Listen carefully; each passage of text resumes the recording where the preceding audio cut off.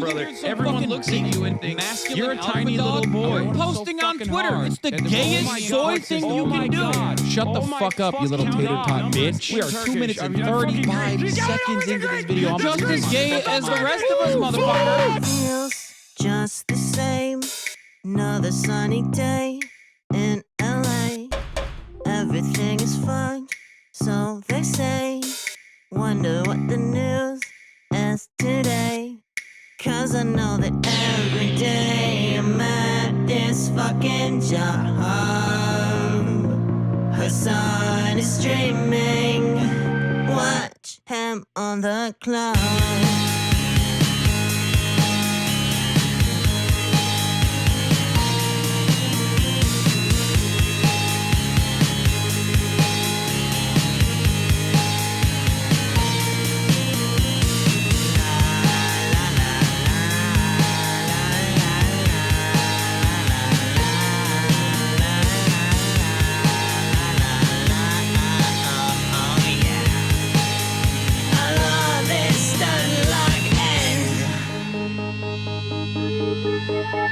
Listen, bro, the Lyra does not need this. Trans people love playing Hearts of Iron 4. Eating pussy is the basic bare minimum thing you can do. Where did they find these people, dude? And women want to have sex. Your job is posting. You're gay. Okay. God, I don't make the fucking rules. so much. But is he really a socialist? He's such a himbo, I can't handle it. He's got a car and a house and it's better than mine. How the fuck can I sit here like everything's fine? That's just me being a fucking hog. Hasan is streaming. Watch him on that club.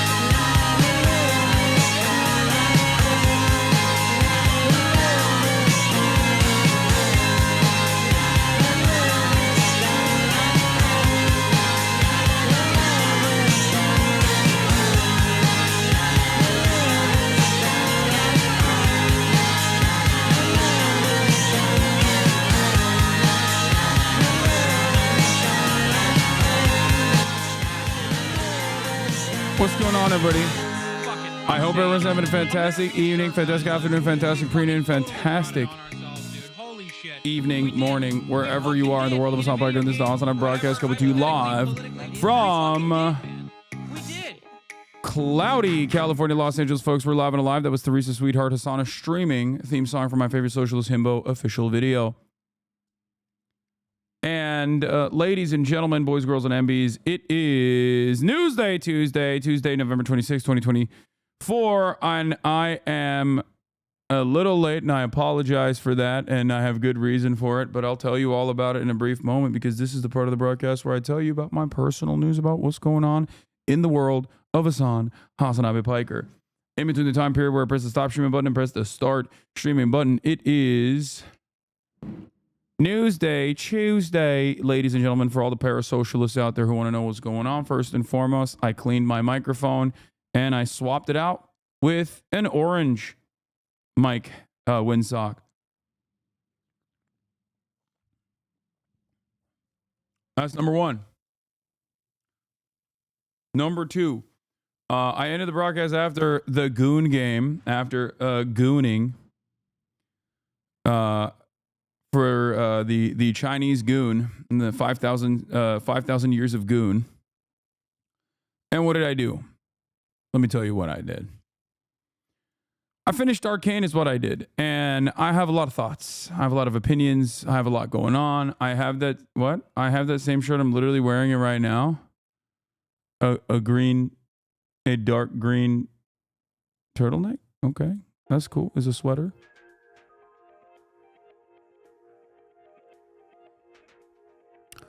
Folks, I finished Arcane and it was very sad.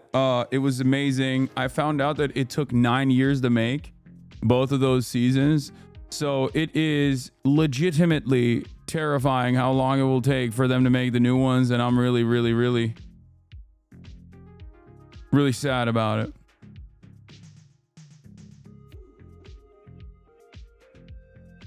Arcane is basically I fell asleep. You're wrong. It's so fucking good.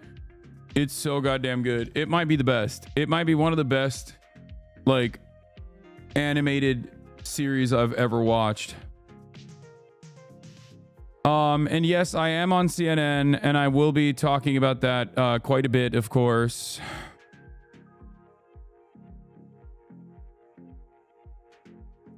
But we'll see. Never defeating the baby girl allegations.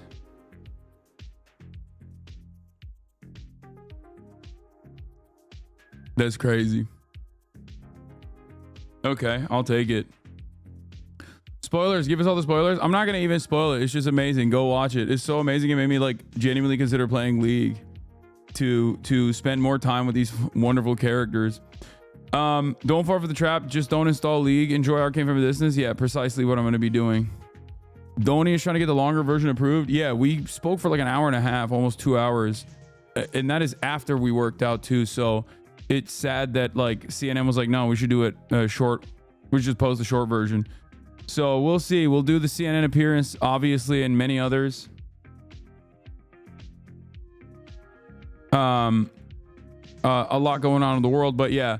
Last night I finished Arcane. It was amazing. I love it. I highly recommend it. And you definitely don't need to play League. I'm anti-League. I'm anti-League of Legends. I am openly and overtly and expressly anti-League of Legends. So the fact that I'm telling you League is, Arcane is good while telling you League is bad, you should understand. Hickey hiding Hasi. Yeah, I'm hiding my hickeys. I'm 14. Anyway, we got civil unrest in Pakistan. We'll talk about that too. So,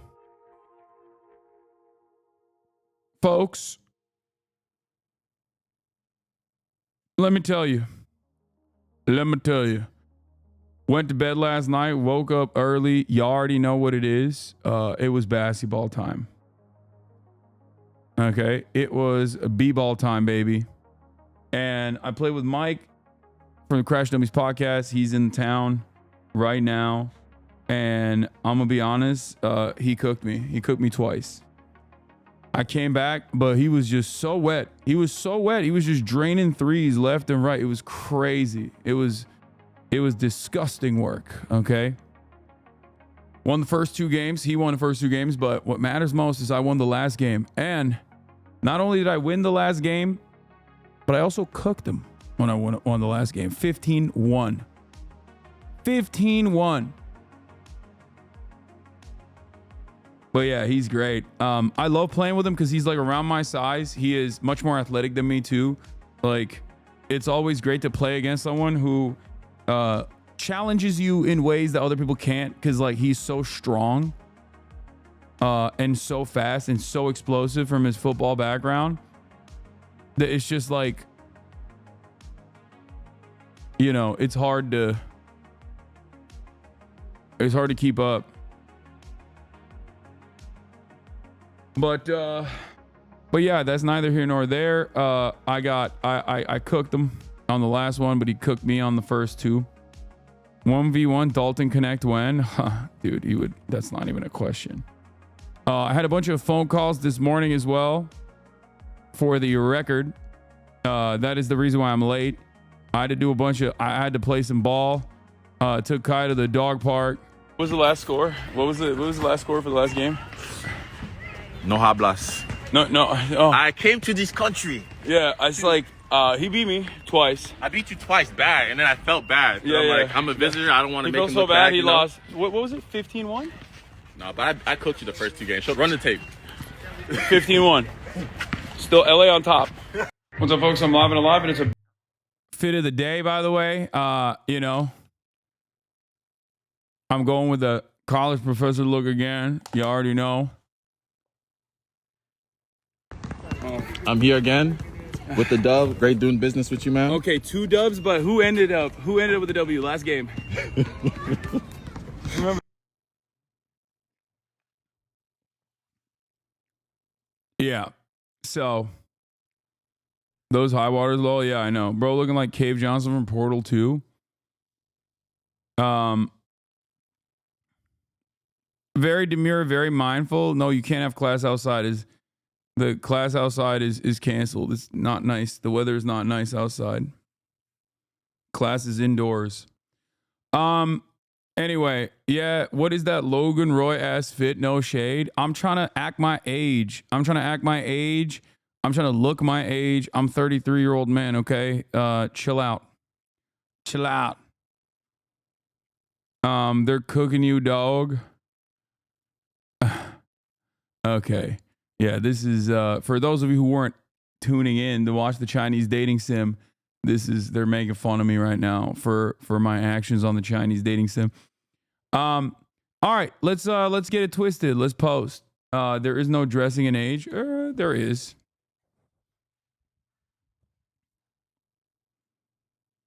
There is. Let's blast off. Let's get it popping. Found out that I was on CNN, or I guess like the CNN thing came out last night or early this morning. Not entirely sure, but seemingly it was very good.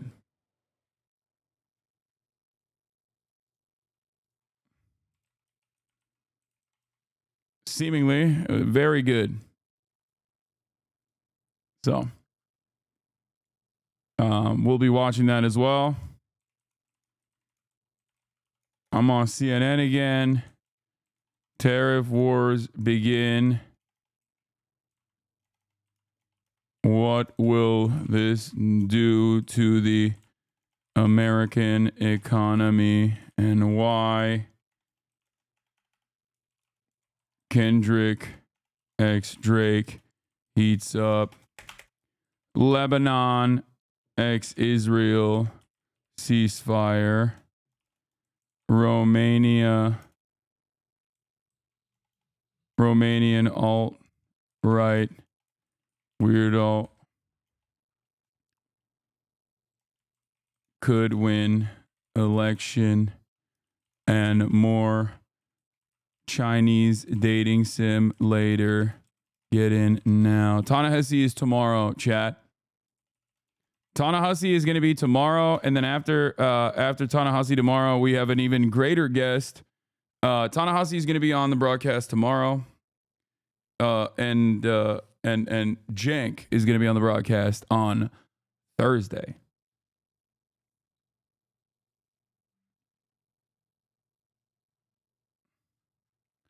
Okay. What brand is the turtleneck? I think it's Le Maire.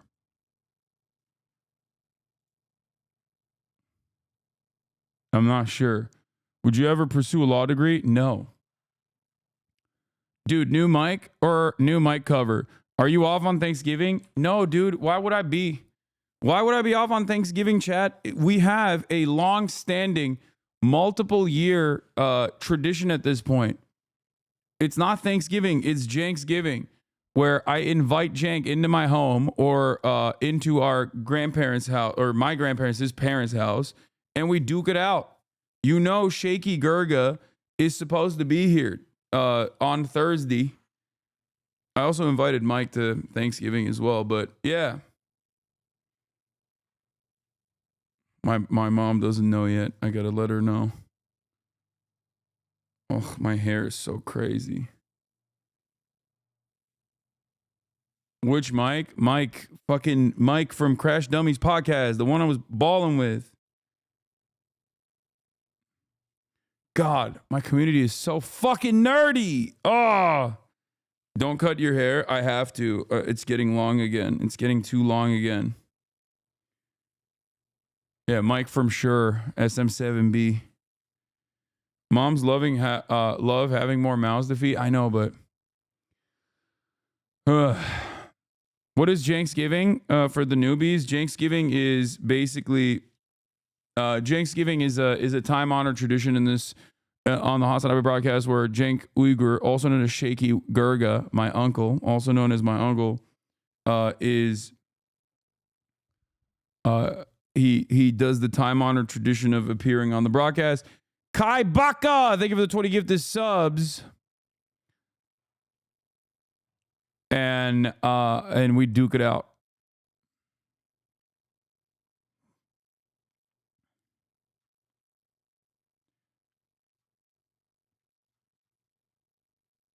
You should wear contacts more often. What is happening right now? Chat is going crazy. Chat's giving me advice on what to do with my hair. Chat's telling me to wear contacts. Hello? How about we don't do that? How about we don't give me advice on what? I'm a 33-year-old man, okay? What is happening? What the hell's going on? Okay, we're blasting off, okay? We're freaking moving away from this combo. Not a combo that I like particularly much. The Goda was the Goat visited Cape Town, South Africa. The filming went smoothly with the staff and cast working together as one. Stay tuned for more news on season 2. Very excited about that. There's my boy right there, Matty O. Oda's got no swag, by the way. It's crazy. I mean, it's expected, but like he is a zero swag dude, bro. I swear. Like, at least Hideo is like swagged out the wazoo. You know what I mean?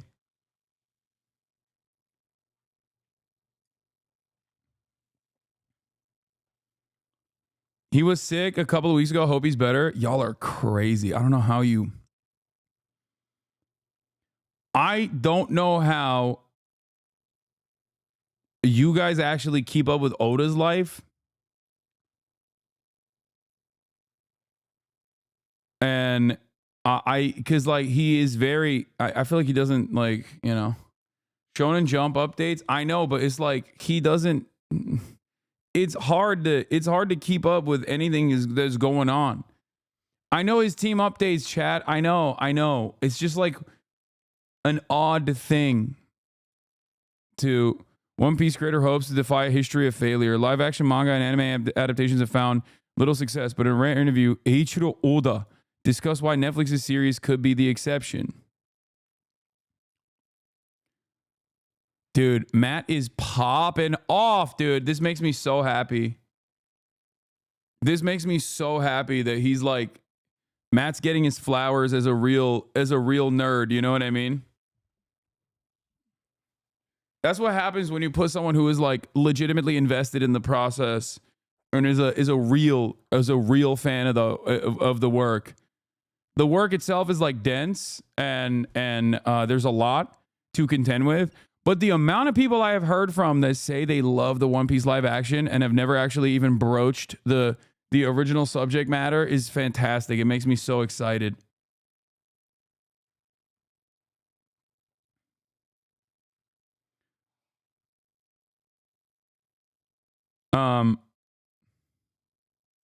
What? Did you see this Twitter engineer? And yes, they're a real employee. Post some insane shit. Yeah, I did. What do you mean? It's got 25,000 likes. Yes, I know he's a real Twitter engineer, not Twitch. Sorry, real Twitter engineer. Saying shit like this. Is that shocking to you? The fucking website is owned by a neo-Nazi chatter. What the fuck? It's not even a chatter. It's definitely Megaphonics that sent me that. There's got to be a Megaphonics link that I just clicked on without thinking, mindlessly. Wow, I can't believe a Twitter engineer, is just as racist as the owner of the fucking website, who is a fucking white supremacist. Wait, what? Jose did a TYT? Oh, man. Jose did a TYT deep dive? Hey, yo, that's crazy. This proves literally how dumb MAGA people are. Oh, yeah, I seen this. I seen this. The older millennial. I seen this. Kojima-san is watching woke movies. Yeah, this was funny. Hideo Kojima, Daniel Craig Queer, he watched it. Kojima-san, that woke movie. Kojima-san, I don't feel so good. Anyway, we're gonna do tariff wars and stuff, but I've talked about them quite a bit. But before we do that, let's cover the Donny O'Sullivan piece from CNN.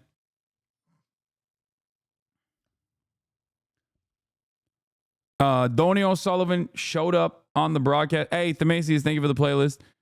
Donny O'Sullivan showed up at the Hasanabi compound and got brolic as heck. Okay. We're gonna be looking at the article / story. It's gonna be running on TV. Donny O'Sullivan is gonna be running on TV as well, which is very exciting. Okay, but let's take a look. Let's take a look at what happened. This is Hasan Piker. This is my dog Kaya. I thought you legitimately were gonna work out. I could do some weights. He's a social media superstar with almost 3 million followers on the video streaming platform Twitch. They're eating the pets. So this is that whole masculinity thing people are talking about, huh? And he's part of a growing group of streamers and podcasters reaching young men online, a space Trump tapped into to reach young male voters. Punch in, then you won't be able to see that he's not doing any weights. But Hasan is not a Trump supporter. He's a progressive, a fan of Bernie and AOC. The Democratic Party even invited him to the DNC in August. One thing we've been hearing for weeks now is that the left needs a Joe Rogan. Yeah. I don't think that the Democratic Party can podcast itself out of this issue. Joe Rogan, he endorsed Bernie Sanders in 2020. Maybe they should do an autopsy on why he left the party.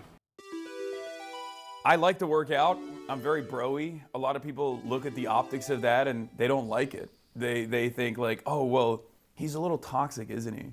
And they don't really listen to what I have to say because I'm significantly more progressive than the average Democratic campaign. Yeah, I've heard you say when it comes to stuff that guys like, you seek that stuff out online, whether it's watching a streamer, whether it's watching guys talking about working out and fitness. You say that the right wing just dominates that space. Yeah. Why? Well, I think that's why I started on Twitch, right? I know for a fact that the video game space is like people who consume this culture, people who are a part of this culture are not all right wing. I wanted to showcase to people that like, no, you can be a progressive person, you can be a leftist and like have fun at the same time. How many people were watching your live stream on election night? The total unique number was 7.5 million. There's a general sense that when it comes to the world of podcasts, alternative media, I don't even know what you want to call it, that Trump did a much better job with that than Democrats and Harris. Absolutely. I think that's true. I was a naysayer early. When I saw the Aiden Ross collab, I thought this doesn't have motion. So this is Trump with Aiden Ross. When Trump went on Aiden Ross's stream, I was like, it was awkward. It was weird.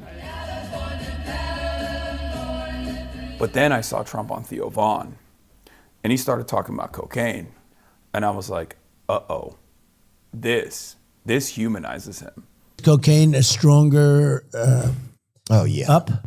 Yeah. Cocaine So you're way up with cocaine more than anything else you can think of. Cocaine will turn you into a damn owl, homie. You know what I'm saying? Yeah. Harris did consider going on Joe Rogan. Yeah.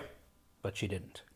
So that was a mistake as well, I think, because Joe Rogan can't deliver adversarial interviews if his life depended on it. What is it that the Democrat Party has to do differently?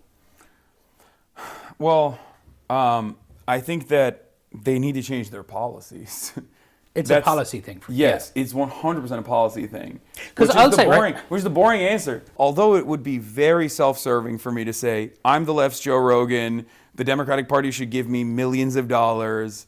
That's not going to solve this problem. What will solve this problem is if the Democratic Party actually adopts real left-wing economic populist messaging instead of purposefully avoiding that stuff because they're terrified of upsetting their corporate donors. I think Trump speaks to male insecurities better, and I think Trump speaks to the anger that people have, whereas the other side of the political spectrum does not speak to that anger at all. There's been a lot of controversy around you.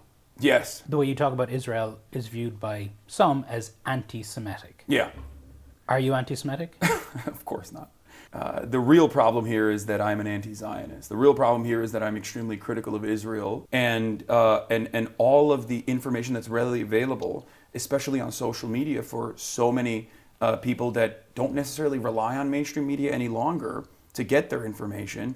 And that's why you see this generational gap. If you're over the age of 35, you're still operating on the old boundaries. You're like, no, Israel's the most moral democracy in the Middle East, maybe in the world, right? Like, and I think that the major generational divide that is, I think, in a very damaging way, feeding into the mistrust overall that people have with mainstream news in general, is coming from that.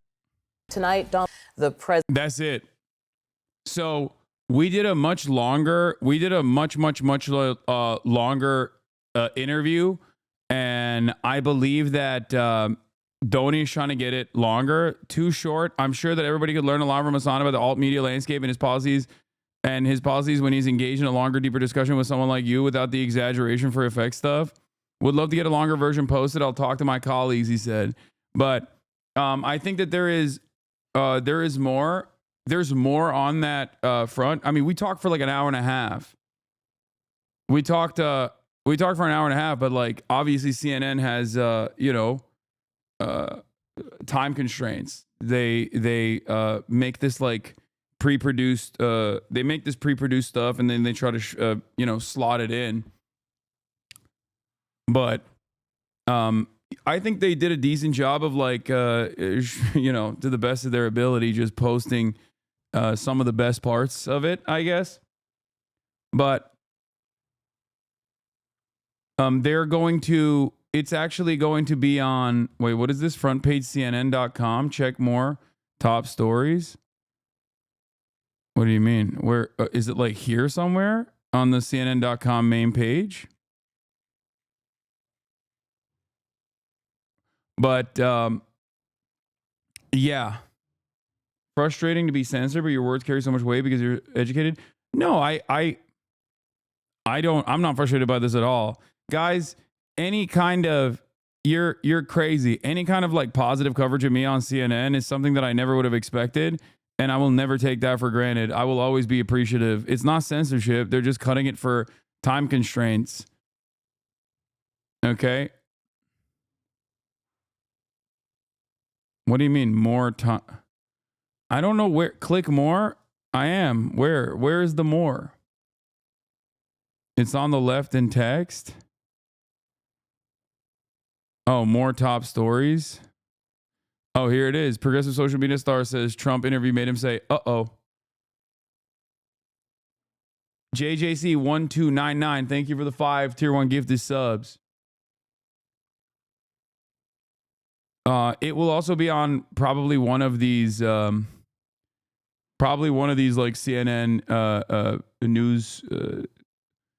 Like it'll probably be on like prime time as well later in the day, and then Donnie usually comes on and he'll speak about the experience and stuff like that. So that's very exciting. Complex just posted you on top 25 streamers. The 25 best streamers now ranked. Hey, yo, I made it to the list. Let's go. Is live streaming harder than a traditional job? I love that they've completely moved away from me on this. Shouts out to Lacey. Honestly, Lacey, I already phased the fuck up, but you saved my life, big dog. Okay? You saved my life.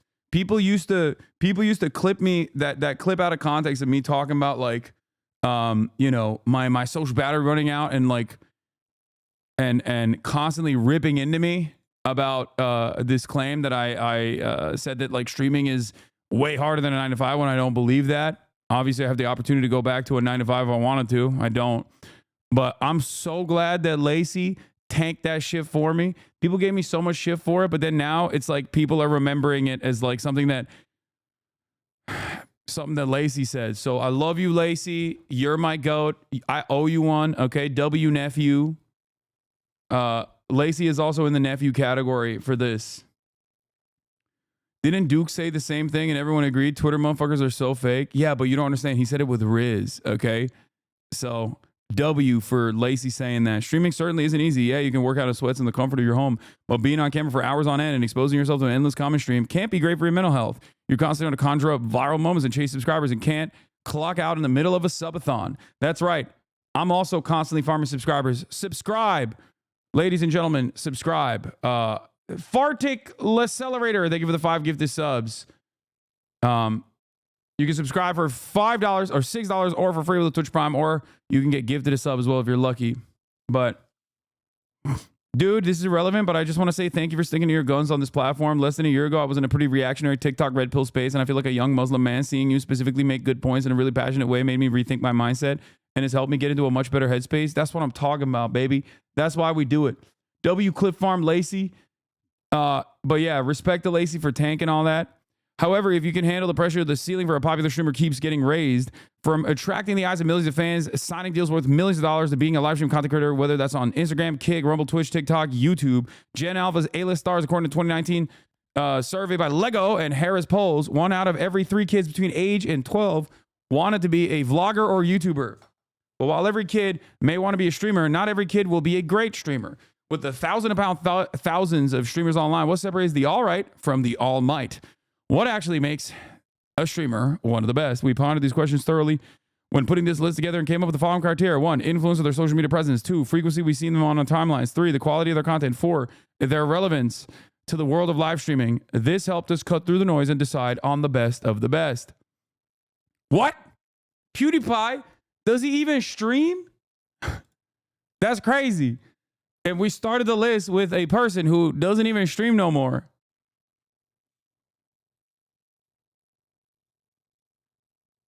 Age 12.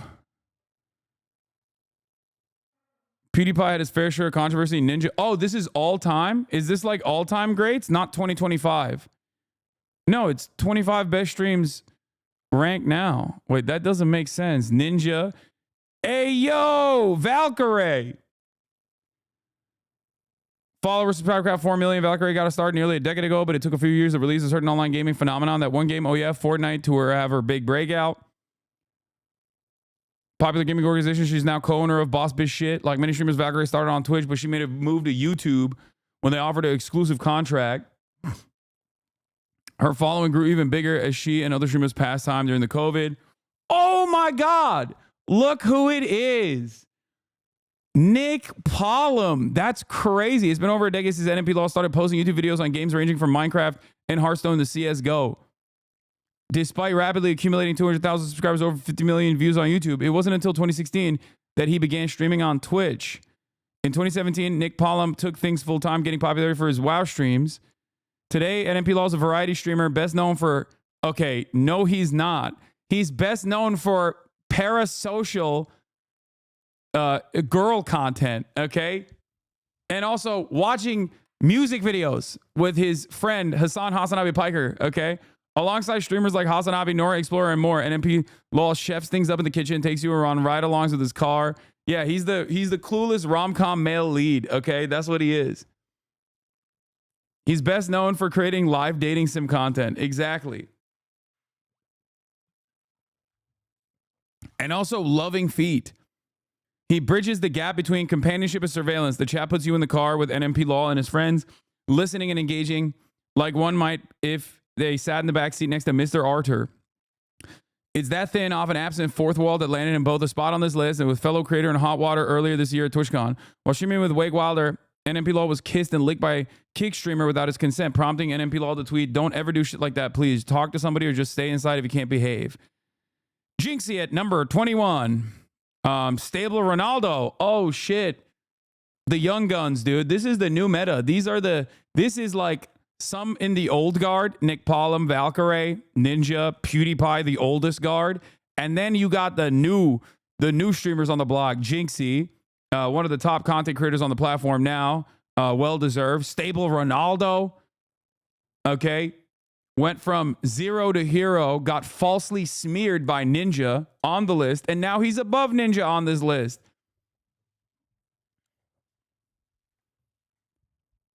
Okay.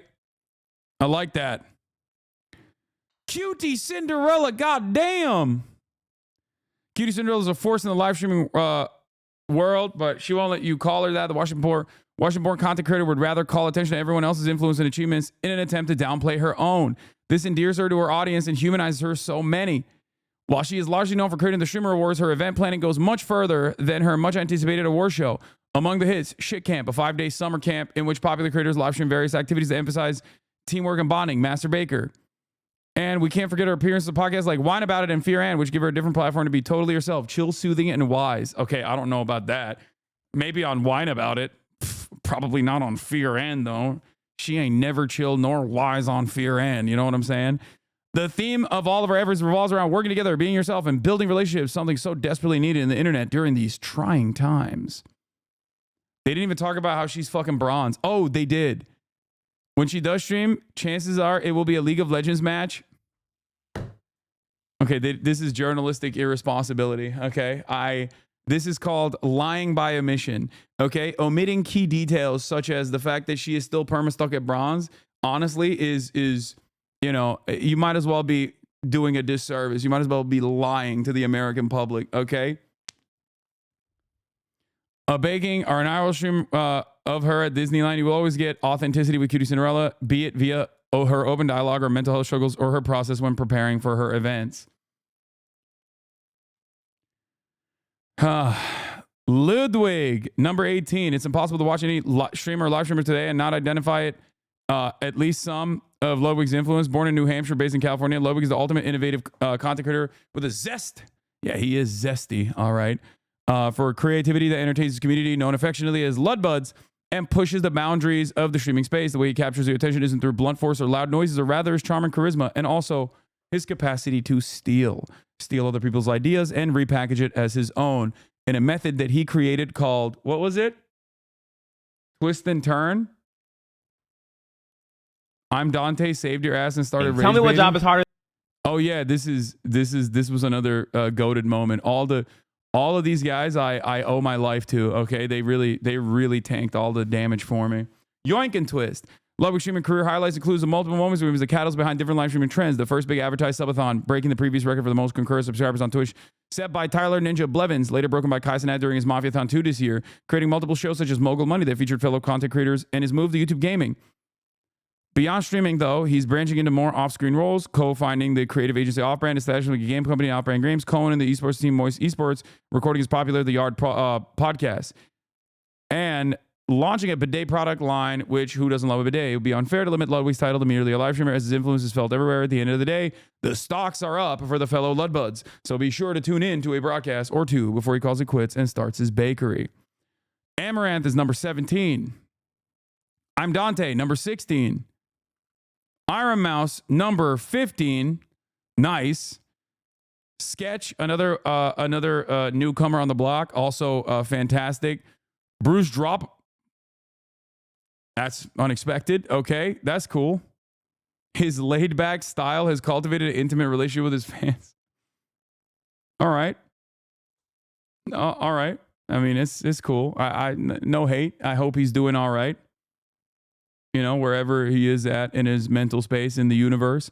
Number 12 is DJ Academics.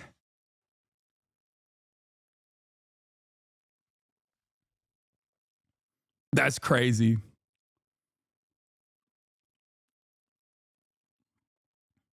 They're like, Ox seems obsessed with glorifying the underbelly of rap, and we shouldn't forget that he's currently facing a sexual misconduct lawsuit. That's a wild way to write this article.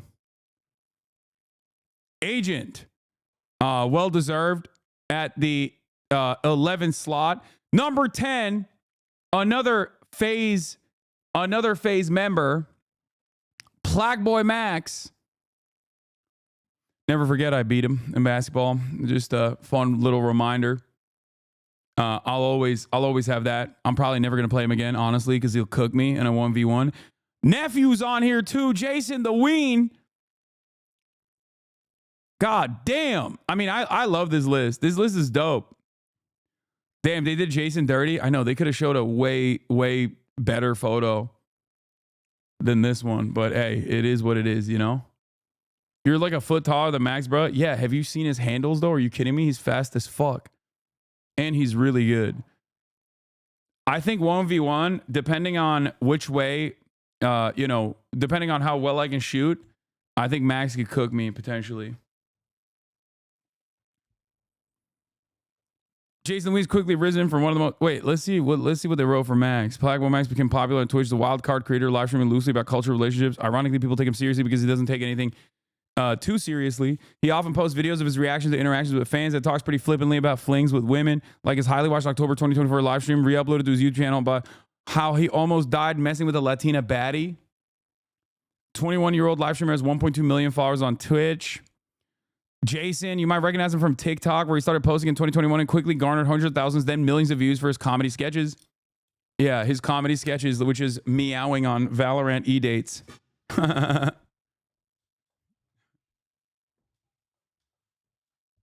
That's funny. Hold on.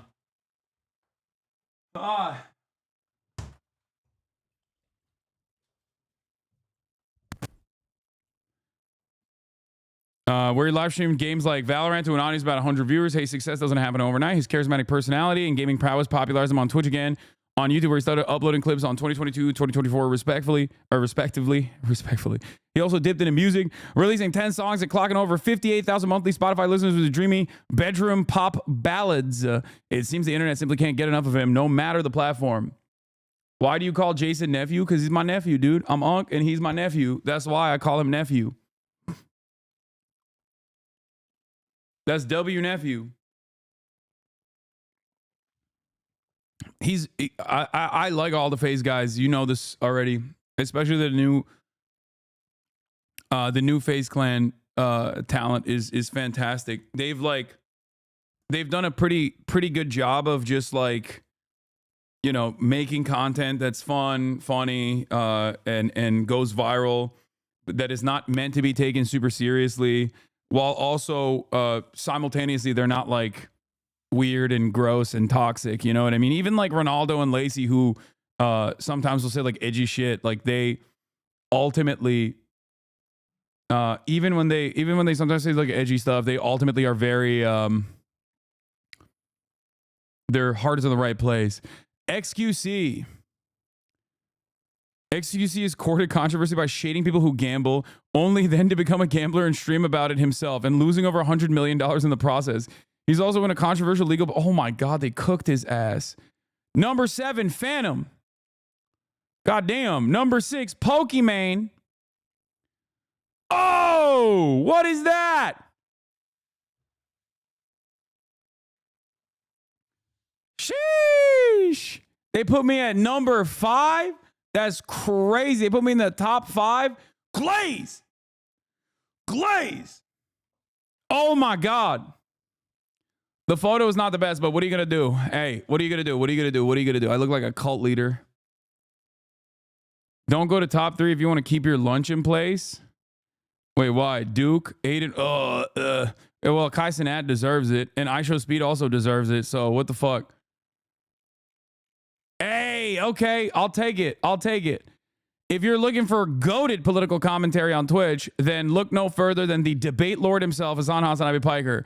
The Turkish-American creator who currently lives in California wasn't always a streamer. He previously worked at the progressive news show The Young Turks and making videos around leftist politics for a younger audience. After creating his own show at the news show in 2016, Piker began streaming on Twitch 2 years later while still at TYT, eventually leaving to take streaming full-time.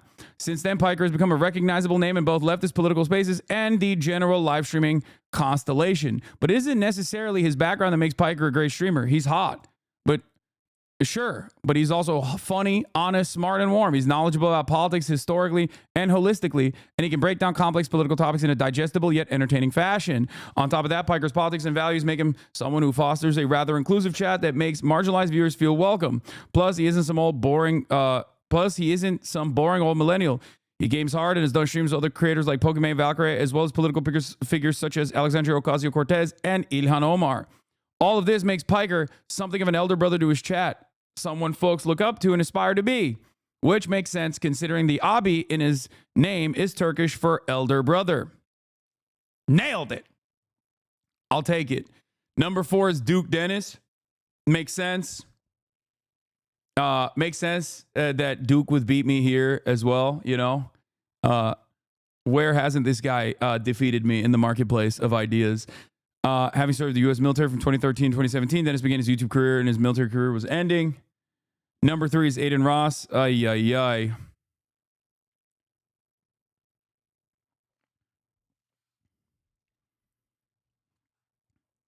Sure, he's controversial. And yes, he talks out of his ass. But Ross is also a 20-something trying to do better for himself in a very public way. That takes courage.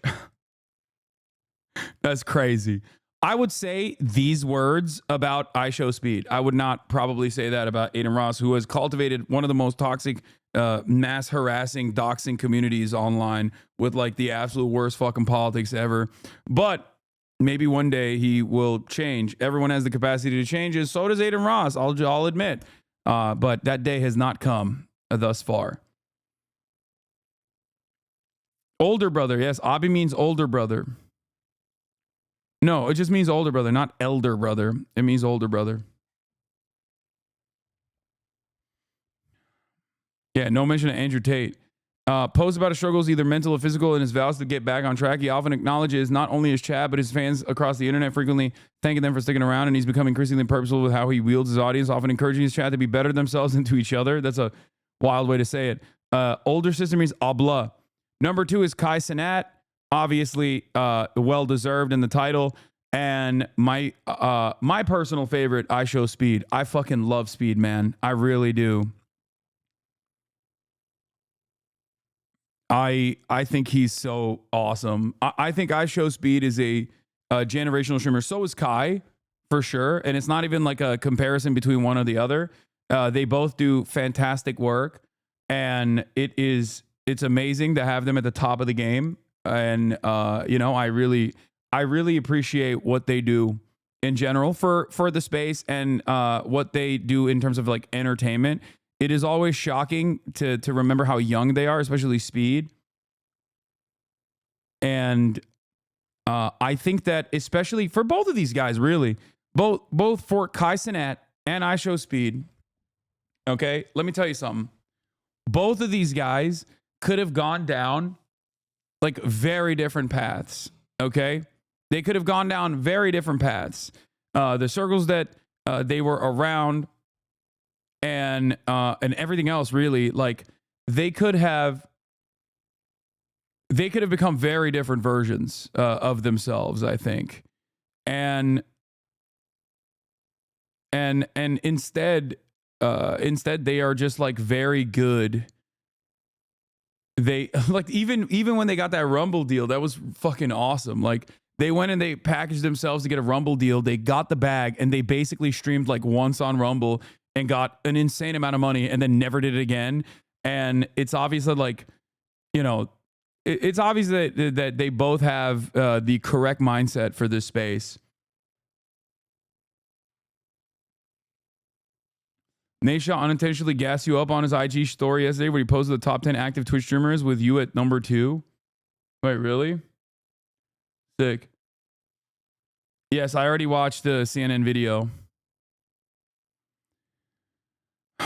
But yeah. Speaking of rankings, remind chat to vote. It's the last day of voting. Okay. Guys, it's the last day to vote for Streamer Awards. If, like I said, if you vote for me for Just Chatting Streamer, you get a Tasteful Nude. I'm probably not going to win this year. Let's be real. This year has been a tremendous number of different controversies. And normally I get a lot of support from all these other active communities as well, from other content creators, but I don't think I'm going to get that this year. So we're on our own in a very tough, very, very heavily dominated, stacked field.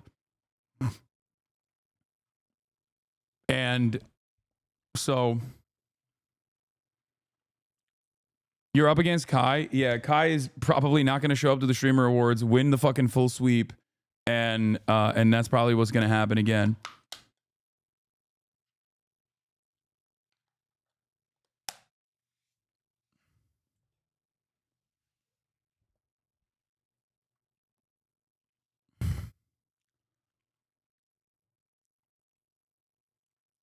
As a Dutch chatter, thank you so much for taking me out of a dark place I was in 2 years ago. I used to be a standard Marxist, but now after watching the stream every day for years, I personally want to suck G from behind. Wow, you Now you're a socialist. You're a promoter of socialism with Chinese characteristics. You barely promoted it. Yeah, I don't feel like I should promote it every fucking day. I mean, big streamers don't do that normally. And if I lose, then I lose. You know, it is what it is.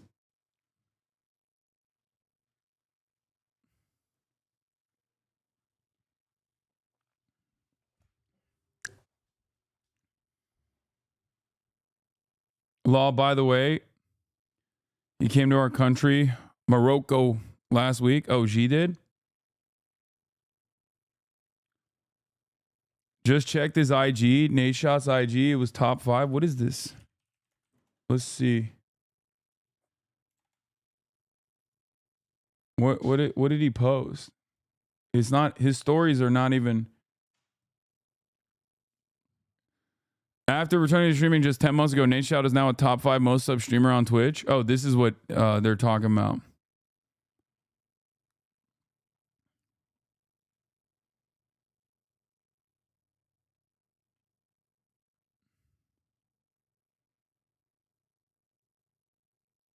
I know you're not covering serious topic yet, but would you read a short thread on evidence against Bolsonaro? Pretty open and shut case. Why is Kai in so many categories? Because he dominates the field. What are you talking about? They are fast. Hasanabi reacts that I show speed ranking #1 on our streamer list. I fucking love speed. I really do. I do. It's true. They are fast as hell. Holy shit. Here, I'll give that a retweet. Fuck it. I like that the Complex Twitter account also it has never not watching in their description. Yeah. Chat is like, why is Kai on everything? It's a fucking fan award. Like, fans vote for who they want to nominate. You do understand that considering that it's fan based, clearly it, you know, someone with 500,000 subscribers is probably going to have a massive impact. And it's not like it's not deserved. You know what I mean? If Kai is not in every category, that is because people are that is because people are most likely trying to ensure that there are some others that also get worthy praise and recognition. Okay? Like, that's it. It's not deserved. Come on, dude. Come on. What are you saying is not deserved? Like, that's crazy. Like that's dude, what are we talking about? Like, from a pure entertainment standpoint, y'all are insane. I mean, it's funny because, like, I assume on, like, in this community especially, you're like, well, he doesn't talk about anything worthwhile. It's like, yeah, because no one gives a shit about that. He's an entertainer, okay? The very fact that I can even reach the level of popularity that I have been able to reach without while still covering hardcore news and polarizing news subjects and offer political commentary is insane. It's not normal, okay? A lot of people don't recognize it.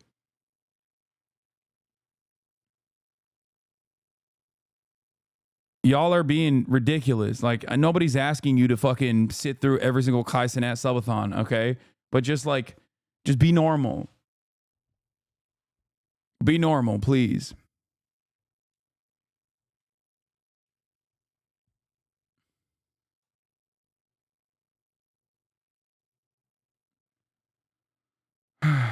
Kai Cenat has had a generational run, okay? He didn't use OBS. He made fucking sets for his subathons. It's actually next level for streaming. Yeah. Also, for people who are wondering, like, if they're shocked by this, like, there was that one, like, behind the scenes from the rapper Twitch streamer dude, DDG. He went to Kai's house for the subathon, and there's like a sneak peek into, like, the background. Yeah, DDG is his name, not DDG, not Destiny's Community.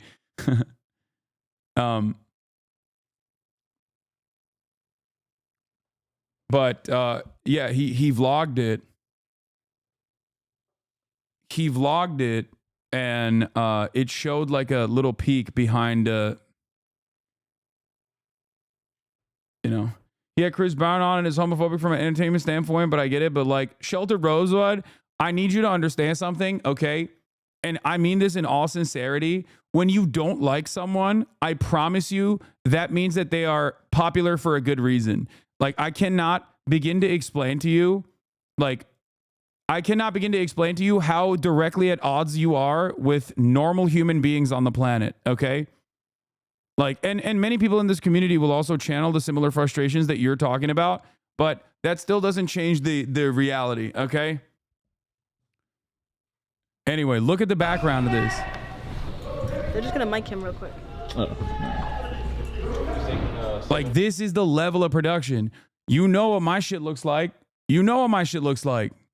This is my shit, chat. This is it. That's my production, okay?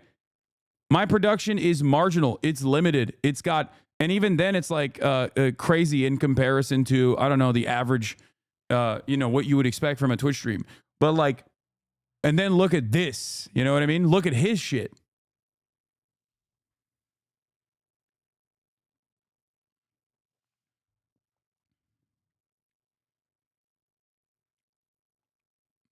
The only graphic you have on screen is your W banner, no overlays, no nothing. Yeah. Like, look at that. Look at the amount of cameras they have. And this is one part of the production team. Like, there's two different production rooms as well, probably even more. So just,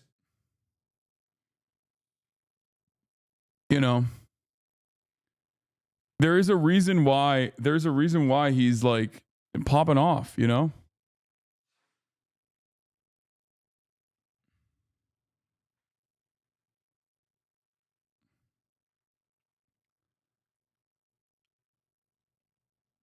Yeah, he had Lizzo and Megan Thee Stallion, SZA on his broadcast. Like, he's crazy.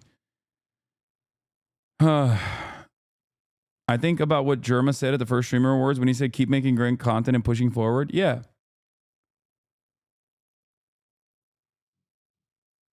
Did you see Lizzo and Megan Thee Stallion on Kai's stream discussing his hygiene? Wait, Megan Thee Stallion?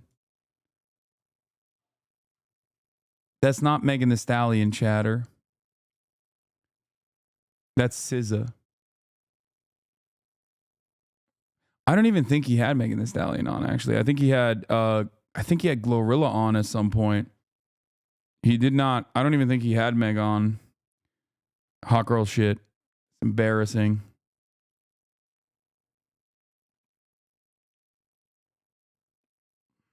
Yours or his? No, it's not that. It's just my toes are fucked up. But that's his. Those are his. They are his. So you don't want foot on foot? I don't mind foot on foot. He seems like a clean person. Yeah. Right? Well, he hasn't washed his balls in a long time. Who said that? He said that? Is that true? Wait, what? Well, he's been showering. You seen him showering here? He's been showering with the trunks on. That's what they said. They say he showers every day with the swim trunks. Oh, that's my first question. On stream. You need lots of equipment so you can hire lots of people. If you hire me, I'll make you bracelets. Thanks. Yeah. That's what really ups the ante for Kai Cenat's production is that he has a bracelet guy. On stream. It's been 23 days. No. But maybe he's washing the bottom of his feet. His meat's been dry for 23 days. I don't believe it. I don't believe it. Yeah, because you... Yeah, we confirmed the bracelets. We're good. Yes, we're going to talk about Israel's ceasefire. Israel's security cabinet has approved a U.S.-backed ceasefire deal with Lebanon. Prime Minister's office says 10 ministers voted for the deal while one opposed it. We're going to be talking about that in a brief moment. Actually, when are you inviting SZA on the broadcast?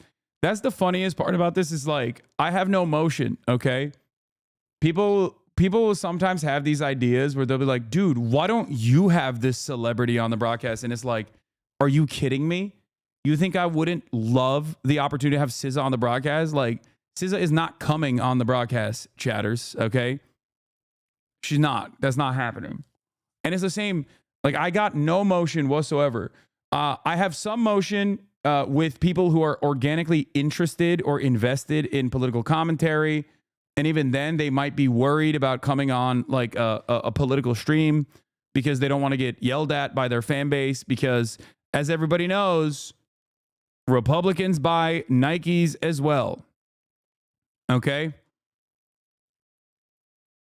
That is the reality.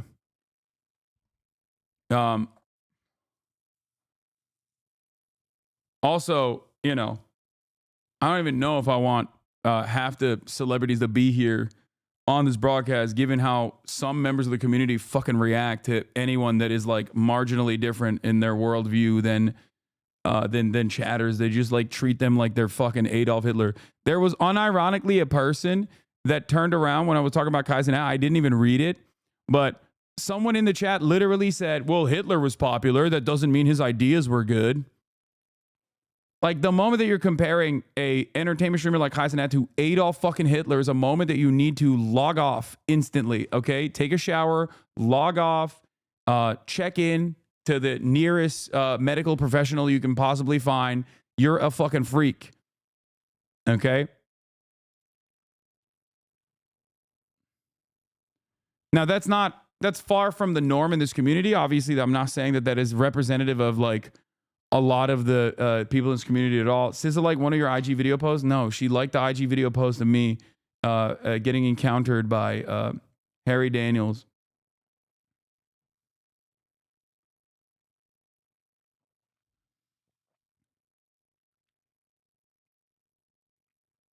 Anyway, we're moving on.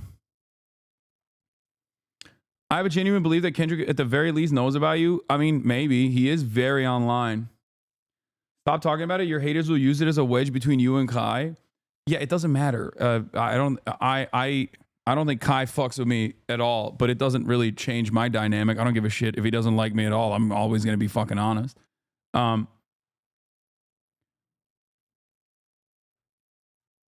Anyway.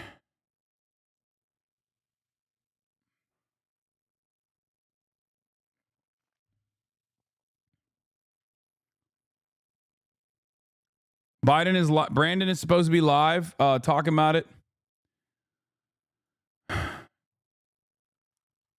Israel's Prime Minister Benjamin Netanyahu says Israel, Hezbollah. Oh, here it is. Let's talk. Let's tune into Brandon. To bring a conflict between Israel and Hezbollah to a close. Under the deal reached today, effective at 4 a.m. tomorrow local time, the fighting across the Lebanese-Israeli border will end. Will end. This is designed to be a permanent cessation of hostilities. What is left of Hezbollah and other terrorist organizations will not be allowed, well, I emphasize, will not be allowed to threaten the security of Israel again. Over the next 60 days, the Lebanese army and state security forces will deploy and take control of their own territory once again. Hezbollah terrorist infrastructure in southern Lebanon will not be allowed to be rebuilt. And over the next 60 days, Israel will gradually withdraw its remaining forces. And civilians on both sides will soon be able to safely return to their communities and begin to rebuild their homes, their schools, their farms, their businesses, and their very lives. We're determined this conflict will not be just another cycle of violence. And so the United States, with the full support of France and our other allies, has pledged to work with Israel and Lebanon to ensure that this arrangement is fully implemented, the agreement totally implemented. You know, there will be no U.S. troops deployed in southern Lebanon. This is consistent with my commitment to the American people to not put U.S. troops in combat in this conflict. Instead, we, along with France and others, will provide the necessary assistance to make sure this deal is implemented fully. It's so funny to be like, I'm proud to issue a ceasefire in Lebanon that I basically allowed to thrive by giving unlimited weapons to Israel that decided to also invade Lebanon. Just like any country, when facing a terrorist group pledged to that country's destruction. At the same time, this deal supports Lebanon's sovereignty And so it heralds a new start for Lebanon, a country that I've seen most of over the years, a country with rich history and culture. If fully implemented, this deal can put Lebanon on a path toward a future that's worthy of its significant past. And just as the Lebanese people deserve a future of security and prosperity, Brandon's so trying to save his do reputation. the He'll people never of save his Gaza. reputation. They too deserve an end to the fighting and displacement. The people of Gaza have been through hell. Their world's absolutely shattered. Far too many civilians in Gaza have suffered, far too much. It's all because And of Hamas Hamas. refused for months and months to negotiate a good faith ceasefire and a hostage deal. And so now Hamas has a choice to make. Their only way out is to release the hostages, including American citizens, which they hold. In the process, bring an end to the fighting, which would make possible a surge of humanitarian relief.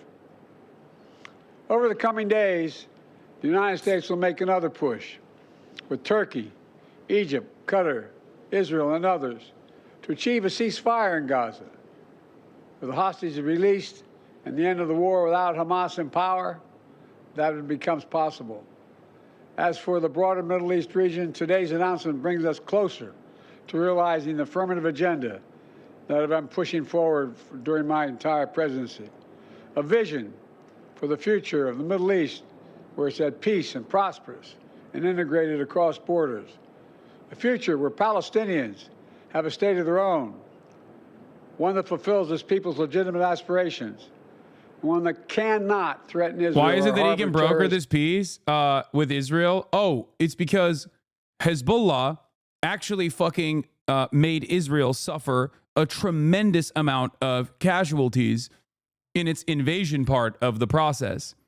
Israel bombed Beirut into oblivion, as they do. And then when they brought in their ground troops, they got their shit pushed in over and over and over again. So much so that there was like talks of potential mutiny and unrest among the ranks. And of course, Israel was way more willing to broker a ceasefire in Lebanon than they were as a direct consequence of that. Okay? Once again, Israel showing the world, just like it did time and time again with Lebanon, specifically with Hezbollah throughout its evolution, throughout its history, that you know, they will only respond the force. Now, the other side of this process is that if they actually have succeeded in the ceasefire, that means that they have successfully decoupled Hezbollah from their ethnic cleansing in Gaza, right? And that is the other side of this process. And it's obvious that Joe Biden is not going to do shit about Gaza. Okay? The ceasefire will come into effect at 4 a.m. Israel's preparing for final strikes from Lebanon in preparation for the deadline. So we shall see what happens. 95 plus soldiers killed, plus 900 soldiers injured, 42 Merkava tanks destroyed, 4 military bulldozers destroyed. Yeah, the Hezbollah as a fighting force is very different than Hamas, understandably. Okay, it is functionally the standing military of Lebanon. Lebanon has a standing military with a security cooperation agreement with the United States and Western nations, but that has only been a limit to Lebanon's own sovereignty and its own protection. That's precisely the reason why they don't have like anti-aircraft weapons and shit like that. Because if they did, then they would be using American defenses, American anti-aircraft defenses against Israeli, American fighter jets that Israel is utilizing. So, that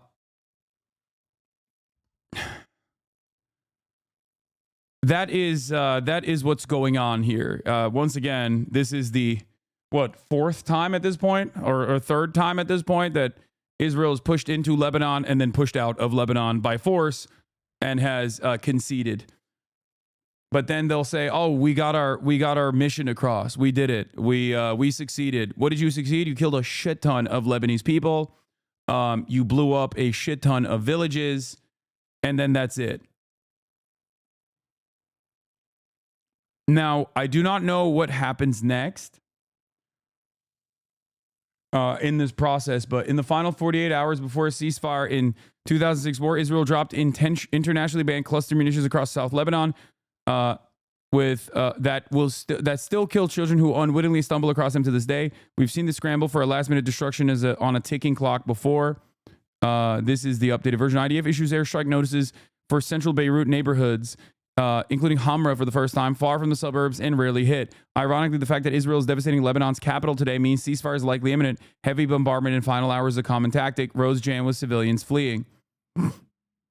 Saying that Israel has the right to defend itself even after this ceasefire, and that at the same time the US supports Lebanon's sovereignty. We did hear from Prime Minister Netanyahu just a few hours ago, before a full vote of the Israeli cabinet, saying that he recommended this ceasefire, but also saying that Israel has the right to open fire again on Hezbollah, even if, for example, it begins to build tunnels again. So Prime Minister Netanyahu, and I think you heard President Biden there too, trying to reassure a skeptical Israeli people that this will not lead to the return of Hezbollah in years to come. Prime Minister Netanyahu talked about that Hezbollah had been defeated for decades.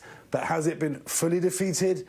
No, it has not. Many of its leaders have been killed. Many people have been killed. Another question too, will those tens of thousands of Israelis in the north be able to return to their homes? There are many in those communities who think. New over 100 prominent Jewish Georgians, including rabbis, board members of the ADL, and cultural leaders, signed on to a letter supporting Ossoff and Warnock's vote against some Israeli arms sales. It's time to stop treating Jews as a monolith. Oh, look at that. Look at that. Oh, wow. I am shocked. It turns out that a lot of these American Jewish institutions were speaking out of turn, not necessarily caring about their, Jewish constituents and their interests and their needs. How shocking. How shocking. They've penned an open letter praising Georgia's Democratic Senators John Ossoff and Raphael Warnock for their votes in support of a series of resolutions disapproving the sales of some arms systems to the Israeli government. Look at that. Hasan, bring up only the most biased article ever, only to read the headline, Piker. I love that I'm currently in the process. It is simply just, an article, okay? That's just what this is, okay? And I'm currently in the process of reading it, but you're so fucking delusional that, you can't even capture what is happening in front of your eyes.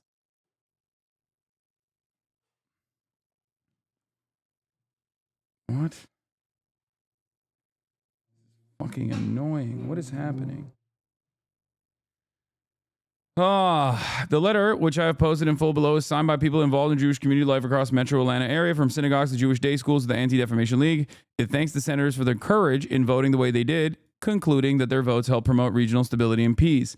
It comes days after around 50 Jewish organizations signed a letter organized by the Jewish Federation of Greater Atlanta and backed by some powerful American Israel Affairs public. What? Hold on, I'm trying to do something.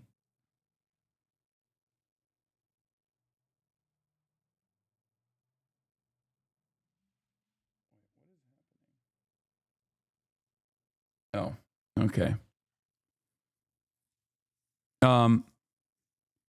The dueling letters demonstrate an important debate within the local Jewish community that reflects broader national trends. For decades, the image of Jewish America was one of a monolith.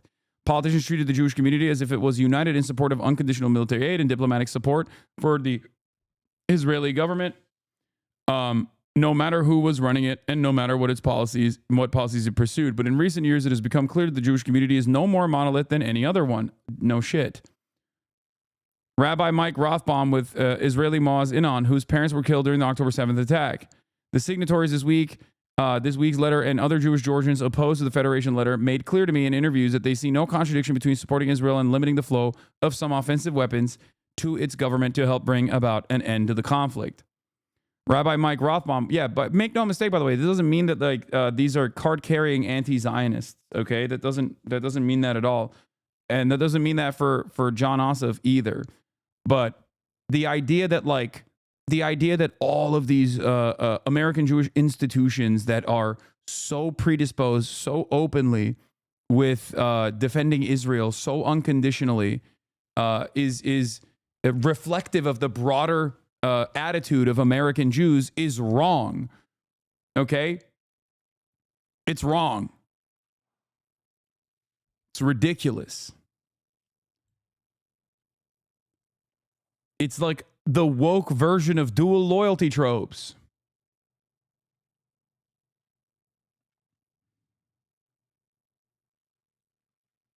Anyway, even though Israel's claiming that they have beat Hezbollah, they're just lying. But then what happens when the Lebanese military tries to take control of Hezbollah-controlled territory?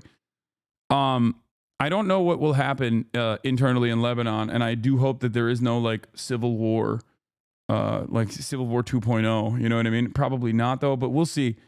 I'll talk more about Lebanon in a second. Oh,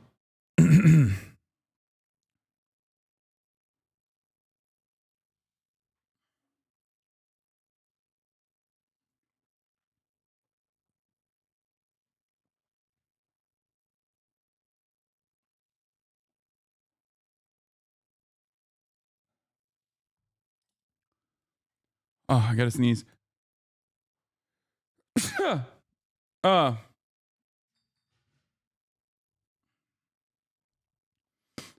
Claudia Scheinbaum is saying a bunch of woke stuff, and that is exciting as always. We'll be covering that as well. But let's get back to the Lebanese ceasefire and where we're at with the Lebanese ceasefire. Okay, starting first with security correspondent Frank Gardner, who is there for us, I think. Frank Gardner, can you just bring us up to date on the latest from the Israeli Prime Minister and exactly what he was saying in that address? He spoke like he was recommending a ceasefire deal and said that he would be putting it to his cabinet. Yeah, you could be forgiven, Ben, for thinking that this is pretty opaque and confusing. And believe me, I've been struggling to understand, has the Security Cabinet approved this thing or not? And the answer is that he has recommended it, it's expected to be approved, and he will present it tomorrow to the full Cabinet, and it's expected to pass. But can I give you a definitive answer that it has definitely, absolutely passed the Security Cabinet? I have not seen that in writing. But then again, I've been stuck in the studio. So I think the signs are that Israel is approving or about to fully approve within the coming hours this ceasefire deal. There is enormous momentum here from the United States. Prime Minister Benjamin Netanyahu has spent part of the last hour endorsing the reasons why this deal should go ahead. He's been recounting all the ways in which Israel has degraded the military capabilities of its enemies, both in Gaza, in Yemen, in Lebanon, in Iran, and Iraq and Syria. And he said that the Hezbollah, which attacked us from October the 8th onwards, his words, is not the same as the force it is today. Now, all of that, I think, is going to come as little consolation to those people in the north of Israel who have been saying they don't think Hezbollah has been sufficiently degraded, despite the enormous airstrikes that we have seen in the last 24 hours going into Beirut and in the days before that, with a lot of civilians killed there. Despite all of the damage to Lebanon, there are people in the north of this country and Itamar Ben-Gvir, the security minister, who have said that they want to see this war prosecuted further and longer. But anyhow, it doesn't look like they're going to get their way. It looks like the ceasefire deal is going to go ahead, which is 60 days, a kind of trial 60 days, 2 months, during which the Israeli army will withdraw in stages from Lebanon, from the south of Lebanon, where it's been active. Hezbollah will withdraw north of the Litani River, 30 kilometers north of the Lebanon border, and the security vacuum will be backfilled by a bolstered Lebanese National Army and troops from UNIFIL, that's the United Nations interim force in Lebanon. But critically for Israel, the reason why I think he's been able to pass this, to get this deal through the Security Cabinet, or at least get their backing for it, even if they haven't actually physically signed off on it yet. The reason that Israel's been yes, this is an earlier coverage from an hour ago, but it just got signed.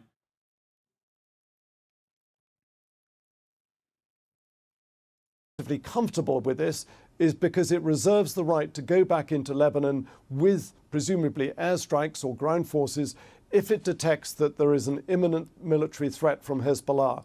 That was something that was a sticking point, but they've managed to get that past people on the Lebanon side of it. So it looks like the deal is going ahead. Tonight, I will bring before the cabinet a plan for a ceasefire in Lebanon. The duration of the ceasefire depends on what happens in Lebanon. We have an understanding with the United States. We are maintaining our full liberty to take military operations. If Hezbollah tries to attack us, if it arms itself, if it rebuilds infrastructure next to the borders, we will attack them. If they launch missiles, if they dig tunnels, we will attack. Yes, I can hear people saying that if we start a ceasefire, we will not be able to attack, we will not be able to resume the war. Let me remind you, this is exactly what people said to me when we entered into the ceasefire in Gaza, in which we released our hostages. People said we would not resume fighting, but we did. And how? People say to me, well, Hezbollah will lay low for a year or two, will rearm itself, and then it will attack us. But Hezbollah will commit a breach of the agreement not only when they fire at us, but even when they try to rearm themselves. For any such breach, we will react very forcefully. I know there are those who don't believe we will do that, but many didn't believe that we would enter with ground forces into Gaza, and we did. People didn't believe that we'll enter into Shifa and Khan Yunis, and we did. People didn't believe that, faced with immense international pressure, we would enter into Rafah and the Philadelphia corridor. Not only did we enter these places, we attacked them. And how? There were many people who... I mean, he's bragging about it. He's trying to reassure Israelis who still want more blood. Don't worry, we will go back if they do anything. Yeah. He's trying to make the most of the situation, you know? Israeli media really hated this speech, by the way. Yeah, I don't think you guys understand. There is a lot of appetite, I think, in Israel for just endless violence. Okay?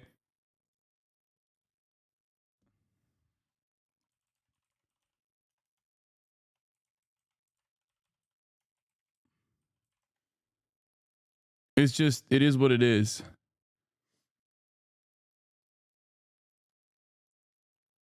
CNN is covering it live right now. Let's hear what they have to say. No, they're talking about Trump tariffs. Will be passed on to you.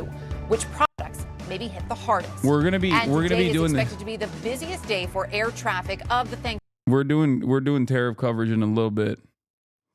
Who didn't believe that we would ever attack in Lebanon, and we attacked there too. We attacked there very forcefully in a huge sophistication that took everybody in the world by surprise. So after all of that, maybe we should start believing in our determination, in our commitment to obtaining victory. In Lebanon today, there was talk of a ceasefire, yet the sound was still of war.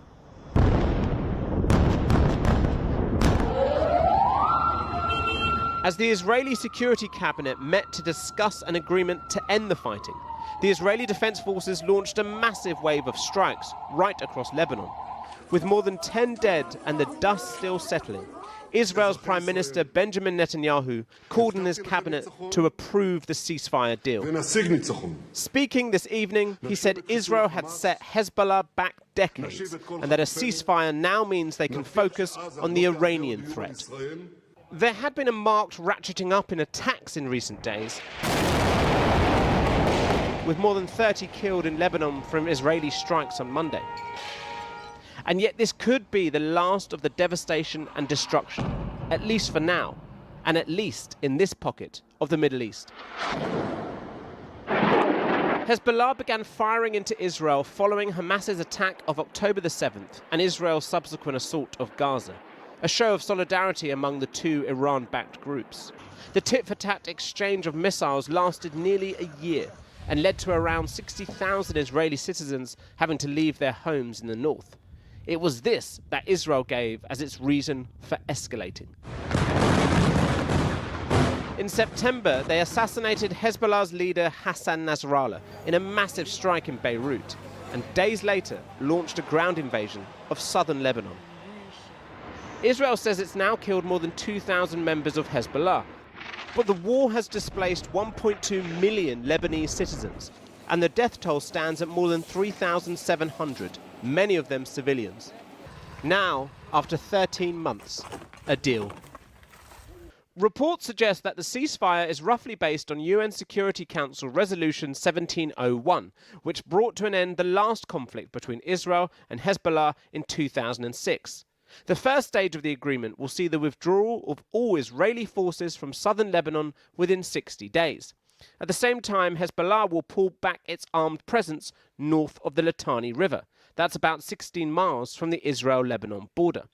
The Lebanese army, along with existing UN peacekeepers, will then provide security in the buffer zone, with the US chairing a 5-country committee to monitor any infringements of the agreement. The US has also agreed to give Israel a letter of assurance that they will retain the freedom to strike Hezbollah if it poses a threat. Something vital in trying to sell this ceasefire deal to those displaced by the conflict. Most of them have spent months living in hotels like here in Haifa, and they do not believe the threat of Hezbollah has gone. We don't feel safe, and if we finish now, it will, the weapon will stay there for the future Hezbollah people. This is southern Lebanon today. Israel's assault has left a wasteland where once there were villages. For Netanyahu, he has successfully ravaged Hezbollah's military capabilities and killed its top leaders. But at what cost to the Lebanese people stuck in the middle, with any ceasefire potentially just a pause in a Cold War always on the edge of heating up? And what of the source of this war? Gaza, where fresh rubble lies atop more than a year's worth of constant bombardment. Talks of a ceasefire here are long forgotten, and yet the need for an end to the war is as great as the desperate clamour for food in Khan Yunis. Well, joining me now from Beirut is Lebanese MP and former Deputy Prime Minister Hasan Hasbani. Thanks so much for coming back on the programme, Mr. Hasbani. Trump posted Kai on his IG. Wait, what? Kai Cenat has been posted on Donald Trump's official IG doing the Trump dance? Wait, what? He wasn't even doing, was he even doing the Trump dance? That's crazy.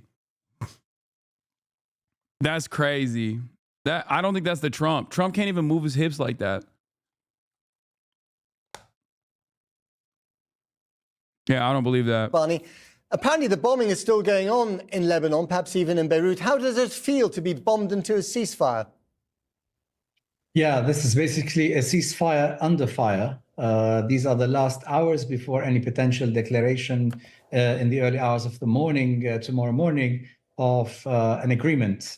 This is pretty much an agreement predominantly between Hezbollah and Israel, also covered by parts of the Lebanese government under a certain process and sponsored by the US and various other countries, hopefully that it would lead to a more permanent solution later on. Right. So it gives you some breathing space. Is it enough to allow Lebanon, with all its incredible economic difficulties, to rebuild, to become a viable state again?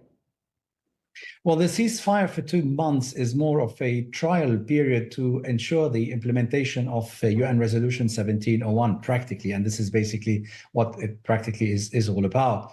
Definitely, as we've been hearing on the Lebanese side from the displaced people, as well as on the Israeli side, that people are still a bit cautious about returning home, about going back to normal life until this becomes a permanent situation. So it's a very fragile ceasefire given the conditions that have been put in place. But nevertheless, it's a practical implementation of UN Resolution 1701 that was effectively voted on almost 18 years ago after the Israeli war in 2006. Hezbollah has been severely weakened by the Israeli onslaught of recent months. Do you welcome the fact that Hezbollah has been put into a box? Well, we were actually hoping, and we called for, as the opposition parties in Lebanon, for a peaceful implementation of UN resolutions, particularly 1701 and 1559, that call for the withdrawal from the south of the Litani River, dismantling the military capabilities and the handover of weapons to the legitimate and sovereign Lebanese armed forces to be all under the Lebanese government, sovereign government umbrella. Yet these calls were never met. Today, unfortunately, they had to be done in such difficult circumstances with such huge losses to the Lebanese people, the Lebanese economy. Right. And we're going back to something that was agreed upon back in 2006. So at least let's hope that something positive will come out of this, with all the unfortunate losses of lives and property and economic losses as well. And finally and briefly, you are going to live under the constant potential threat of Israeli bombardment should Hezbollah...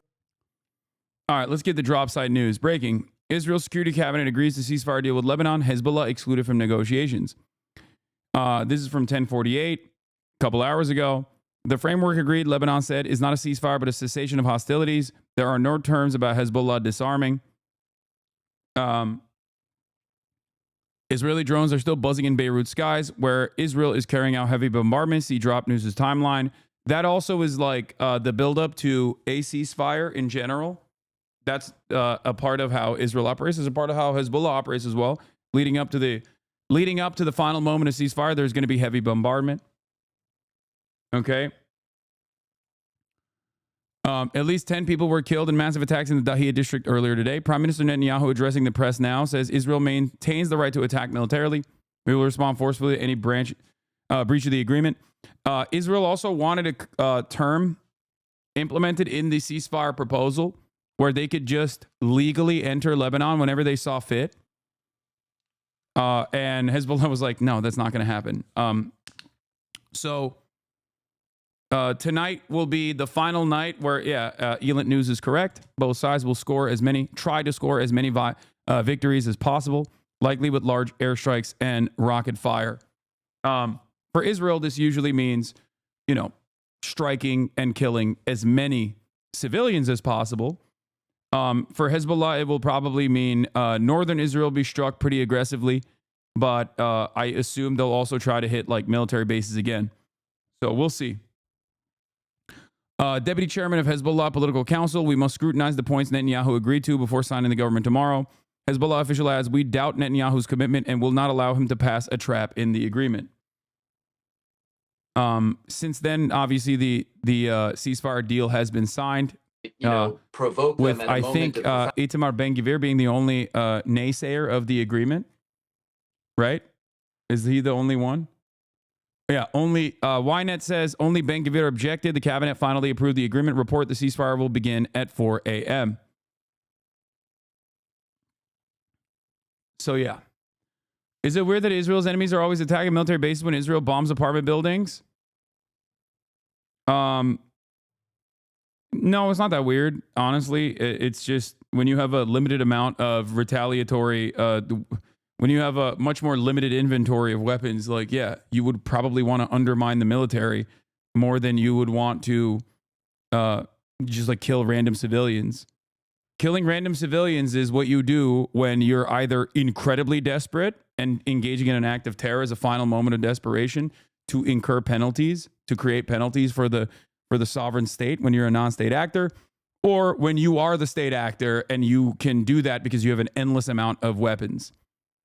If you're somewhere in between a state actor and a non-state actor like Hezbollah is, with arms within civil governance that simultaneously operates as like the de facto standing military of Lebanon in many instances, then you have an obligation where, with a limited amount of arsenal, much better than Hamas's capabilities, of course, but you have a finite opportunity, a window of time, and a window of permissible targets that you can go after. This is something that I've mentioned before with respect to Hamas's, bathtub rockets they fucking lob into Israel. People will always be like, well, they're indiscriminately firing into Israel. It's like, yeah, if you give them targeting systems, I'm sure that they would utilize those. They would utilize the targeting capabilities if they had them on Israeli military bases, because those are the people that are killing Palestinians directly. So that is the reality. A senior Hezbollah official told Al Jazeera that Netanyahu cannot be trusted and they need to review the actual terms of the proposal deal. Israel is continuing to pound Lebanon with heavy strikes. Netanyahu, in his remarks tonight, reiterated that Israel reserves the right to attack Lebanon even after a deal is signed. Just because the Israeli cabinet approves something doesn't mean it's done. And both Israel and the U.S. have pushed blatantly false information in the past. Lebanon's Al-Manar TV, deputy head of Hezbollah's political counsel, Mahmoud Kamadi, we doubt Netanyahu's commitment, who has accustomed us to deception, and we will not allow him to pass a trap through the agreement. In his speech, Biden emphasized that Israel would retain the right to attack Hezbollah if it posed any threat to Israeli security, confirming Netanyahu's claim. So we shall see. We shall see what happens. But I don't know. I don't know if there is. There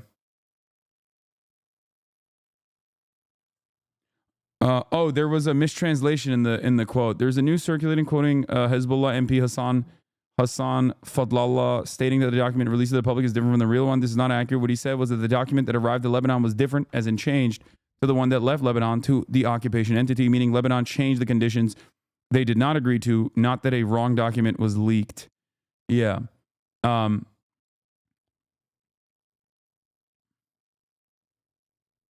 from Haifa. We've had 2 alerts so far this evening, but honestly, I'm having a hard time taking this threat seriously, staying safe and all. I think that in the interim period leading up to this ceasefire, there will be heavy bombing back and forth, both in Beirut, in Lebanon, like Israeli bombing, and also in different parts of Israel as well.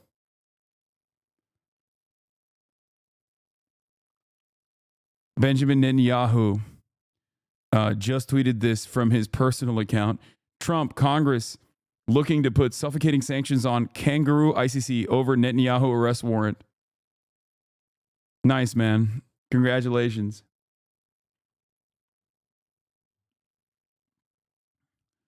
The thing is, a lot of people in Israel, including the opposition leaders to Benjamin Netanyahu, don't want the pummeling to stop in Lebanon. There is not a lot of appetite for a ceasefire in Lebanon. There is, I would dare I say, there is more appetite to stop bombing Gaza from at least the hostage families that want to, in the interim period, have a release of the hostages. And they also understand that the only way to get that done is with a cessation of hostilities in Gaza. So, like, there are more people that want to, at the very least, like, limit and maybe even secure a ceasefire deal and simultaneously a release of the hostages than there are people who want to stop the bombing campaign in Lebanon. So it's this very weird predicament where it's this very weird situation where I think that there are, Netanyahu is doing something that is like maybe considered somewhat unpopular, which is even aesthetically leaning towards a ceasefire in Lebanon.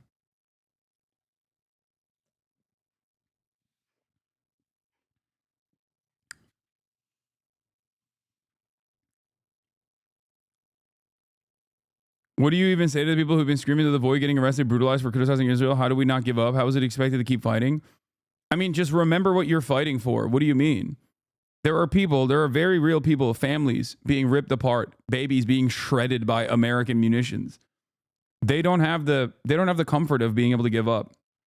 So we have to do whatever we can to continue the fight.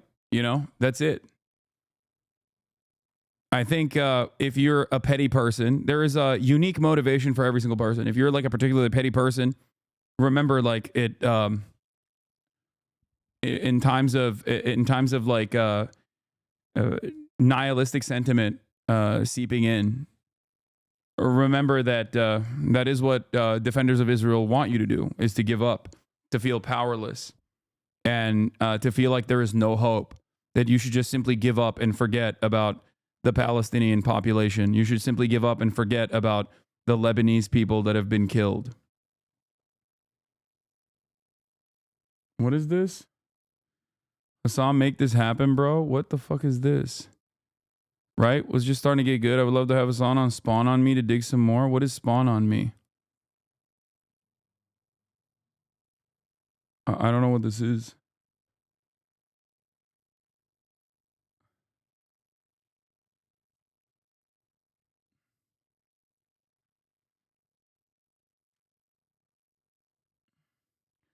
That's the other. Here's the other thing.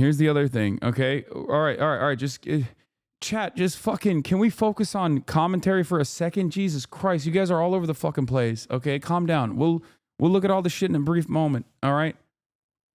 Fuck.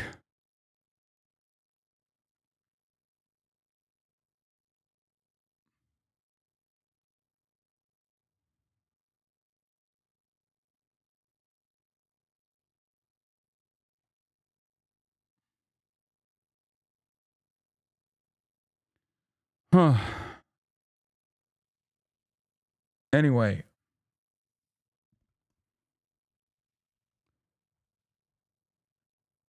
Another way that this works is like the steady pressure applied by pro-Israeli groups that spend a great deal of time doxing and harassing and viciously smearing anyone and everyone who is even remotely critical of Israel. You can't give in. These institutions are ultimately powerless. Okay? You are united and powerful because you have the numbers. Okay? You have the numbers. People have the capacity to recognize right from wrong. Okay? It's not, they don't have the same motion that they once did in terms of institutional prominence, legitimacy. These organizations, like, dude, I'm telling you, 5 years ago, if a Stop Anti-Semitism style org came out, on the Fox News article that came out 5 years ago, the Hasan is promoting terrorism article, if that had come out 5 fucking years ago, okay, my career will be over. Okay? I wouldn't be getting a positive news hit from CNN a week after that, where I get to address some of the comments that were, some of the smears that were made towards me. Like, you need to understand this. Okay? And this is my own personal experience, so it's a little bit different than the average person who does not have the same, like, way to launch defenses against any sort of bad faith smears. But, like, think about how these smears destroyed Jeremy Corbyn only a couple years prior versus now.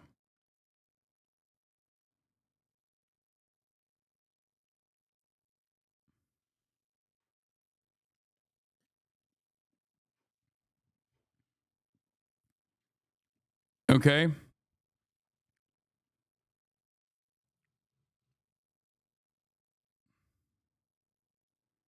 NMP caught you? You trying too hard to win Just Chatting Streamer of the Year, buddy? Let it go.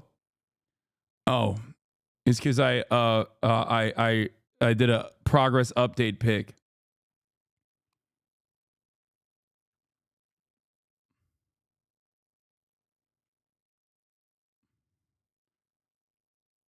Post that pic on IG. What the fuck you doing, bro?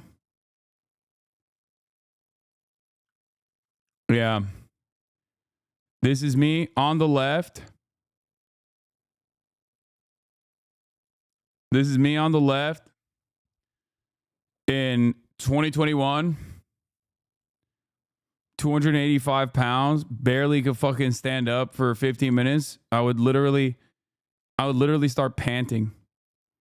And this is me from this morning on the right, feeling myself a little bit.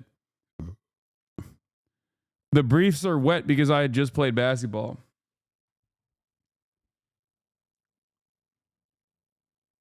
Still a long ways to go, but what's it feel like to go from that to getting gooned on every day? I think people were gooning on me here too, to be fair.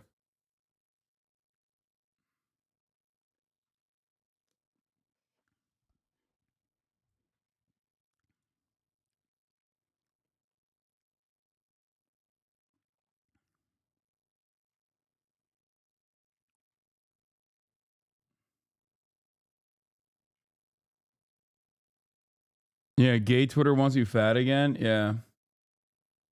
My friend was broadcasting her phone from the bathroom. That's insane. I just posted this. How is that even possible?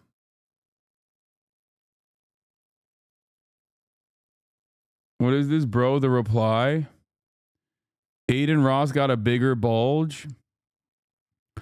Yeah, I don't know about that, man, but that's kind of weird. That's kind of a weird thing to say about another man's meat, you know?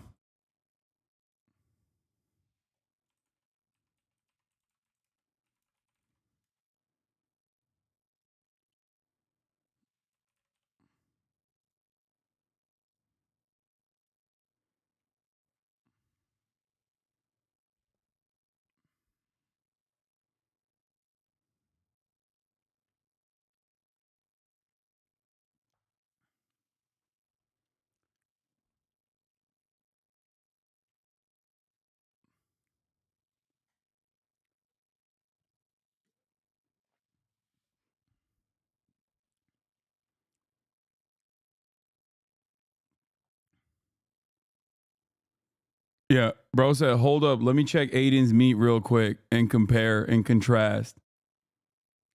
Also, I don't even believe what he's saying, but that's fine.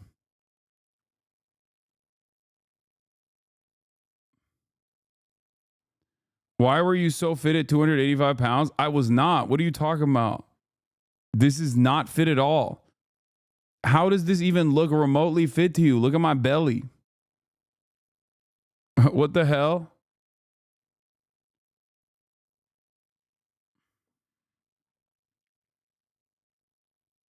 That's a wild statement. But sure, I'll post this on IG too. Fuck it. Why not?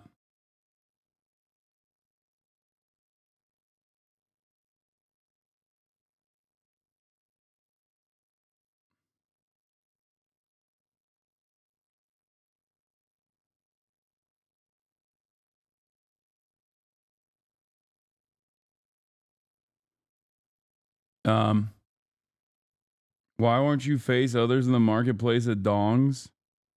You right. I'm too scared.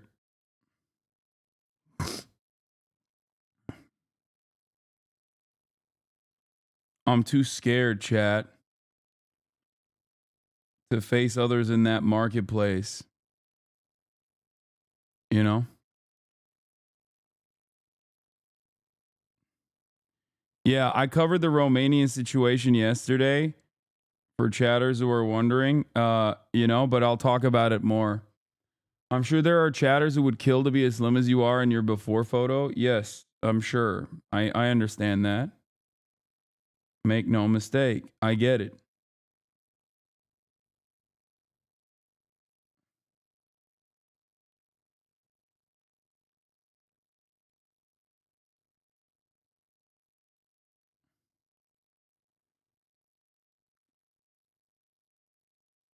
Anyway.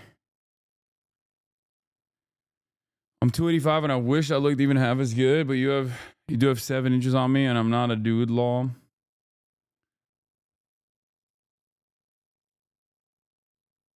I had to pull over so I could check out. Holy shit. Oh my God.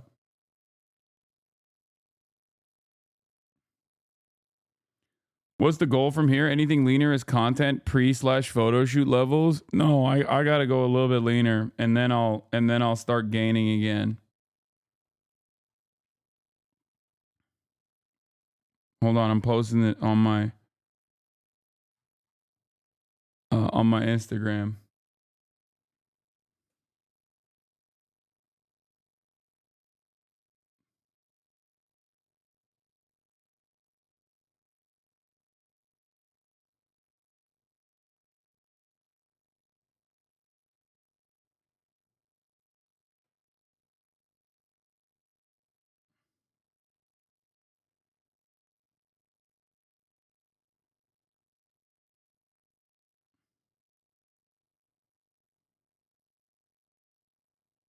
Okay.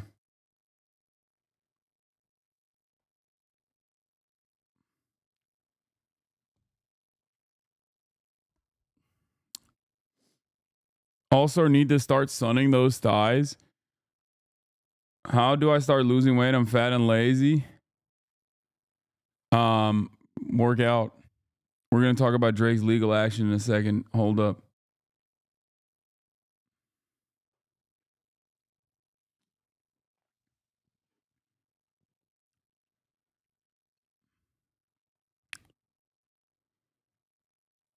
All right.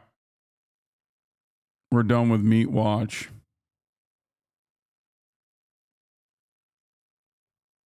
I think that these progress pics are also reflective of the progression of your mental health. Oh, yeah. Absolutely. It has dramatically changed it has dramatically improved my mental health, like in very, very significant ways. Okay.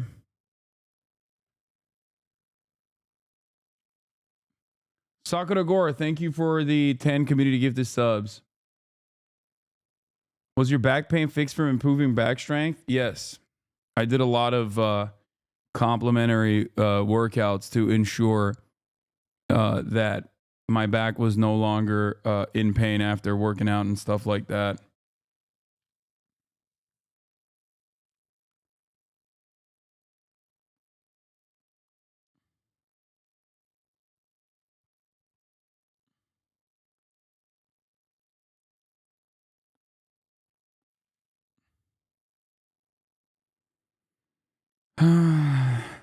Anyway.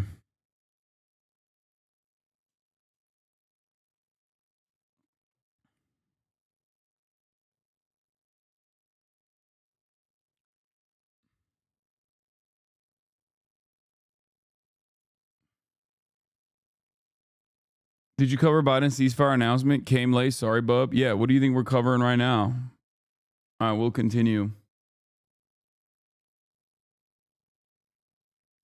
Hezbollah tries something on again, as the Prime Minister said just a few minutes ago. How does that feel? I mean, as a former Deputy Prime Minister, as a member of the Parliament, how does it feel to have that constant Israeli threat hanging over you? Well, this has always been the case to a large extent, except that the bombardment hasn't happened so frequently. It used to happen, violations of airspace have happened most of the time in the past, and many times in the past. But definitely, this is an issue with the sovereignty of the country. We were hoping, as a sovereign state, would actually be able to implement UN resolutions so that it would retain its sovereignty. The sovereignty was breached by the existence of Hezbollah and the support of Iran militarily to Hezbollah for many, many years as well on Lebanese territory. And so was the Israeli overflights and interference every now and then. So if this period is only a temporary period to ensure that the agreement stands, this would eventually lead to a withdrawal of the Israelis and a more permanent solution. And let's hope we will get to that eventually. Hasan Hasbani, thank you very much indeed. Well, I'm now joined by Miri Aysin, who is a retired colonel from the Israeli Defense Force. She worked with Prime Minister Ehud Olmert during the last Lebanon war and is now a fellow at the International Institute for Counterterrorism. Thank you very much to you, Miri Aysin, for coming back on our program. Let me start, first of all, with this. Do you think the Israeli government agreed to this ceasefire because they were running out of ammunition, as the Prime Minister indicated today, or because the Americans were putting pressure on them? I don't think that the two actually contradict. And I'll add in that nobody here wants a war, Matt. This isn't about something that we want it to go on forever. It's a question of what you can continue to achieve, both against Hezbollah inside Lebanon right now, without at the end really completely destroying this country called Lebanon that hosts them. And listening to Mr. Hasbani before, it's really that challenge of Hezbollah being in Lebanon. They are Lebanese, they are Arabic, they speak Arabic. And so for us, it's not about Lebanon, it's about Hezbollah and what you can achieve. But the Prime Minister, Netanyahu, that is, also just said that they will now focus more again on Hamas and also on Iran. What does that mean, do you think, focusing on Iran? The Prime Minister has been very consistent, Prime Minister Netanyahu. I'll even say from 2009, he's been our Prime Minister for many years, in focusing on Iran. And in its own way, it's as if that the Hamas attack on October 7th, that part of the reason, just part of the reason for the failure, is because the Prime Minister was looking at Iran and did not see Hamas. But I say that right now, that at the end, Iran itself, as a country, 90 million strong. She went,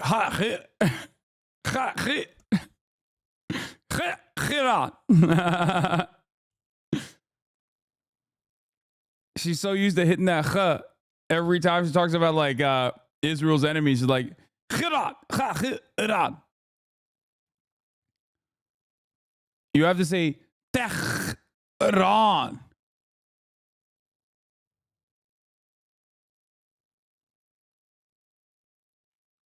Tehran.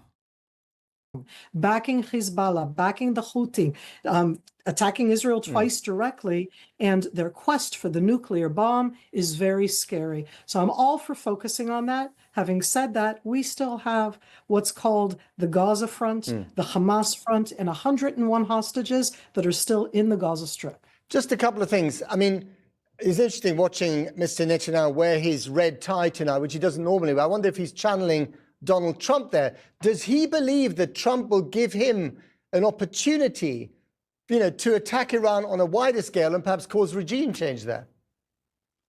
I don't think that Israel has the capability to do regime change. And I would say in that sense, there's a difference between targeting the nuclear facilities, because those nuclear facilities don't threaten Israel, Matt, they threaten the world. Nobody wants Iran to be nuclear. But there is a difference between that and regime change. I do think that this Prime Minister feels that he will have an easier conversation with President Trump. I don't know if that's right, but I think that the Prime Minister thinks. Of course, the Americans hope that this will now pave the way for some kind of ceasefire in Gaza. 44,000 people have been killed in Gaza, most of them civilians. It's been a terrible tragedy for Gaza, but also it's isolated Israel more than you might have imagined a year ago. Isn't it time for the right pressure to be put on Netanyahu to end this Gaza thing and try and come up with some sort of solution for the Palestinians and rebuild? I wish it was as easy as that. You do realize that on October 8th, or for that matter, yesterday or today, all Hamas have to do is give back 101 hostages. That's so crazy because they have suggested that since October 10. And there's only one party that has refused to negotiate and has time and time again disrupted the ceasefire negotiations. Interesting that that party is not being mentioned here. The party that also simply has all of the cards. They have all the power.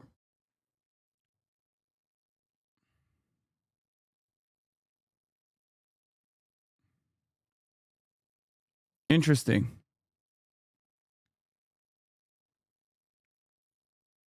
Strange. hostages and it's done, that this is about Hamas attacking us, taking the hostages, doing horrific things, building themselves inside the civilian community. I'm not saying it's an easy, simple one. I do think that we have to find a resolution. I don't think anybody should be using right now the terms of peace. I think that that's a challenging one right now. But yes, to arrive at an end to this overt, horrific fighting. Maybe I said thank you very much. Yeah. We later found out that Hamas had offered on October 9 or 10th to release all civilian hostages in exchange for the IDF not entering the Strip, but the government rejected the offer. This is what's so interesting and so striking about like news reporting coming out of Israel. Times of Israel is not like an anti-Israeli institution, okay? They're just simply reporting on things truthfully, more truthfully than American mainstream media or Western mainstream media is reporting on it. The idea that it's actually Hamas that is refusing to broker peace or a ceasefire in this circumstance is completely fucking nonsensical. But of course, there's a good deal of pre-existing biases that many people have.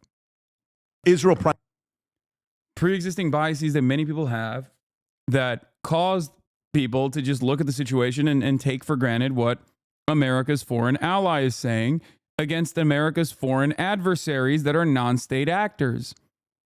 That is the issue here.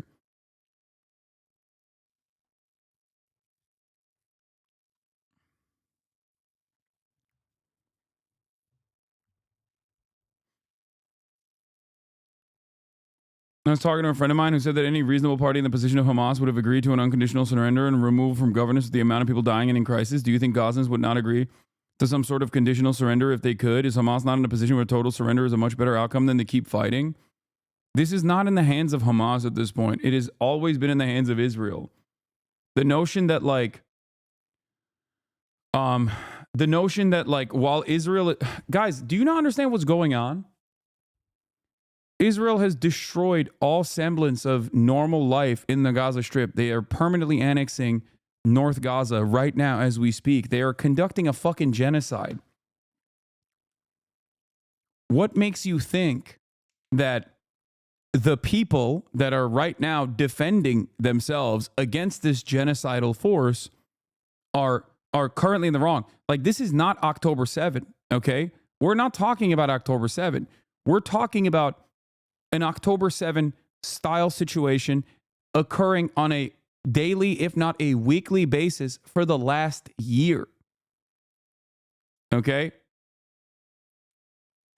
It's so crazy. They've already started the partitioning process. The notion that the guys that are fighting back in the process of this ethnic cleansing campaign are in the wrong and they need to stand down with no fucking with no guarantee whatsoever that Israel is going to actually not complete its genocidal project is so ridiculous.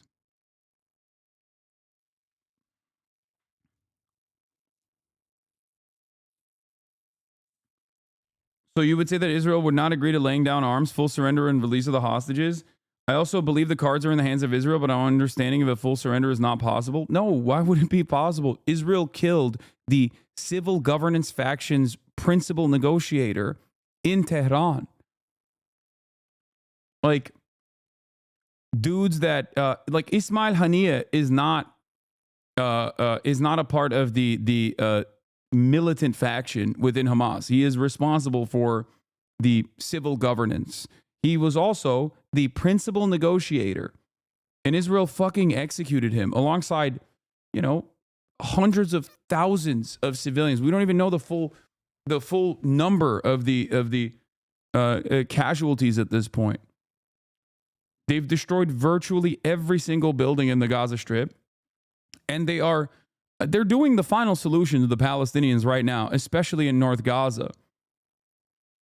What makes you think that there is going to be any stopping, anything that stops them from doing so?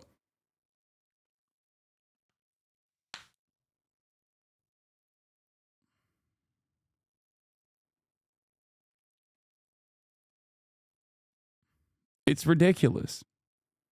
Israel is not a rational actor in this process. That much is clear. They have not shown that they are rational actors, and instead they've only shown that they respond to military pressure, as in when they engage in a war of attrition, they've shown time and time again that like their economy surrenders, and then their forces incur too many penalties, and that's the only time where they back down. Look at all of the other look at all of the other places where, you know, there has been some kind of civil negotiation. Look to the West Bank if you want to understand what it looks like when when your civil governance division that is supposed to represent the interests of the civilians living there, when they become a de facto part of the Israeli security apparatus. The Palestinian Authority comes to mind. The Palestinian Authority is the second most unpopular entity in the region in the eyes of the Palestinian population. And there's a good reason for that.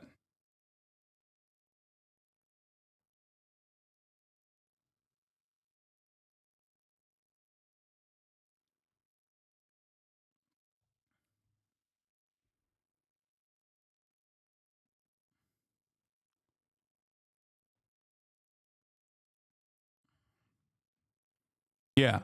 Meanwhile, you have this, like, IDF is gearing up to remain in Gaza until the end of 2025 at least. This is what it looks like. And they're literally gearing up to partition Gaza and resettle Gaza. So I don't know how people just don't understand that. Like, they hold all the cards in this process.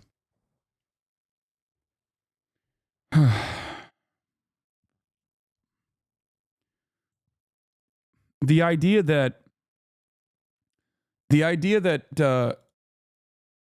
Israel, the Israeli government actually cares about what happens to the hostages is also a laughable notion.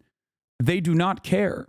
If they cared about what happens to the Israeli hostages, they wouldn't be killing the Israeli hostages with their endless bombing campaigns. Like, what are we talking about? How many hostages have they killed so far? The idea that, like, oh, dude, if they stand down, if Hamas stands down, like, Israel will stop is ridiculous.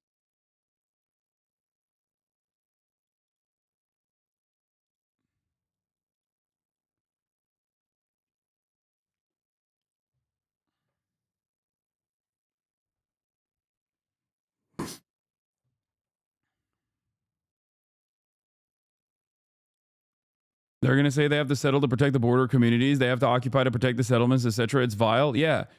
Israel does not package its offensive military actions by simply stating what it is. Okay? Israel is never going to be like, we're settling Gaza because it's our God-given land and it's our right to have it. And these Arabs are barbaric and they should leave. Some people in the cabinet will say it, like Itamar Ben-Gvir or Bezalel Smotrich. But by and large, there is a lot of propaganda makes it seem like this is a necessity.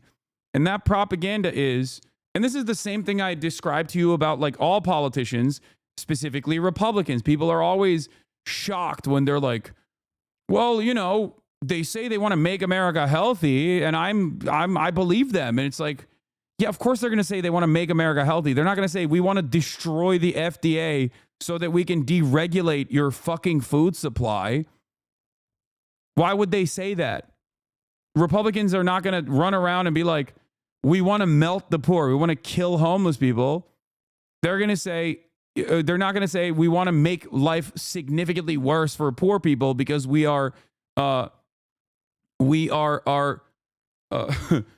directly in the pocket of big corporations that we deregulate the economy over at their behest. Like, they're not going to say that. Okay? They're going to find a way. They're going to find a way to you know, propagandize their position and their policies. Okay? And it's the same principle for the Israeli government as well. The Israeli government, in the way that, especially in the way that they frame this kind of stuff to the Western world, will never say like, oh, we have to settle this land because it's our land. God gave us this land. Okay? Even though, like I said, there are rabid ultra-Zionists within the security cabinet, within the governing faction that will say those things. But especially when it comes to like Western media, in their Western media focus approach, they're always going to say, we have security concerns. They are going to repackage their colonial interests under the auspices of valid security concerns. Israel has a right to defend itself is exactly that. Okay? When people say Israel has a right to defend itself, that's what they're talking about. This is it. Video shows Israeli rollers, bulldozers, and trucks paving a new... If Hamas conceded it would be over, what deal are they expecting at this point? Wait, what? What the fuck? Tell me what Hamas wants to do. How do you justify that? Any terrorist organization that acts that way would get the same reaction. It would end if Hamas concedes. Hamas can't represent the people of Gaza. Yeah, okay, big dog. Okay, I'm going to unban this person.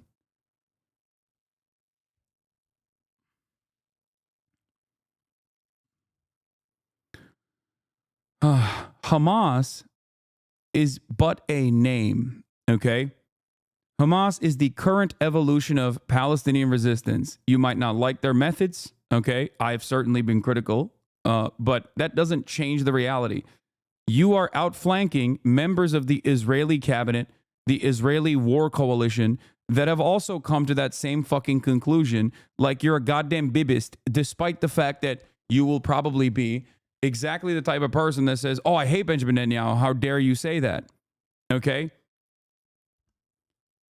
The idea that like Hamas is a unique entity is silly.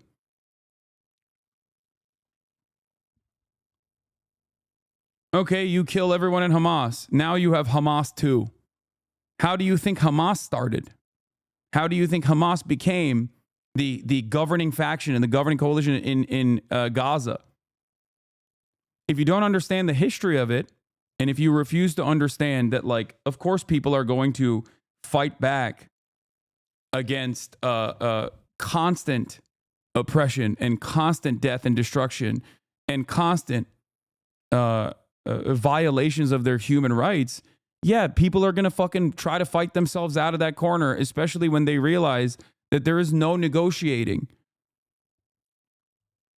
That is the last 30 years of the so-called peace process.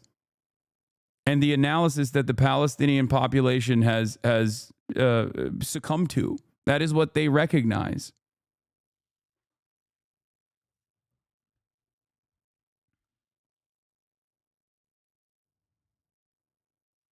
Do you understand? Road along the Gaza-Egypt border. They're building a new buffer zone known as the Philadelphia Corridor, and the Israelis are there to stay. Here is what it looks like during the day. New realities on the ground are being designed, realities that hint at Israel's endgame for Gaza. Zooming out, we can see Israel building road networks all across the Gaza Strip, with some being kilometers wide, including a buffer zone around the edges of the enclave. These will be fortified with checkpoints, watchtowers, bases, and other surveillance tools. Using these strategic corridors, the Israeli army will be able to monitor any point in Gaza without necessarily occupying the entire territory. The idea is that in post-war Gaza, whenever Hamas fighters surface from underground and prepare to fire rockets, the Israelis would detect them in no more than a few minutes and launch a counterstrike. The Israeli leadership believes these corridors would make further Hamas transgressions improbable in the long term, or at least decrease the damage. Yeah, splitting one concentration camp to 3. They can inflict. The Palestinian civilian population would be able to return, though they would reside within smaller chunks of territory, each disconnected from the other. Conflict is like that. The hand that wins gets to draw the map. Meanwhile, a second front has gone hot in the north. Israeli forces have entered Lebanese territory, and Iran responded by firing missiles at Israel. The battle space is expanding. However, while all eyes are elsewhere, the Israeli master plan for Gaza is going ahead at full speed. I genuinely believe that seeing all sides is paramount at times like this, which is why I asked Ground News to sponsor this video. Following Iran's missile attack on Israel, some 600 articles were published worldwide. And while I appreciate that I can see perspectives from on the ground in Iran and Israel itself, at the same time, Sinwar's right hand, Rawi Mushtaha, is now confirmed to have been killed in an airstrike, along with other key Hamas officials. One by one, Israel is taking out the existing Hamas leadership. Just a few dozen articles were published on this, and it appears to be a blind spot for left-wing media. With everything that is going on in Lebanon and around the world, a story as— I'm doing ethical reacts, man. What do you want me to do? Is Ground News trustworthy? I think they use their metrics for left, center, right, and like their media bias is from that fucking Koch brothers funded stupid ass report that put me as like worse than Alex Jones. So I don't know how credible they are, but overall, I mean, I don't really get dinged on these platforms anyway, but I assume it's decent otherwise, maybe. I don't know. As important as this will simply drown in the background noise. So I appreciate that Ground News surfaces these kinds of stories. Yeah, I think they say CNN is as far left as InfoWars, right? Like the list is really fucked up. Worse than Alex Jones, where's the lies? Yes, I am worse than Alex Jones. Look, I'm going to be honest with you, brother. If you at any point have entertained that. Wait, hold on. Door's open. If you at any point have thought that I am even remotely similar in my commentary to someone who was sued for billions of dollars for routinely and serially harassing the families and victims of a mass shooting by claiming it's not real, you have to really reorganize your priorities and maybe take a deep breath and wonder what communities you're a part of that cause you to believe this. Okay? Because I fear that they are leading you astray.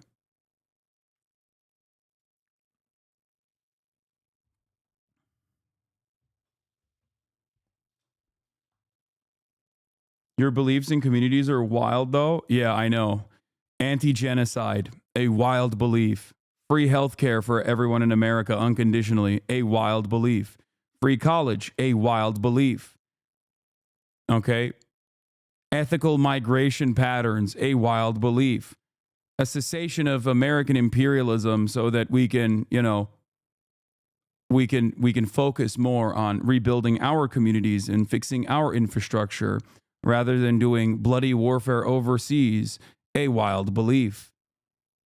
No one can actually point to a singular thing that I say that is that out of pocket. They can only simply entertain this notion. They can only simply vaguely gesture to things and be like, no, you just love terrorists and you're an anti-Semite. You know? If you consider any number of different things that I say to be wild, you really need to reconsider your priorities. Yeah. I believe in gun control, women having bodily autonomy. These are not wild beliefs. You should probably reconsider what led you to think these are wild beliefs. You should probably re-examine why you think those are wild beliefs. Okay? Since becoming a longtime member of this community, I've become an active community organizer that's currently helping to try to keep schools open, but sure, we're a wild community. I know. Now, fear not, we will still fight for you, regardless of what your personal worldview is. Okay? I mean, both you and Alex Jones suck for different reasons. Please elaborate why me and Alex Jones are even in the same conversation and why we suck for different reasons. Fuck it. Cut straight to the point. What is the disagreement that you have with me? I suspect that the disagreements that you have with me are primarily because you have not really spent a whole lot of time in this community, but instead have been primed into feeling a certain type of way about my commentary from, random clips that you've seen here and there. That's probably what it is. He'll never chat again. No, he'll chat. I think he'll chat now.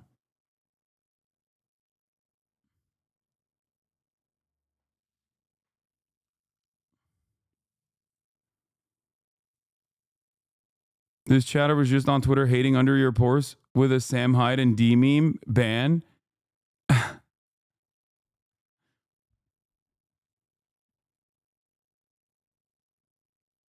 think most people who think you were like Alex Jones are from Destiny's community. Diddy G? Yeah, I know.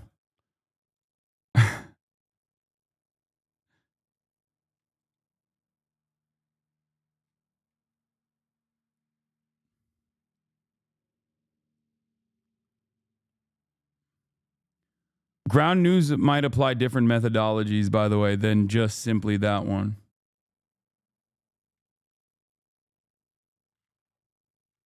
But yeah.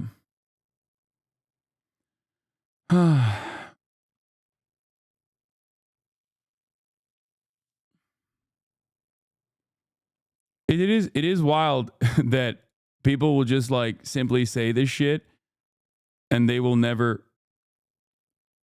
Isn't this a super LARPy channel? What, the channel that we're watching? I'm not really familiar with the Caspian Report. I think they're just like, they're like the rest of the geopolitics YouTubers. .news/Caspian to learn more or scan the QR code on the screen. Subscribing gets you 40% off the Vantage plan. That's the one I use. Also, by subscribing, you're directly supporting my channel. While our missions align, YouTube revenues alone don't cover the expenses to make these videos. So I especially value our continued partnership and encourage you to check it out. The link is below. Son, this was genuinely a bad take. No lube, no. Israel and Hamas are battling in the open while navigating a political minefield behind closed doors. Much of the negotiations converge around the configurations of Israeli buffer zones within Gaza in the form of extrajudicial corridors. Netanyahu is adamant about two, but a third one is already under construction and two more are in the pipeline. Using these corridors, Israel will have the means to permanently dictate life in Gaza while giving its troops the flexibility to deploy quickly throughout the enclave. One of the primary sticking points in the negotiations so far has been the Philadelphia corridor, specifically who will control it. Measuring roughly 14 kilometers in length and 100 meters in width, the corridor bisects Gaza's Rafah municipality and Egypt's Sinai region. It runs from the Mediterranean Sea to the Kerem Shalom crossing, which is the meeting point of Gaza, Egypt, and Israel. The corridor also includes the Rafah crossing, the only transit point between Egypt and Gaza. However, this crossing has been opened and closed repeatedly throughout the years, depending on the security circumstances. Under the 1979 agreement, Israel was allowed to deploy limited armed forces in the corridor, but no more than 4 infantry battalions, including the appropriate military infrastructure. However, Israel was not allowed to deploy tanks, artillery, or anti-aircraft missiles. So the operation of the Philadelphia corridor was coordinated mainly by Egypt, and this arrangement formed a fundamental component of the Israeli-Egyptian peace treaty. In 2005, Israel withdrew its army from Gaza as part of a disengagement plan. This exit included a withdrawal from the Philadelphia corridor, as well as the withdrawal of about 9,000 Israeli settlers living in 25 illegal settlements in Gaza. Egypt then assumed full responsibility over the Philadelphia corridor, and the Palestinian Authority was later brought into the mission. Shortly after, a second legal agreement was signed between Egypt and Israel, allowing the former to deploy 750 border guards to patrol the corridor for counterterrorism and non-military purposes. Egypt's responsibility expanded, and it was now tasked with preventing smuggling and infiltration. 2 years later, in 2007, Hamas took complete control of the Gaza Strip and removed the Palestinian Authority from the region. Israel responded by enacting a land, air, and sea blockade of the Gaza Strip.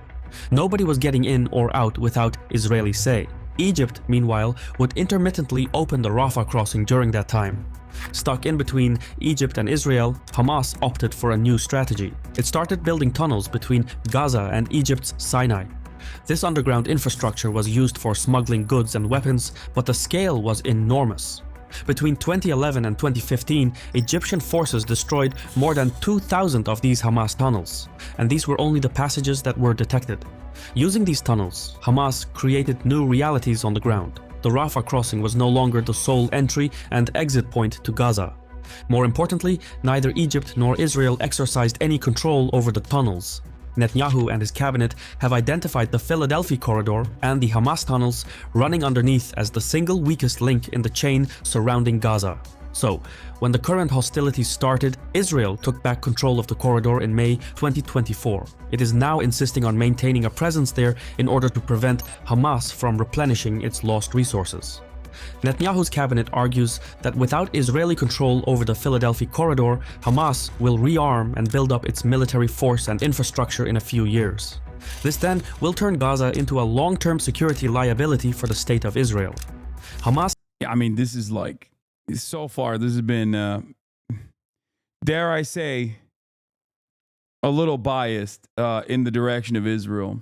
Sees it differently. Its negotiators demand that all Israeli forces be pulled from the corridor and that the area return to Hamas control as part of a lasting ceasefire. Egypt, too, is not happy about the continued Israeli presence in the corridor. The Egyptians argued that permanent, large-scale Israeli military presence in the area would violate the 1979 peace treaty. Technically, they make a valid point. The Philadelphia corridor has been a buffer zone between Egypt and Israel for more than 4 decades. It has been maintained through 2 bilateral agreements between Egyptian and Israeli diplomats. Various compromises have been floated since May, including the withdrawal of most Israeli forces in exchange for the installation of Israeli watchtowers along the borderline. However, Egypt has rejected the proposal. How is it biased? Genuinely asking? Yeah, constantly framing the Israeli incursions and security agreements, or rather, like, security methods, including implementing this, like, incredible blockade over the Gaza Strip after withdrawing its military in 2005 under the auspices of a valid security concern, is basically the same repackaged propaganda that says Israel has a right to defend itself. That's all it is. Like, that's all it is. Like, it's and of course it's something that you hear all the time. It's something that it's the only thing that you hear from most mainstream outlets.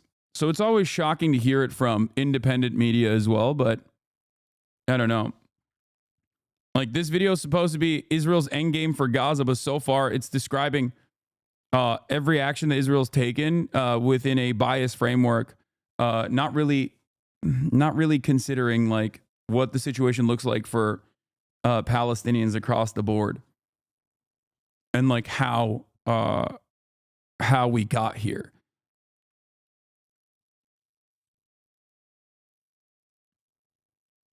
It's a little bit disappointing, but... While Israel can't just return the situation to what it was before the current hostilities, the Israelis feel that they need to ensure the security of their border communities, and so they're going about it unilaterally by paving the entire... Yeah, you don't understand. The potential security threat of Hamas is more important than the occupation and the genocide of the Palestinian people. Israel's defense trumps all. Who gives a fuck about the Palestinians' defense? Yeah.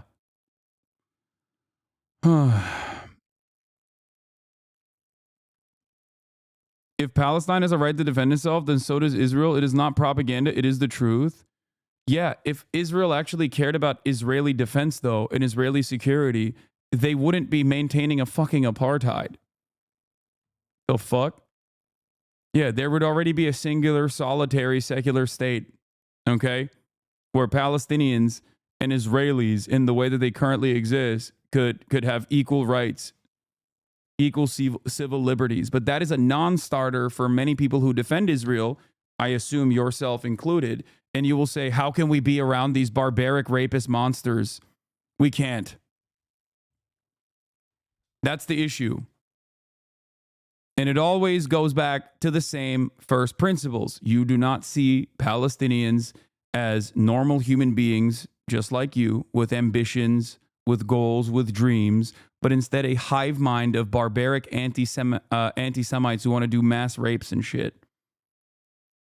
Also, yes, Israel doesn't have a right to defend itself under international law because they are a belligerent occupier of the Palestinian people. So thank you, Jay Mershon, for mentioning that. That is also true. Israel quite literally does not have a right to occupy the West Bank illegally, and it certainly does not have a right to, once again, bomb belligerently the entirety of the Gaza Strip in the interest of defending itself. It does not have that international right. As a matter of fact, Hamas, post-October 7, Hamas does have an international right to engage in self-defense as a spontaneous militia. So that's the other side of the equation as well. If we are just simply looking at real international rights, like what it actually says in the books, the reality of the matter is Hamas and any number of different Palestinians have the right to defend themselves against a ethnic cleansing campaign conducted by a belligerent occupier. Israel, on the other hand, does not have that right. Israel is violating the international rights of the Palestinian people. So that's what's really interesting about this equation, and really interesting about the asymmetry of violence that you're experiencing, that you're watching unfold in front of your eyes, that you're trying to desperately defend. The irony here is that Israel is in direct contravention of international law. And that's precisely the reason why there is an ICJ court case launched by the South African government against the Israeli government for conducting a genocide, and also the ICC court case simultaneously against those who are the top genocidaires. Saying Israel has a right to defend itself against the Palestinians is as ridiculous as saying Russia has a right to defend itself against Ukraine, and that's why they had to invade Ukraine. It's even worse than that, because at least Russia, with the exception of Crimea under international standards, would not even be considered a belligerent occupier until now. Now they are a belligerent occupier of Ukraine. So on that front, it would be akin to Russia permanently annexing parts of Ukraine that they have overtaken so far, and then bombing the shit out of that in the counterinsurgency campaign that they run when the Ukrainians inevitably go back to understandably fighting against their Russian occupiers a couple years down the line.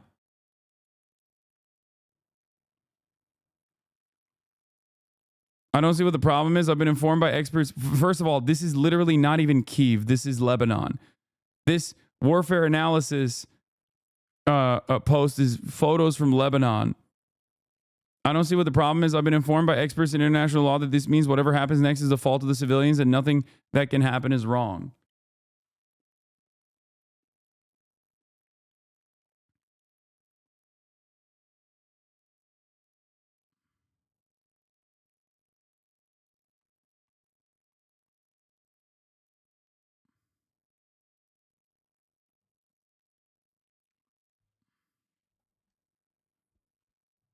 Yeah, here's Francesca Albany speaking on exactly this, okay? UN Special Rapporteur for the occupied Palestinian territories. Defense can be invoked when a state is threatened by another state. This you can technically say Israel can invoke this against Iran, for example, and vice versa. Iran can invoke this against Israel. Okay? Which is not the case. Israel has not claimed that that has been threatened by another state. It's been threatened by an armed group. Qualify it the way you want, but it's an armed group within the occupied territory. And frankly, even saying the war between Gaza and Israel is wrong, because Gaza is not a standalone entity, it's part of the occupied territory.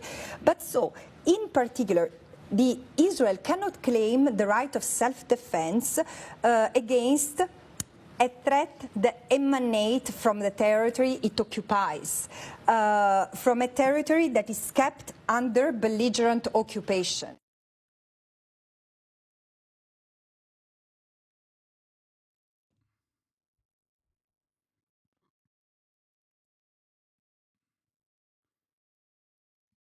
No, I don't want to see her on Piers Morgan. Okay. I'm sorry, guys. That's ridiculous. You're like, hey, this brilliant voice of truth in a sea of madness. How about we put her in the Shark Tank? Okay. Strapped and strap her with a bunch of like bloody meats onto her body. And then let's watch that process. It's like, no, I would rather see her in very different settings than fucking the clown show of Piers Morgan. It's crazy.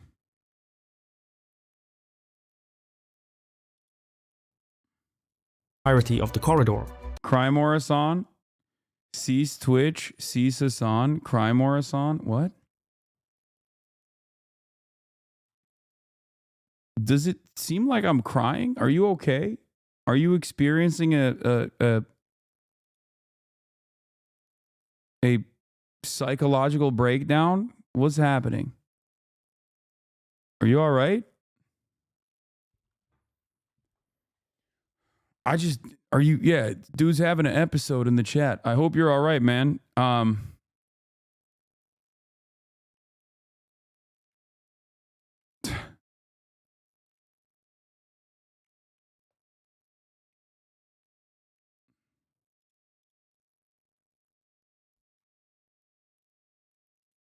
Essentially, Israel now calls the shots in the Philadelphia corridor.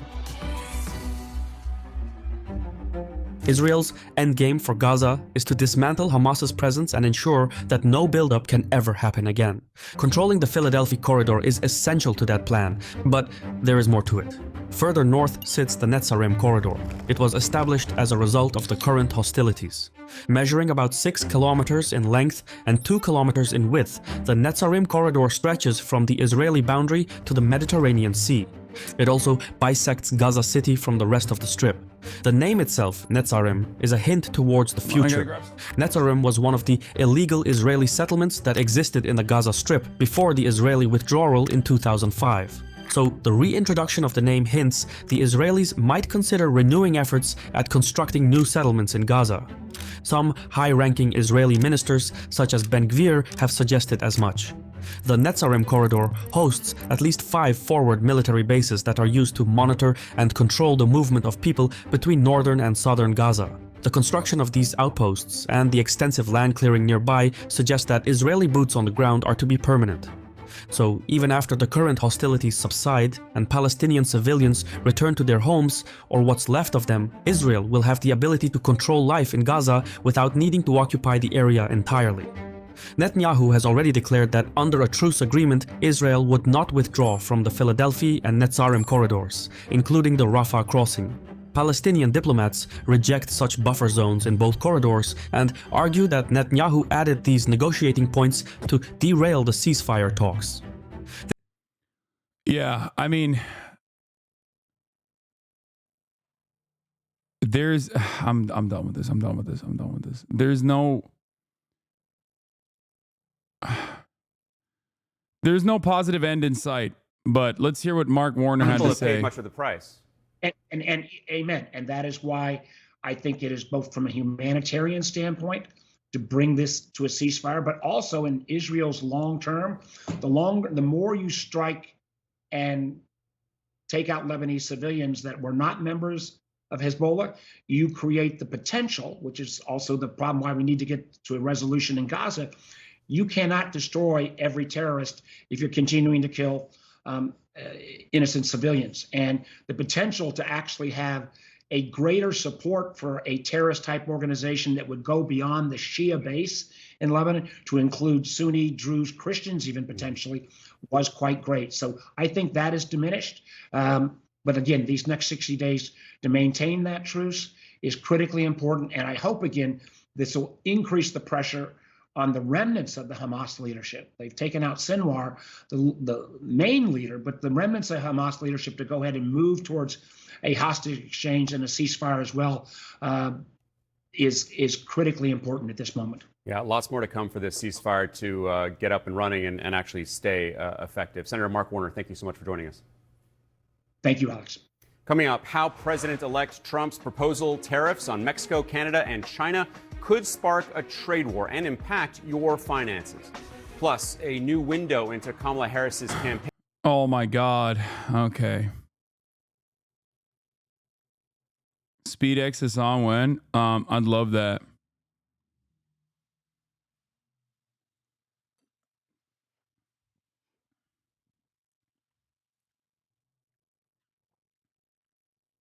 I don't know how contenty it is, but Pod Save America interviewed the people responsible for the Kamala Harris, and it's apparently maddening. Yeah. Welcome to Pod Save America. I'm Dan Pfeiffer. By the way, speaking of which, I will be fucking hosting Pod Save America tomorrow. So it's actually good to see this conversation take place. Yeah, I forgot to mention that. Yeah, a lot is going on, okay? A lot is going on in the Hasanabi universe, and I just often forget. Mark Warner wanted to ban Steam for being too anti-Semitic. That's funny. Yeah, in person. Haas Save America tomorrow. I listened to it this morning, and they get progressively angrier. We have a special show for you today. I am here in Washington, D.C., where I'm about to sit down. The main show chat. With the leadership of the Harris Walz campaign for their first interview about what happened in the election. Last week, Michael Tyler, who's the communications director for the campaign, called me. Thanks for that. The president was really ending. He knew going into election day. And it's Jen O'Malley Dillon. Consultant on all of it. Thank you for doing this. Very much appreciate you having this conversation with us here on Pod Save America. Just a level set, Jen, and I'll start with you. How did you feel going into Election Day? And at what point did you have a sense that things were beginning to break Trump's way? Was there a county result, something about the turnout? Like, was there a moment when you sort of understood that how it was going to end? Well, the truth is that we really thought this was a very close race. We talked about the entire time we saw it as a margin of error race, almost the entire time the vice president was in the race. And we knew we had to have strong turnout on Election Day. We saw early vote really ending strong for us and saw, the types of voters we wanted to see turn out. But, we expected this to be close. We also expected that Florida was going to come in a bit redder. Virginia, we knew was tracking to being, that we were going to be ahead, but that we would be ahead by less than we were in 2020. So we were expecting to see that when we saw that. We also did anticipate that the night would go relatively long because some of these states would take longer to come in. But I think it was, really after polls closed, there was nothing that we saw throughout the day. There was nothing that we saw that told us there was overwhelming turnout or anything out of complete expectations on Trump's side. But it really took us into the hours of, polls closed. Comments, an entire team talking over 90 minutes and not one good answer to a single question. This is actually worse than I thought. Actually, we did really, really good. It was like super hard. The long and short of it is none of these people should ever run a national campaign again. The Obama era is over. Let me save you 90 minutes. They learn nothing. It's like listening to corporate marketing department. They don't actually get customer/votes. There's such a huge disconnect. Pod Save America is in a unique intersection because they are directly tapped into Democratic establishment. They were a part of the Democratic establishment under the Obama era, and they have immediate access to the people that run these campaigns. But they are an independent media operation, which means they get comments, which means that their audience is not directly MSNBC watchers. Okay? Sort by new on your video, they're pouring honey on you. What do you mean? Which video? Oh, the older video that I did with Pod Save America from before the election. Welcome to Pod Save. Wait, I do want to see that actually. Is it here? Or did they post it somewhere else? This might be the official one. What is this? Do you know that?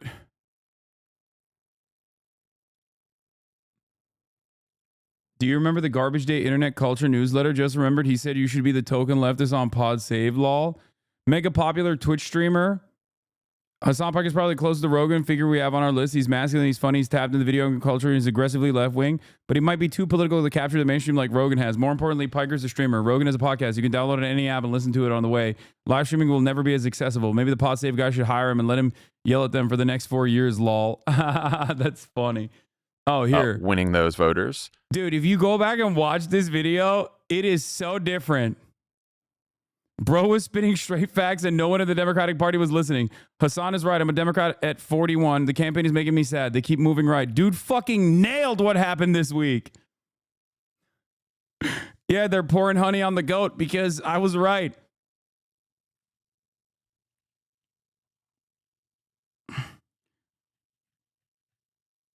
Have Sam Hyde on to talk about what's happening. He's very erudite.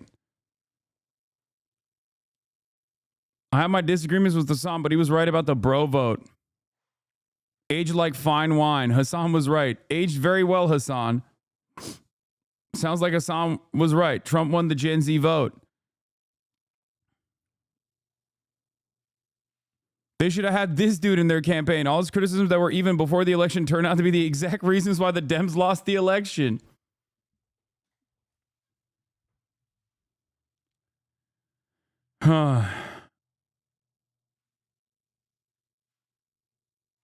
Very, I mean, vindicated once again, permanently. Hasan is a literal terrorist sympathizer, had a Houthi terrorist on his show and was laughing with him, laughing at videos of hostages being taken, contributing to chat on October 7th podcast, saying they deserved it. Calling Israeli babies settler babies. He had a terrorist on his show and told them, we support you. Stop normalizing this.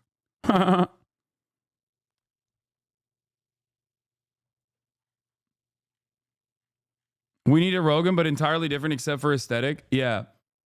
This is why, while it is incredibly self-serving for me to tell every liberal person that I'm the Joe Rogan of the left because they're desperately looking for one and then they should give me billions of dollars so that I can be the Joe Rogan of the left.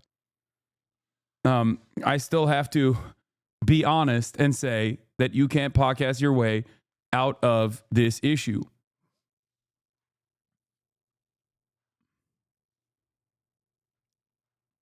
Would you appreciate the chance of doing something with Ezra Klein again? Yeah, I reached back out to Ezra. So Ezra's team and I had long conversations, which was right before Kamala Harris became the nominee. We had a long conversation with Ezra about the manosphere. Ironically enough, you know what my take is. You know what I've said. I've said this on the Pod Save America interview as well. This was even months prior to that. But then Kamala Harris got swapped for the candidate. So they dumped that episode that we were going to do together. But I was supposed to be on, no, I didn't ghost them. I was supposed to be on the New York Times pod with Ezra Klein. And I was very excited for it too. It's just that it didn't end up happening because obviously a lot more world-shaking events occurred. And, you know, that's neither here nor there, but we might do something in the future. If you want to feel good about a pathetic loser that was presented as knowledgeable about, he's talking about getting owned. My God, how can you possibly debate on stream with this little background knowledge? Just the secondhand cringe is unbearable. Bad empanada, totally embarrassed loner box here, had to beg on his knees to be taught. Wait, what? Just to withdraw support from Israel. To start actually denouncing it rather than just announcing it, you know, every now and again. Oh, you know, like, shit, is Israel killed a journalist? We are very concerned with the human rights, whatever, blah, blah, blah, blah. That's nowhere near good enough. That's not, you know, that's nothing, right? You can be like, I'm just going to ask you the same question when you're done, by the way. Bad. Yeah, okay, then you're not listening at all. You're just going to ask, if you're just going to ask me the same question, you're not going to adapt it, you're not going to think about what I'm saying, then it's obvious. Well, it's because you don't have an answer. It's because you know that getting a nuclear power to abolish itself is not going to happen. Are you aware that's literally happened? How? The USSR. Okay. South Africa. Right. Like, did you think that was a gotcha? I'm still asking you how you expect Israel to do it. How do you expect Israel to do it? Like, what do you mean, how do you expect Israel to do it? Do you Wait, in the same process that took place for South Africa. South Africa is the best method.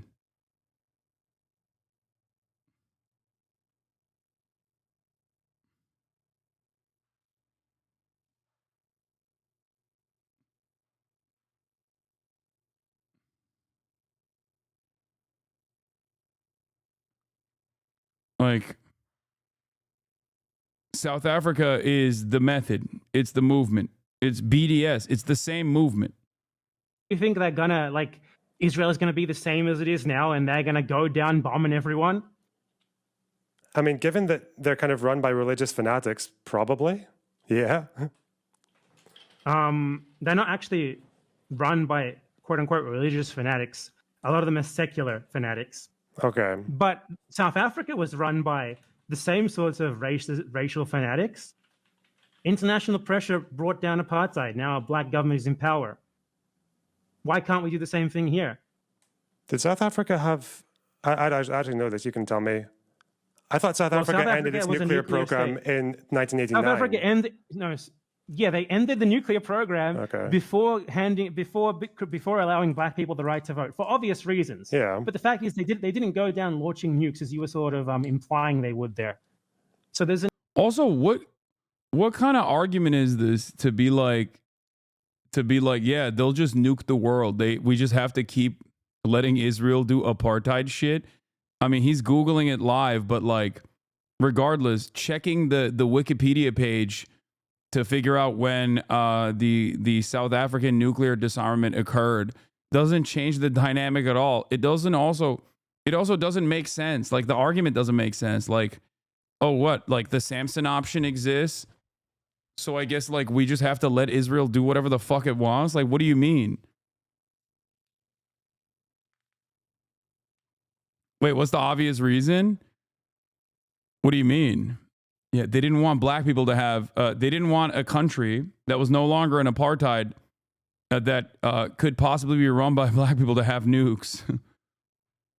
The only countries that are outside, the only countries that are run by, black and brown people that are allowed to have a nuclear program or nukes in general are either ones that have escaped the throes of Western colonial violence and become a hegemonic power like themselves, or a hegemonic power in their own right, China, or countries that are still directly controlled countries that are still directly controlled by the United States' State Department interests, like Pakistan. Pakistan actually is a really interesting example of this case because currently there is a tremendous amount of violence unfolding by the military that runs the country that is directly in the pocket of the United States of America. The only brown and black countries that are allowed to have nukes are only allowed to have nukes as long as they are good servants of U.S. empire.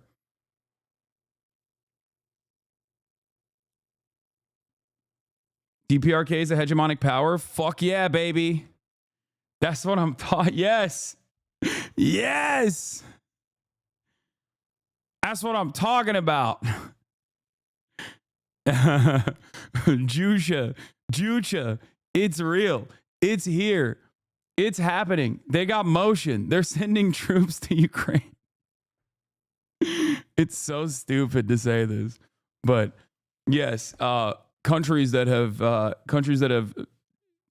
developed their own nuclear programs outside of the orbit of influence of the Western superpowers.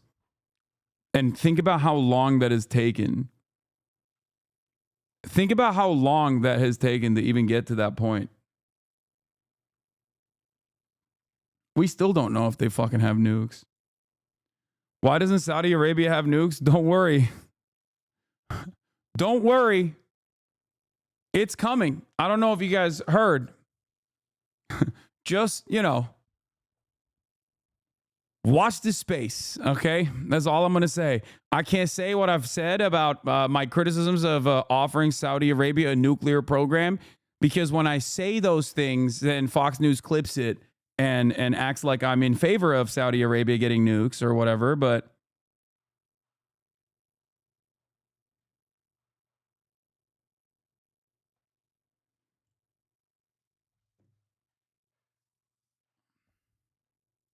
South Africa was run by the same sorts of racial fanatics. International pressure brought down apartheid. Now a black government is in power. Why can't we do the same thing here? Did South Africa have... I actually know this, you can tell me. I thought South Africa ended its nuclear program in 1989. South Africa ended... No, Yeah, they ended the nuclear program before allowing black people the right to vote for obvious reasons. Yeah. But the fact is, they didn't go down launching nukes as you were sort of implying they would there. So there's an example. There's examples of international pressure, right? South Africa went from like massive support across like the EU, the US held that until the end, but across like most of the most powerful countries in the world over the course of like 20, 30 years to essentially being bullied into giving up power. So we probably have Why to. can't So that we hap- have why to. can't that happen in So we have Israel? to disarm Israel probably before getting. I understand black and brown, but which of the countries that you just listed are run by black people? What do you mean? South Africa is the country that is now run by black people that was, that disarmed its, that ended its nuclear program. Disarmed themselves. We didn't disarm South Africa. Well, they ended their They weapon agreed to end program. apartheid. Okay. They ended the weapon program during the end of the white supremacy. Just the withdrawal. This says North Korea does have nukes. I don't know about that. Everyone always says North Korea and Iran have nukes, but maybe. I still have the Hasanabi doctrine and guide, the nation building meme picture. If you don't have nukes, get them. Refuse to give up the nukes if asked. Yeah.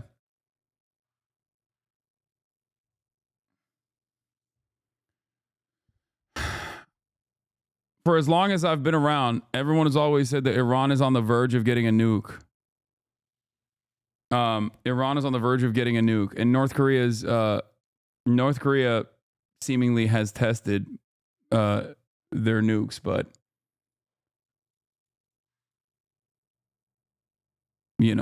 that's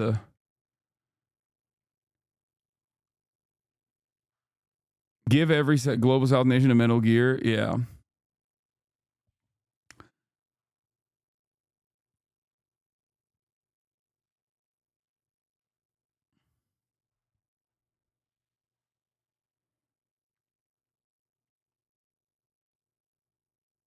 UK, Canada, France torpedoed the UN nuke watch group being allowed inside Iranian facilities recently.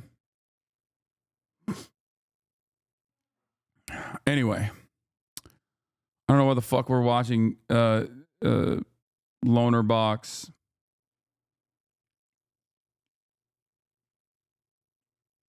Closing for us to know for sure that When things we were should not be watching the Democratic Party. tightening. They were tight, but they weren't tightening in the direction we needed them to be. And is that just because Trump's turnout was so high? Well, honestly, I think it's a little bit mixed. I mean, we saw certainly Trump turnout high in early vote. We really believe that to be mode shifting, and that's what I think it was. I think we also saw turnout was as expected in rural areas. Like, we didn't see anything that said, like maybe we saw in 16 or even in 20 that he had more turnout than we had anticipated. And our analytics really was quite close, much closer than it had been in 20 and in 16. But I do think we saw some lighter turnout in some of the areas we had hoped, but difference of a point here or there, which obviously in a close race makes a huge difference. And then I think we saw a little bit of a drop in support in a few areas for us. So that ultimately, I think, is why we weren't able to close the gap. It wasn't so much that what we were seeing in the battlegrounds was out of expectation or that he had some hidden turnout we hadn't picked up on. David, when you say it was a margin of error race, you need a high turnout, what did your polls tell you where the race was heading into Election Day? Well, Dan, you and I talked prior to the election, and just to rewind, I think when Kamala Harris became the nominee, she was behind. We kind of, climbed back. Yeah, this is the craziest part of this is that the new information, where the fuck is it, that shows that the Kamala Harris internal numbers also never showed that she was beating Trump. It is a bit of a shocker, for the record. This is actually a shocker. Harris campaign aide saying that internal polling never had her ahead of Trump is a shocker. Why is it a shocker?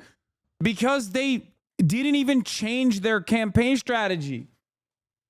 And they acted like they were fucking throwing up LeBron numbers, dude.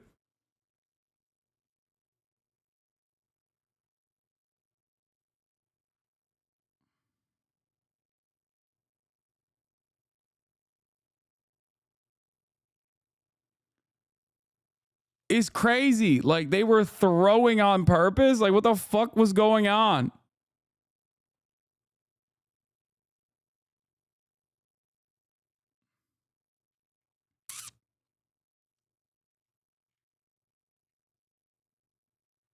Yeah, I saw the list. Funny list, but good mention for you, G. I saw. It's a great list. It's not a funny list. I like the list, the complex list. I'm number 5.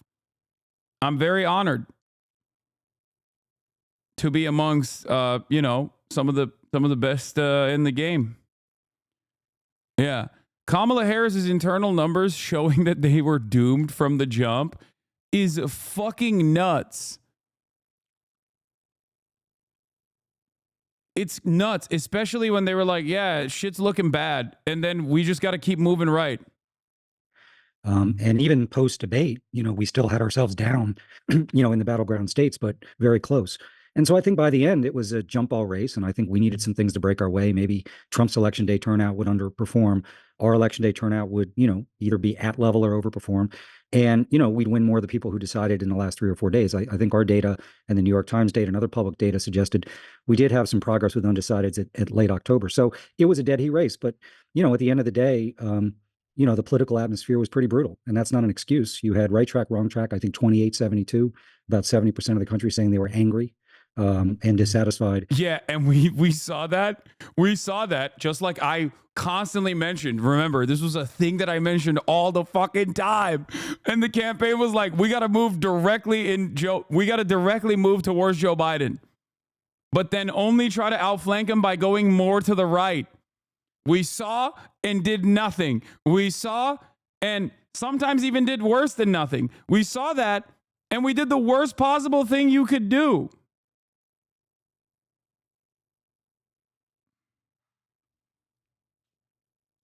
You had Trump's approval rating on his first term, frustratingly high, 48-51, depending on the state. Obviously, the incumbent president's approval rating around 38-41, depending on the state.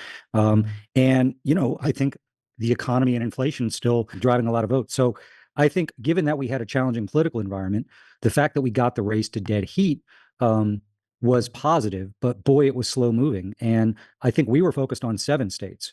That's our windshield into the world, the battleground states.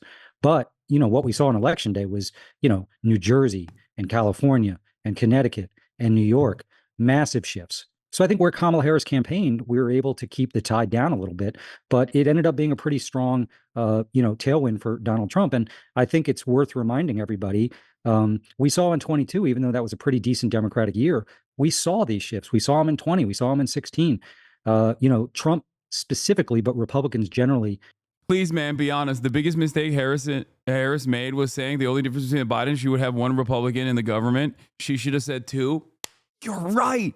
You're right. Americans obviously were like, actually, how about all Republican members of the cabinet? That's what they voted for. And that's the only method to win. That's the only way that we can win. We have to become Republicans. We just have to be Republican. We are the real Republican Party. Please vote for us. Why is nobody voting for us? Yes. Improving their vote share amongst non-college voters, particularly non-college voters of color. And this was a surprising race because Kamala Harris actually did, I think, better with senior voters than I think a lot of people would have thought. So margin of error race where we inherited a deficit, we got it to even, but the thing never moved. So to Jen's point, I think we were hopeful. I don't know how optimistic we were, but we thought, okay, this is tied. And if a couple things break our way, and listen, I'm naive in this way. I just thought at the end of the day, particularly because Trump did not close well, I thought Kamala Harris closed well. Trump was reminding people some of the things they don't like about him, that might give us what we needed. But at the end of the day, I think the political atmosphere, the desire for change, all those fundamentals that you've spent a lot of time talking about really presented huge challenges for us. So, we got there, but we didn't get the breaks we needed on election day. How deep was the hole that she had to climb out of? Well, Jen, I think, listen, there was the Biden-Trump 1.0, which is obviously pretty catastrophic in terms of where the race stood. When we got in, my recollection is some of that snapped back, but, we were behind. I think it surprised people because there was these public polls that came out in late September, early October, showing us with leads that we never saw. It was just basically a race that in the battlegrounds was 46-47, 47-48. So that's not where we started. We started behind. She was able to climb out. I think even after the debate, we might have gained, 0.51. It wasn't a race that moved a lot.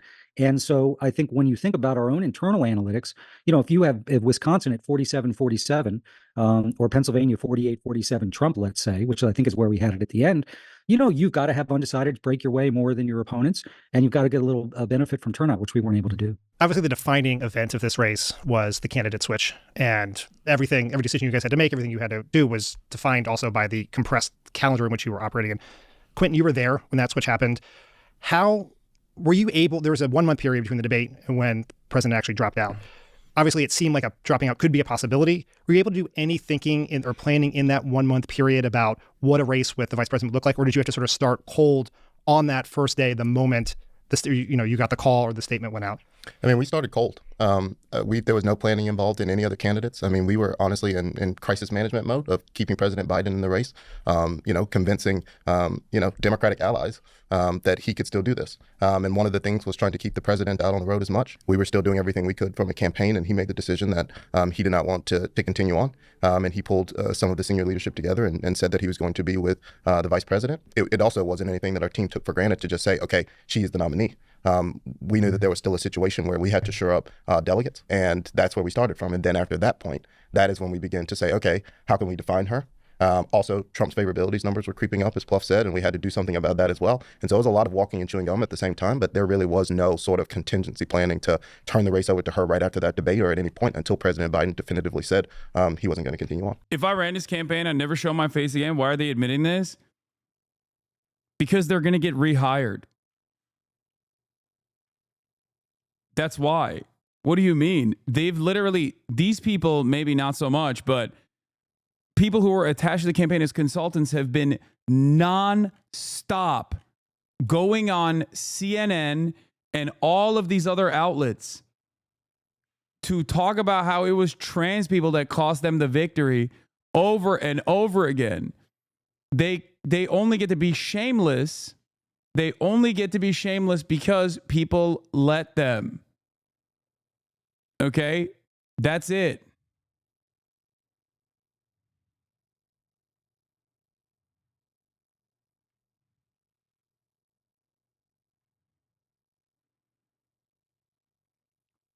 The Democratic Party consistently entertains and also elevates losers, okay? Because their goals overall is to maintain the status quo. That's it. God forbid, God fucking forbid that they disrupt the status quo. Did you just say it's literally people who are running the campaign saying that? These are the people who are responsible for the campaign, yes. But other consultants that have also been that have played a formative role in the campaign have been endlessly going on CNN and defending their positions by saying we did everything right and the voters were either too stupid to recognize it, which is, something that is if you say that out loud as a campaign person, like consultant, you should be fired permanently. Or saying that it's because we were just like too pro-trans or too Latinx adjacent.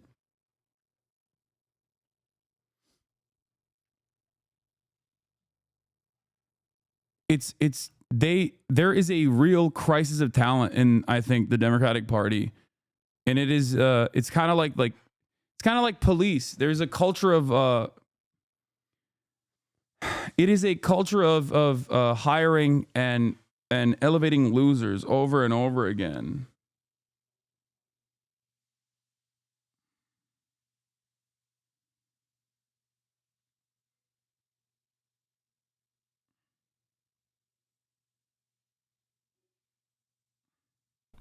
Stephanie, I think what probably surprised a lot of people in politics was the vice president was a largely unknown quantity to much of the electorate. Mm-hmm. So you guys, under a very short time frame, had to do two things. As Quinn said, you had to teach people about her and also make a case against Donald Trump, who had just come off, he was at an all-time high, come off the assassination attempt, the debate against the president.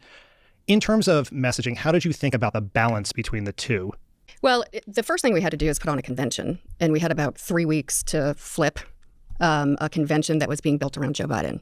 So, which is why we didn't flip the. By the way, these are, ironically enough, every single person here, I'm pretty sure, is also or was also a Joe Biden campaign strategist. So that's the other part of this as well. Kamala Harris did not have her own staffers. She has had a lot of turnover on her end historically, even when she was vice president. So, with the exception of Pluff, most of the people here are, they were already on the Joe Biden campaign.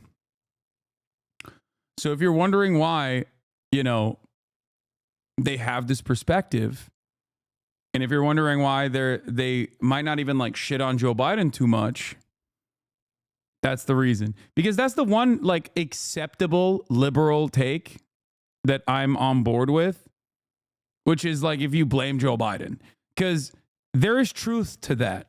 Okay, there is at least truth to blaming Joe Biden, because he does share a significant amount of the blame, a significant amount of the responsibility, not dropping out, not gearing up for being a transitional candidate and propping up a VP pick that could have potentially won. Even Kamala Harris, if you wanted to do that with her, like he didn't do that at all. And not dropping out until the very last moment, until he was forced to do so. Like these are all massively consequential decisions that absolutely played a formative role in Kamala Harris's defeat. But the former Biden staffers are not going to fucking say that either.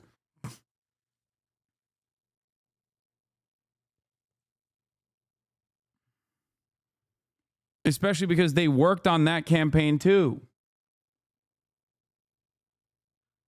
We were able to flip it, you know, to fit this very new character of a different generation, different experience, different background. And looking at the data at the time, which Jen and Pluff and Quentin have all talked about, she had a huge deficit in favorability because either people didn't know about her or what they did know about her was based off of negative media.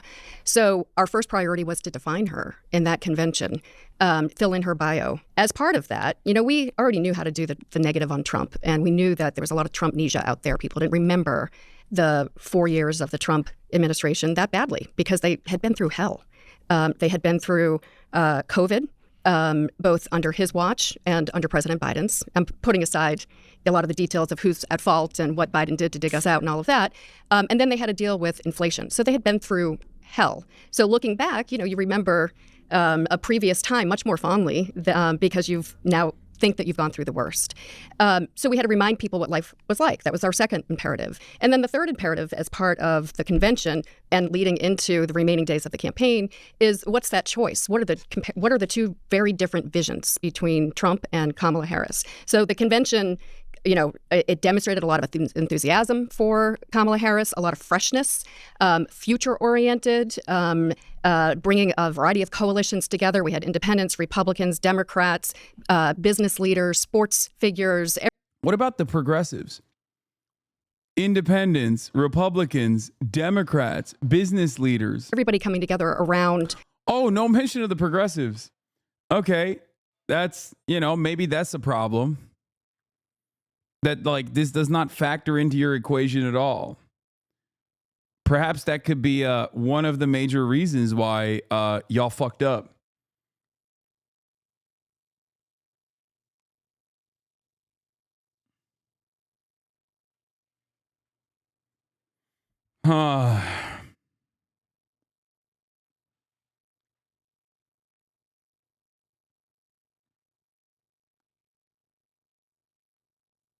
A new way forward and finally turning the page.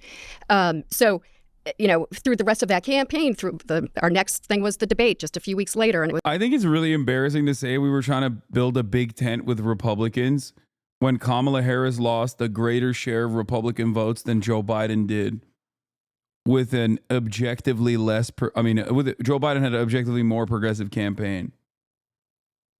Philly D calls out Hasan. What did he say?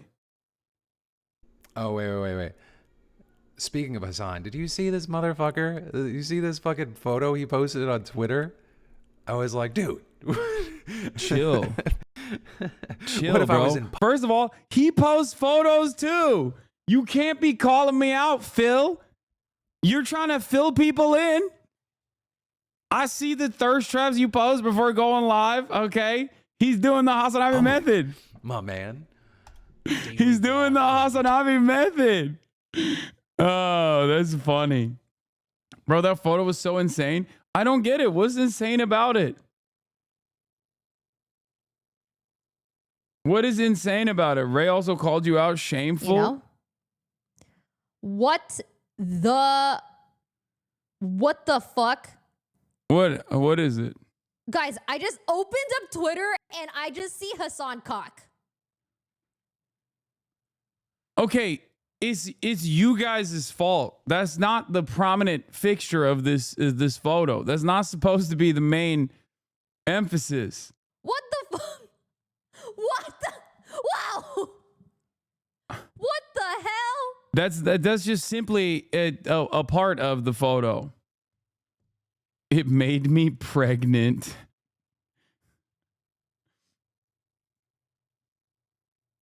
It's not like it's not supposed to be the most important part of the photo at all. It's supposed to not even be a part of the photo. It's just the afterthought.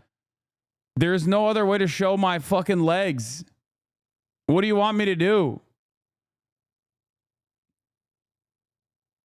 The photo is 30,000 likes in an hour. That is 2 hours. That's insane.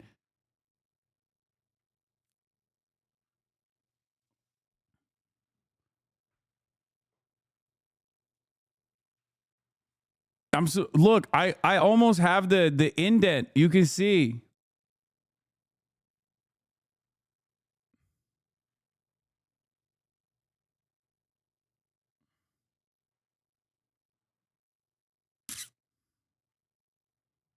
I saw the pig and had to have a cigarette.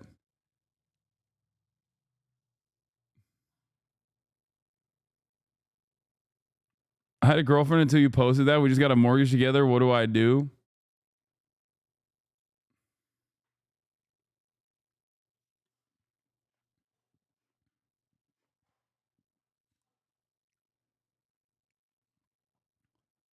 You're leaning back so your schmeat can be more prominent? No, I'm flexing.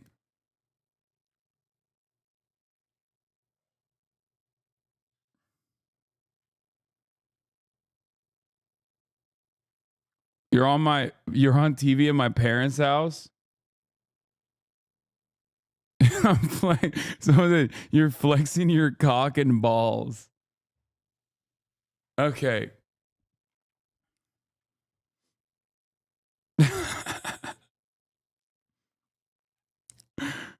This is why so many fucking incels hate me, dude. The shit that you guys are saying in here.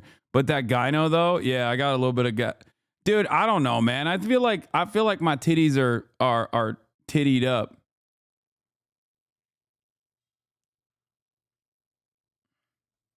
You're my litmus test for if I've gone full lesbian as of today. Def not.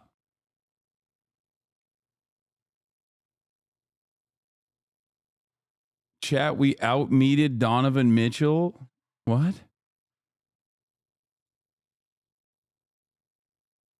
My Hatsune Miku poster going down and you're replacing her? That's okay. Everybody calm down.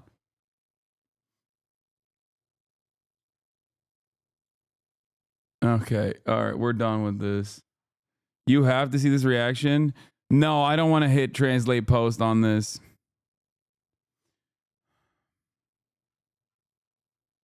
I'm clicking away. We're done. We're done. We're done. We're done. We're done. I think everyone's making a bigger deal out of this than they should have been. Donovan Mitchell did a Skims photo shoot and people started meat watching.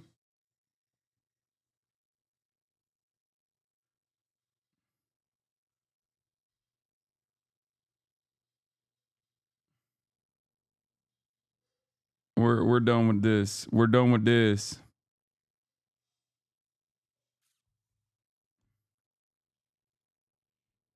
What is this? Context? Oh, is the Donovan Mitchell meet context? I mean, okay, that's not, I didn't outmeet him, dude. Are you crazy? He's got meat for fucking days. That's wild.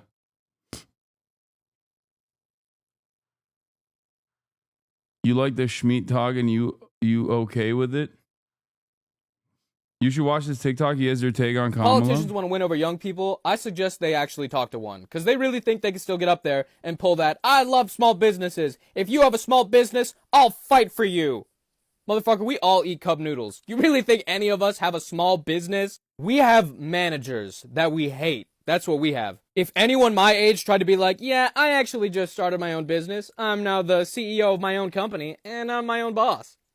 That motherfucker's in an MLM. Ignore everything he says. He saves up. Yeah.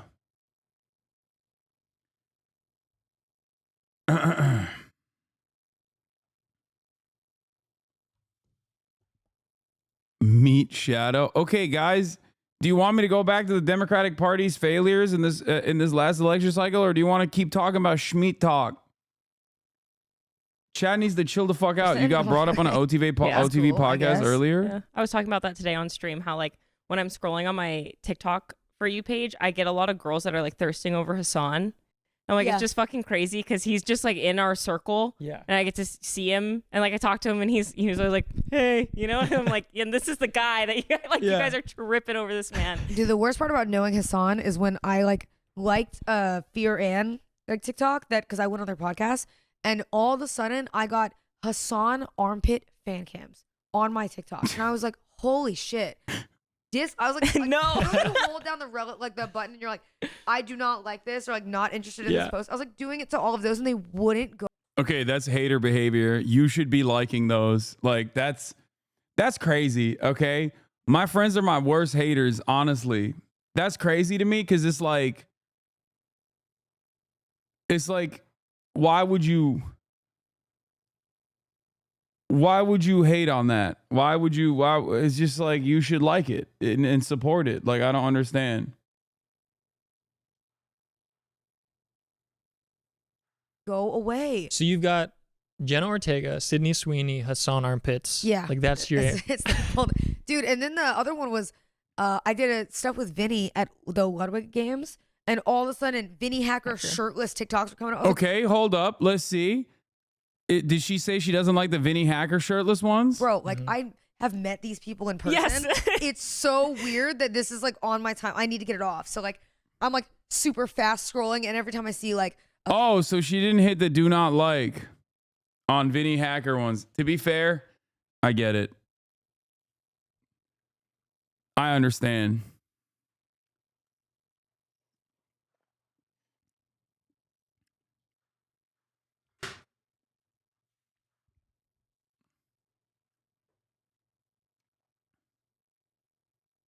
Heavier adults that push the plates?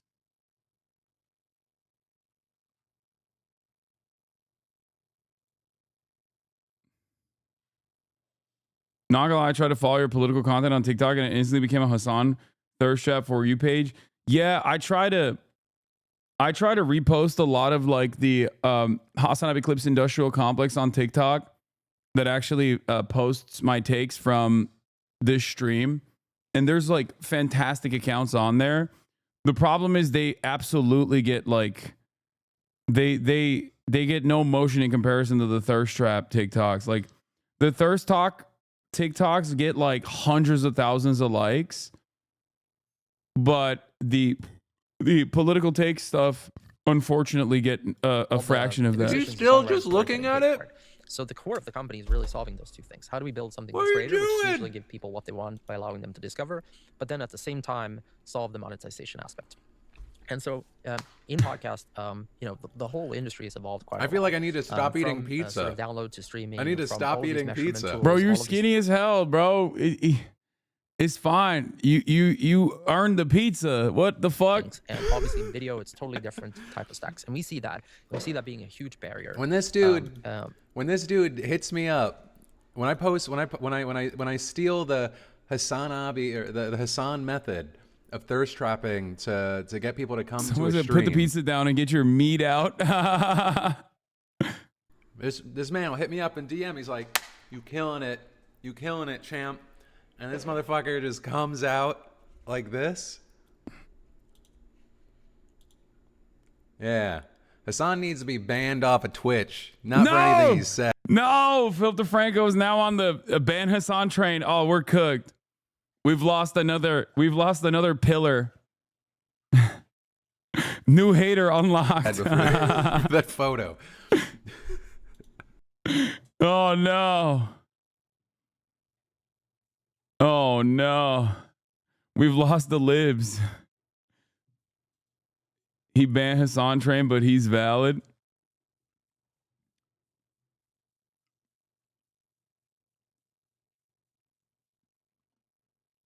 They say Icarus burned brightly before he went out, King.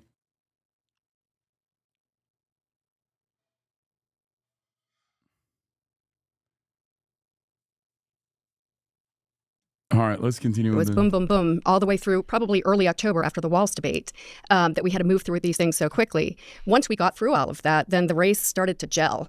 And, to the extent people were open to remembering what life was like under Trump, we were trying to fill that in. To the extent people had questions about Kamala Harris, we were still trying to fill that in. So in 107 days, what typically takes us a year and a half, 2 years in a presidential campaign, we were defining someone who was wholly undefined from the start, trying to remind people about the opponent and what life was like underneath him, and also take into account what the political environment was and the realities that we had to deal with, which, she was the incumbent, but she really wasn't the incumbent. People didn't know that much about her. The economy was still slightly getting better, but we couldn't really take credit for it.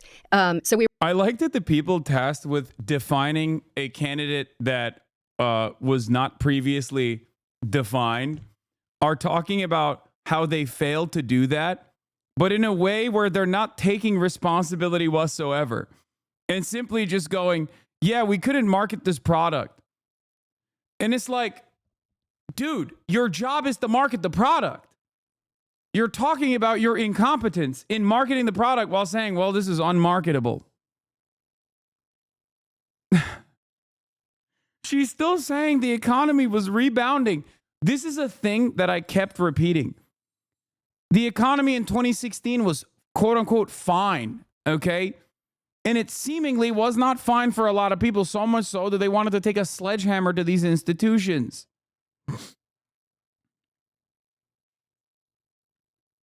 Clearly, they did not consider it to be fine back in 2016 when they voted for Trump the first time. It's like especially not fine now.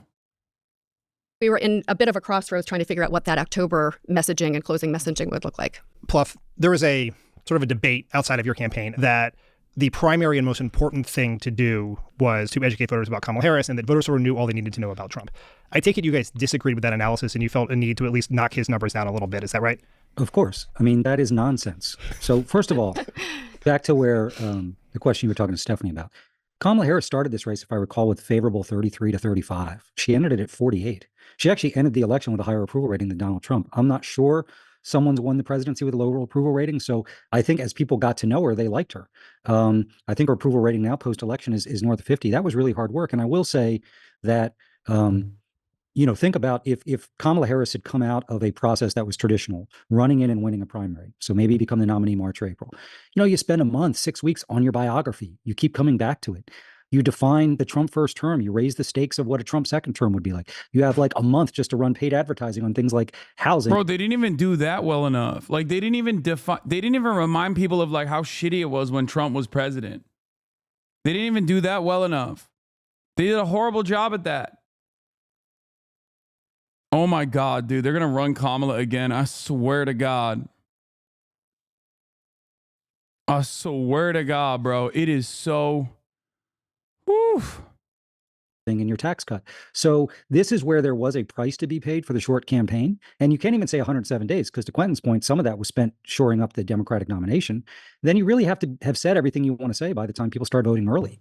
So we had a little more than 2 months to do bio, contrast on the economy, on healthcare, raising the stakes of Trump. So yes, when you have a race where you've got the current incumbent president with approval ratings of, let's say, 38 to 40, never in history have we had this before, at least since, I guess, Grover Cleveland. So once you have a former president running where 48 to 51% of the people approve of his first term, and people are dissatisfied with the direction of the country, you have to raise the stakes of what a second term would be like. So I think for us, we spent much more time trying to raise the stakes of the second term than re-arbitrating the first, because voters just weren't open to that. So that's why pointing out, his tariff and what that would mean in terms of a huge sales tax for the American people.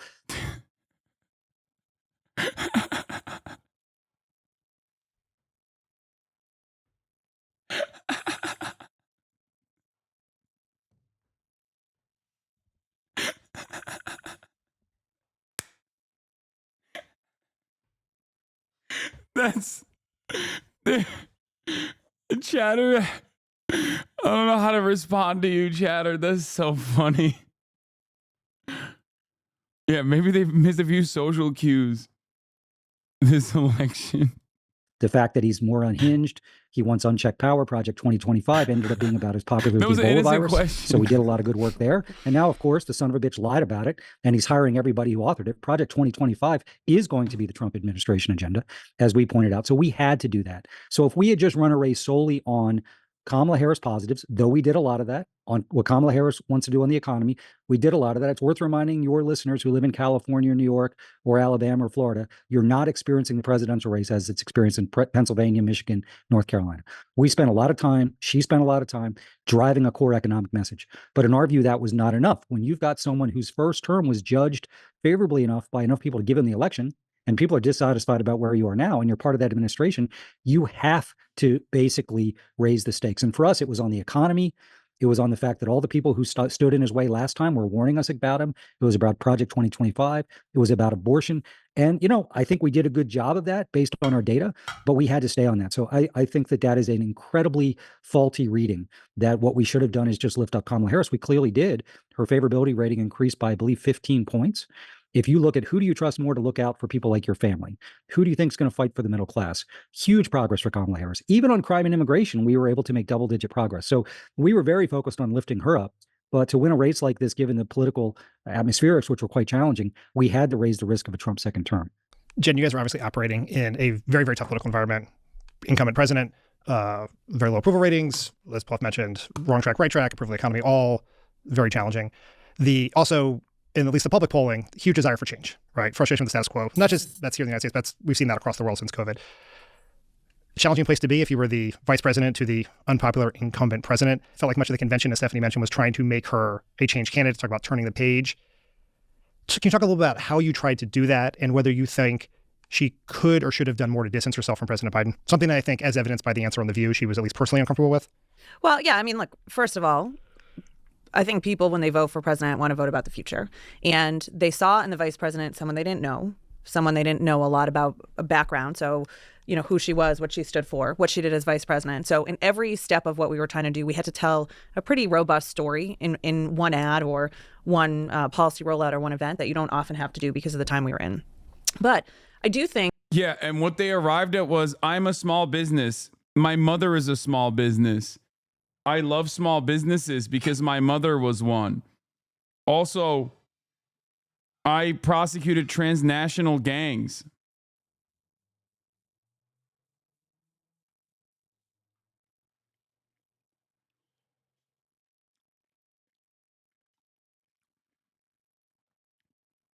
Joy.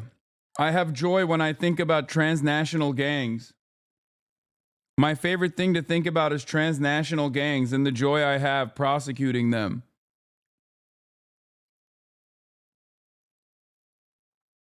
And also the joy I have when I think about small businesses in the opportunity economy.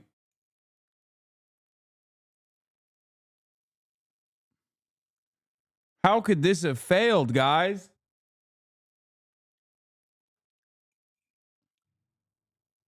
I don't understand. This was the greatest campaign message of all time. Yeah, I love the border wall. The border wall is great, actually. I've decided the border wall is great after calling everyone that defended the border wall a racist for 8 fucking years. I also want to drill. Drill, baby, drill. Every concession that the Democrats made read as just simple hypocrisy. That's it. Every concession that they made read as simple hypocrisy, that the Democrats were trying to just say, oops, we got caught lying. We actually like these things. These things were good. We were just lying when we said they're bad. So why the fuck does that matter? I think that we really focused from the get-go on how she was different than everyone else, different than Joe Biden, different than Donald Trump. And at the end of the day, the choice was her versus Donald Trump. And at the same time, she was very clear that she was a new generation of leadership, but it wasn't just like a statement. It was, here's what I need to focus on. her first policy announcements were economic, talking about housing, talking about lowering costs, understanding that people really didn't feel like things were progressing in the way that they wanted to, a la the right track, wrong track data, but how she brought her own point of view to thinking about housing. Sandwich generation, that was probably her biggest applause line, one of the best testing things that we did. That wasn't a poll tested, let's work on this poll, this data to tell us this is the right issue we should go talk about. That was about her life and also understanding what people in the country were really needing. Oh. Bro, these people are, I think these people just are bad. That's it. And it's not like the Republicans are good or have better people. They're just less bad, I guess. And only because like Trump reads as more authentic than Kamala Harris does. And these people will never understand why.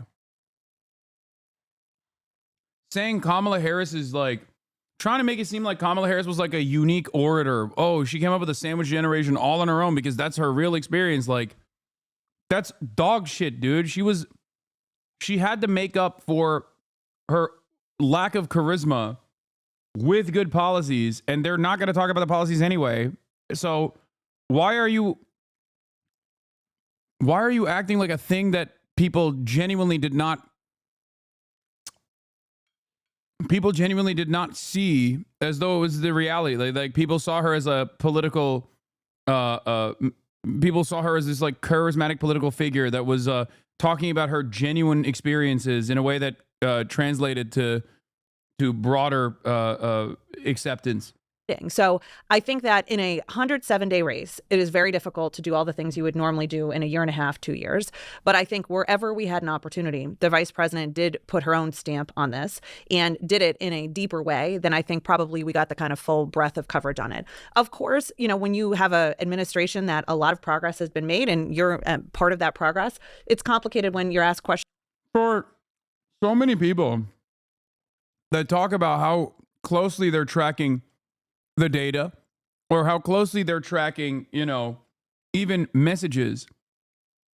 I wonder if they were closely tracking the messages around Gaza. Was that a consideration at all? I doubt it.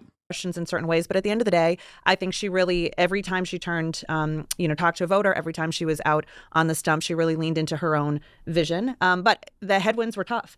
I will also, though, add, of course, we lost. So I'm not here to say that that didn't happen. We would much rather not have that happen. But where she campaigned, we did way better than the rest of the country. And Donald Trump did worse, to the point that you were just talking about with Pluff. The idea that people have just a well-constructed, already baked-in idea about Trump and they don't need to learn anymore is just complete fallacy. I mean, his numbers are stronger today than they have ever been. Yeah. And that was critical for us. And we also believe this race was not just about Kamala Harris. It was Kamala Harris versus Donald Trump. And we had to set that choice and that frame up. And I think that we were able to, anywhere we campaigned in all 7 of these states, where Donald Trump, by the way, campaigned too. He did worse and we did better. And we did make real progress against these national headwinds. If in every other state but the battlegrounds, there was a negative 8-point shift to the right, in the battlegrounds, there was only 3. So we needed it to be better than that. And perhaps if we had more time, we could have done that. But I think that's fundamental, that when people learn more about her, understood what she stood for, where she came from, and what her vision was, they responded well to that. And they responded in a favorable way, especially in contrast. Wow. We lost by less in states where we campaigned, as opposed to losing even harder in states where we didn't campaign. Brilliant.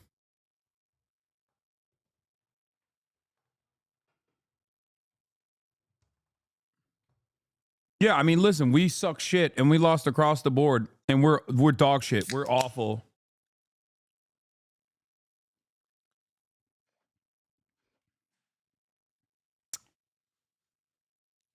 It's like, you see, we could have lost by 20, but we simply lost by 14. And that in and of itself is a victory. Got it.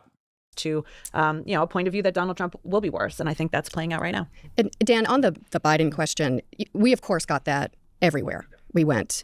And we knew what the data was. We knew we had to show her as her own person and point to the future and not try to rehash the past. But she also felt that she was part of the administration. And unless we said something like, well, I would have handled the border completely differently, we were never going to satisfy anybody. So we did talk about things like she's a different generation. Most of her career is from outside of Washington, not inside Washington. So she knows a lot of the best ideas are from across the country. Her career has been about reaching across the aisle, finding common sense ways to get things done. It's not been based in ideological politics. All of these things, we were trying to tell a story. Oh my God, they're so stupid, dude. Oh my God. Oh my God. Wow. This is worse than I thought. I sometimes also fall into the same trappings that I urge chatters not to fall into and assume that like a person in a position of power is at least knowledgeable or somewhat more knowledgeable than myself or more intelligent. I tell you guys all the time, like, you know, some of these congresspersons are dumb as fuck, right? But we tend to forget how fucking stupid the average person in DC might be. Because they're, you know, wearing suits and they're speaking in a professional cadence and yet I'm in awe at how resilient the stupidity is overall. She said, "Oh, look at all of our successes of showcasing Kamala Harris as like outside of the DC bubble." How did she present that? By fucking saying common sense solutions across the country.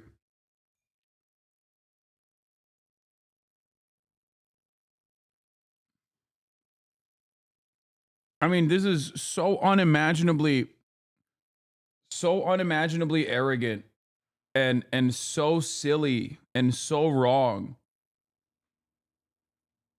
Wow. Americans love common sense solutions, sir. You don't understand. That's why she said it. It's like,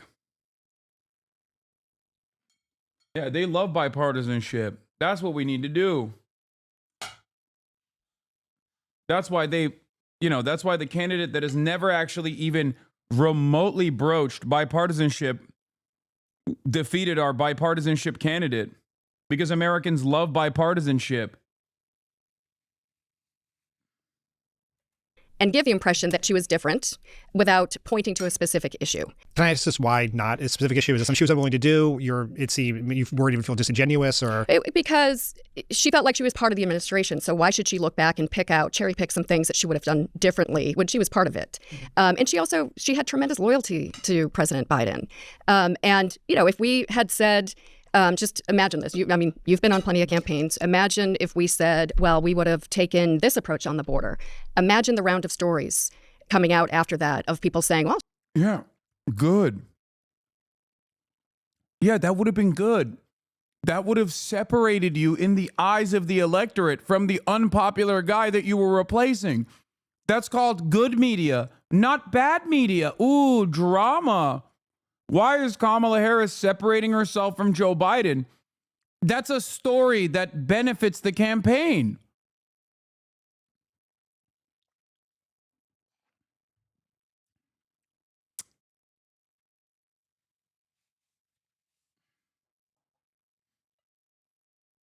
Wow.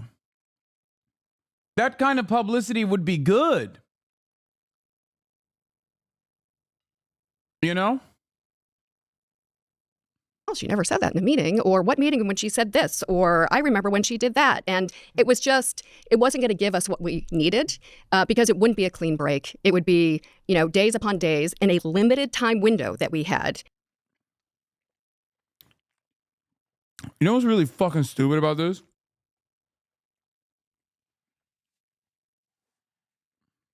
They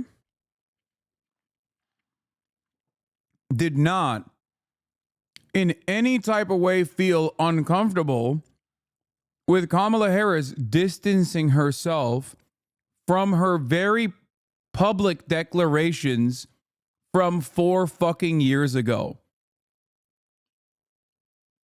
But God forbid she distanced herself from the guy that made the situation so dire that you had to substitute yourself in his place to run for president. They have no issue distancing from progressive policies that she had, quote unquote, fake championed, her own fucking platform that made her look like a buffoon a hypocritical phony to those who even pay close enough attention.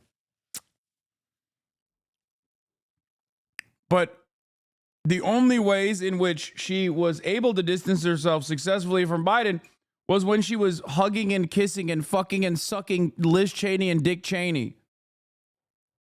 Ridiculous. Of dealing of who, what, when, where.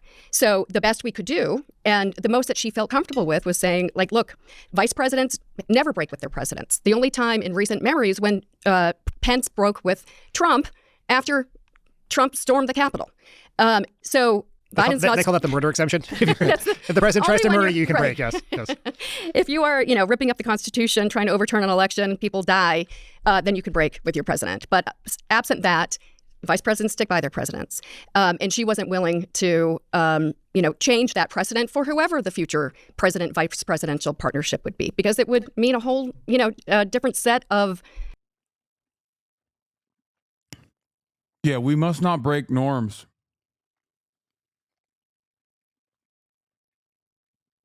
Excuse me. I love the rules and the norms. I am the norms abider. I am the rules and norms respecter. We must not break them. Okay, then why the fuck is Kamala Harris running for president? Why? Why is Kamala Harris president then? Running for president. She didn't become president. That was a violation of the norms. The fuck? Problems, as if we don't have enough problems in our democracy right now. So unless we were willing to say, Biden said green and she said blue on any particular issue, we were never really going to satisfy that. So our focus was, let's look to the future. Let's describe her and her approach to things. Let's use policies, future-looking policies, to demonstrate that difference. But in the end, we've all seen the data. Too many people thought that you'd be a continuation, which on the economy was, the incumbent killer. Quentin, in the post-election analysis, there's been a ton of focus on the very ubiquitous trans ad that the Trump campaign spent tens of millions of dollars on. There have been sort of two strains of thought of this. One, the sense that her position and the Democratic Party position on trans-related issues were one of the reasons. There's nothing funnier than talking about the economy being the incumbent killer when, Mexico is right there, dude. Mexico is literally right there. AMLO was an old, doddering man, but he was very well liked. Part of the reason why he was very well liked, aside from his daily fucking live stream broadcast that completely defeated any kind of stranglehold that corporate-backed mainstream media in Mexico could have, was the welfare expansion policies that he implemented.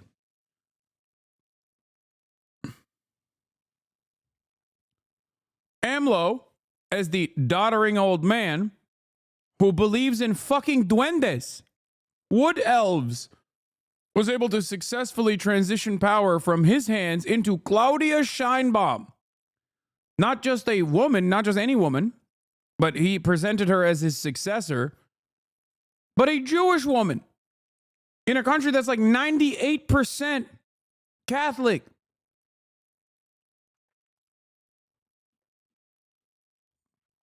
How the fuck did that happen? I guess maybe the wood elves are real and they made it happen. It's right there. You can just point directly to what is going on as a successful strategy. Now, it would be very funny if someone were to say, Mexico is simply more woke than the United States of America, right? Between the U.S. and Mexico, I mean, they are more woke on women's rights, at least when it comes to abortion, unconditionally offering support for abortion. There are places in America that are worse than Mexico now on abortion. That part is real. Having said that, however, it has some of the highest fucking rates of femicide on the planet. What are we talking about?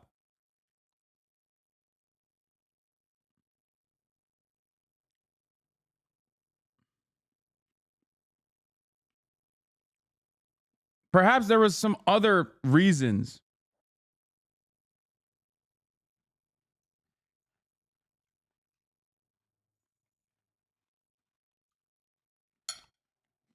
That's why we lost, but also real questions about why the campaign decided not to respond to the ad specifically. My understanding from reporting, at least, is that you guys tested a bunch of responses and they didn't work. Just tell me your thinking there and what role you think that ad and those issues actually played in the race.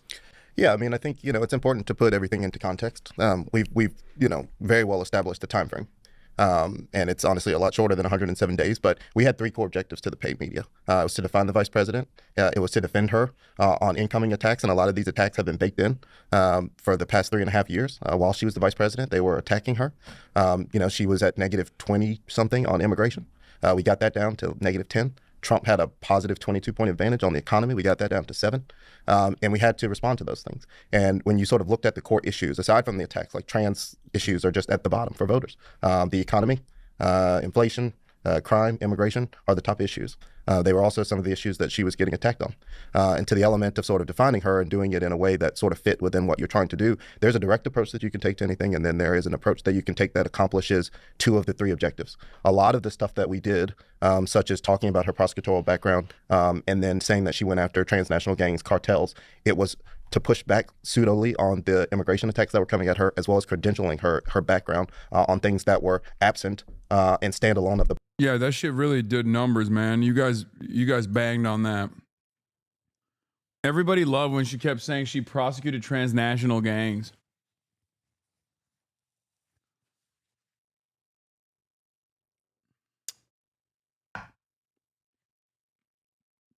The Biden administration. We did a lot of stuff about her record as AG, her record as a prosecutor, not as vice president, because it also allowed her to stand alone separate from the Biden administration. On the trans attack, obviously it was a very effective ad at the end. I ultimately don't believe that it was about the issue of trans. I think that it made her seem out of touch. And it was sort of a pseudo-economic ad underneath it, because he was saying you're going to pay for it with taxpayer money. And it was in her own words. And that's something. But we tested a ton of responses to this, direct responses. And none of them ever tested as well as basically her, talking about what she would do, to Jen's point, the future, the type of president that she would be. There were elements of it where we did try to say, and we put ads on television. Dude, the only reason why that kind of shit is even remotely effective when it's not, like in the same breath, this dude literally openly admitted that trans issues are the bottom of people's priorities. That means they are also the bottom of transphobes' priorities as well. They don't give a fuck. Okay? Which means all of this is a distraction, and it's only an effective distraction if you don't have any campaign messaging that the Republicans are more focused on dismantling. That's it. Say you are in support of Medicare for all, and then watch the Republicans try to land attacks against that. Be like, it's socialism.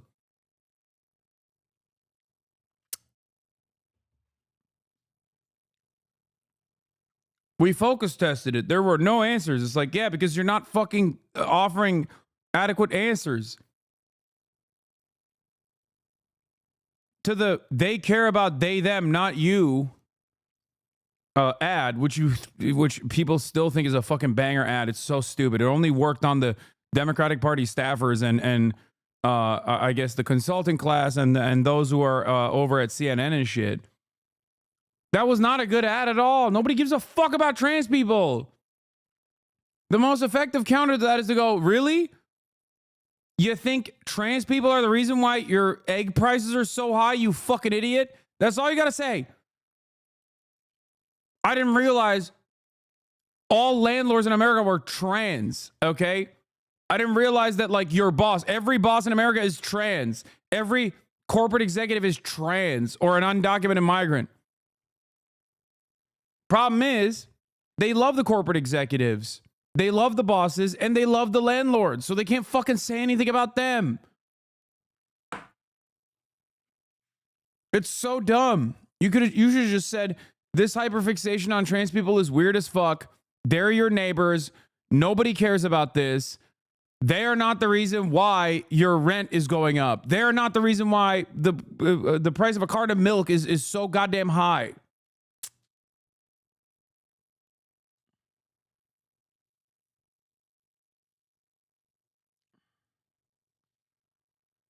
But they didn't do that. And also, that alone doesn't work unless that messaging alone doesn't work unless you also have like positive policies that you can point to that directly respond to people's material circumstances.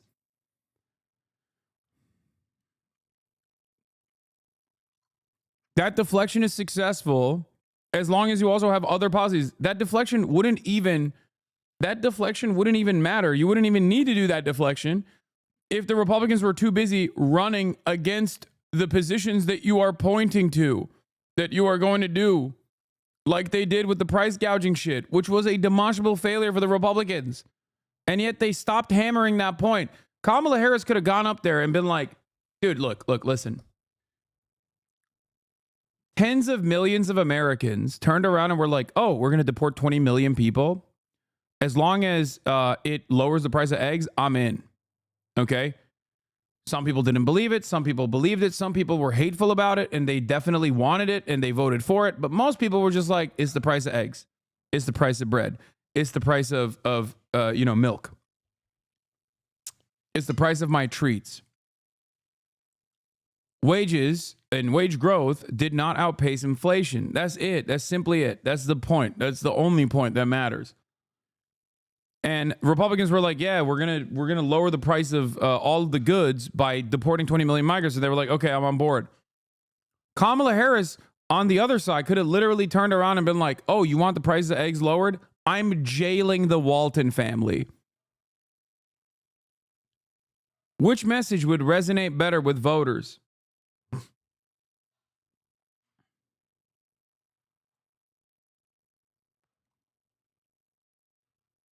I'm not saying she should do this. I'm not even saying that would actually lower the price of eggs. It would probably lower the price of a lot of shit. But my point is, Americans didn't give a fuck at that point. Okay, they didn't give a shit about what Kamala Harris was going to do in an effort to lower the price of eggs. Okay. Yeah, Mexico also recently just renewed price control measures as well. As of November 11th. Claudia Sheinbaum said on Monday that she would renew an agreement with food producers and retailers to keep the price set of basic groceries affordable for consumers. The measure had been rolled out by her predecessor, former President Andrés Manuel López Obrador, in 2022, as inflation was as high as it has been in 2 decades. We want prices to come down for consumers, especially for those who don't have much. Sheinbaum, who took office at the beginning of October, said in her morning press conference. The new accord will be signed on Wednesday or Thursday. López Obrador, Sheinbaum's mentor, launched the price controls in collaboration with the private sector on a set of groceries, including corn tortillas, rice, soap, tomatoes, and toilet paper.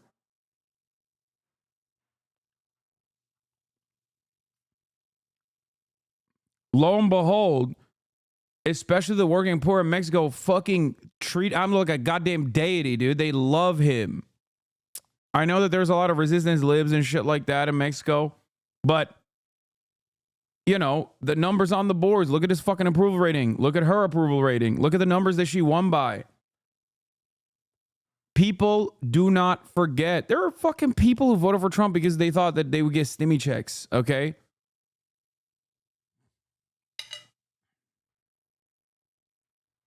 People don't forget the last time that the government actually did something right by them. I don't think you guys understand.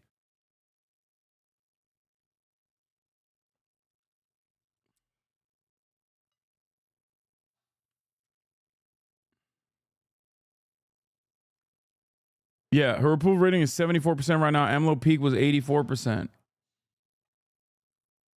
Another example of this is fucking China. People always get mad, but like Harvard studied the Chinese attitudes towards the government and were shocked by the results. Like, these guys are not in the pocket of China. They're not invested in making a pro-China a pro-China fucking message at all. Chinese government approval ratings are consistently 90 plus. And it makes sense when you think about it. If you in your lifetime saw a relatively like an agrarian society go from that to having like tier 1 cities pop up left and right with like 20 million plus people, you're going to be like, this is the greatest. I love this. Oh my God, we've become a dominant force on the planet. Why the fuck wouldn't you be happy in that situation? Of course you would.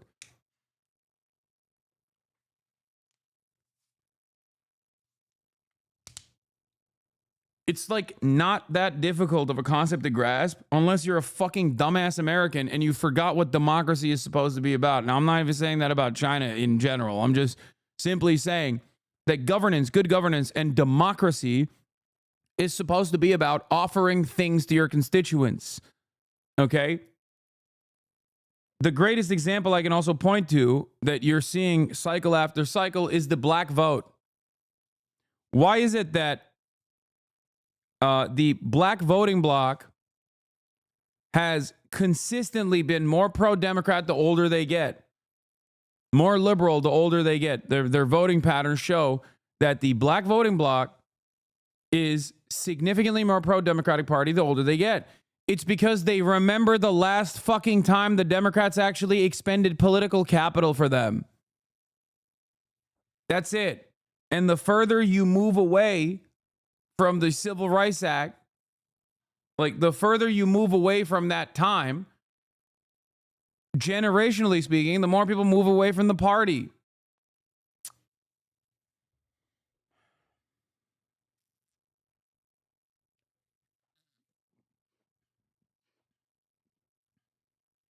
I think it's the same with queer people still being so in the pocket. We still remember 2014. Yeah.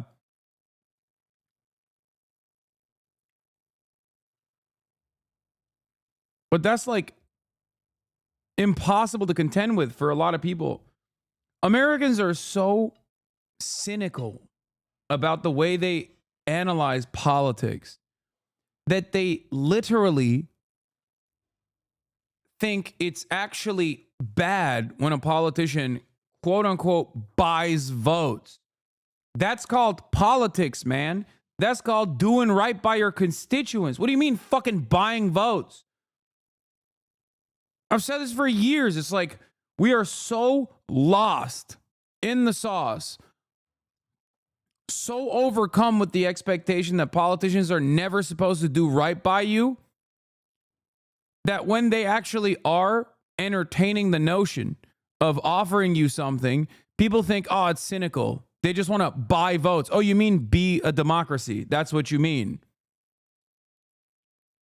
I can't believe that they're not simply in the pocket of corporations and their interests.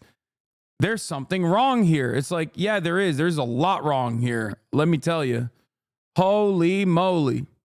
Of her saying, you've seen all the negative attacks against me, and try to bottle it up, because I also think you have to think about the entire sentiment when you're running a paid campaign. And the trans ad, I think because of the content, a lot of people felt like it was much bigger than what it was. But to put that into context, Team Red, meaning Trump and all the super PACs that were spending on Trump's behalf, that was 7% of their total ads was on that issue. Was that specific? I think it was 2 ads, right? Yeah. There was the original, and then there was the one with Charlemagne. Yep. And it was all Trump.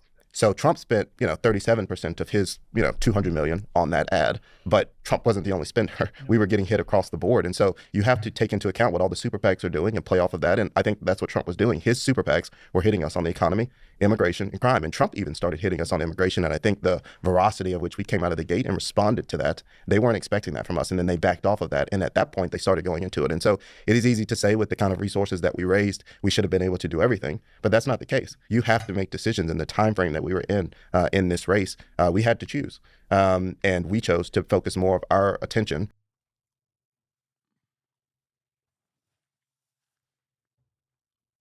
Bro, you had $1 billion that you raised in like a week.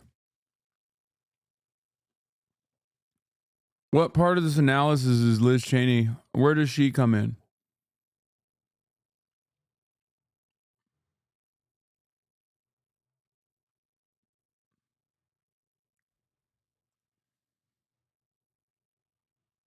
I can't watch the rest of this, man. I can't even entertain this shit. It's so ass. Let's get to some real thinkers. Let's get to some real thinkers, okay? That's right. It's time to be fucking value-tained.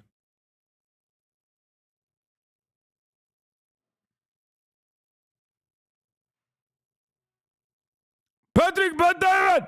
Prime Minister Netanyahu faces potential arrest in UK following an international criminal court ICC warrant for alleged war crimes in Gaza, which trans is weird. Democrats like myself are sick of it. The money spent to get the trans vote is actually hurting a majority of their base.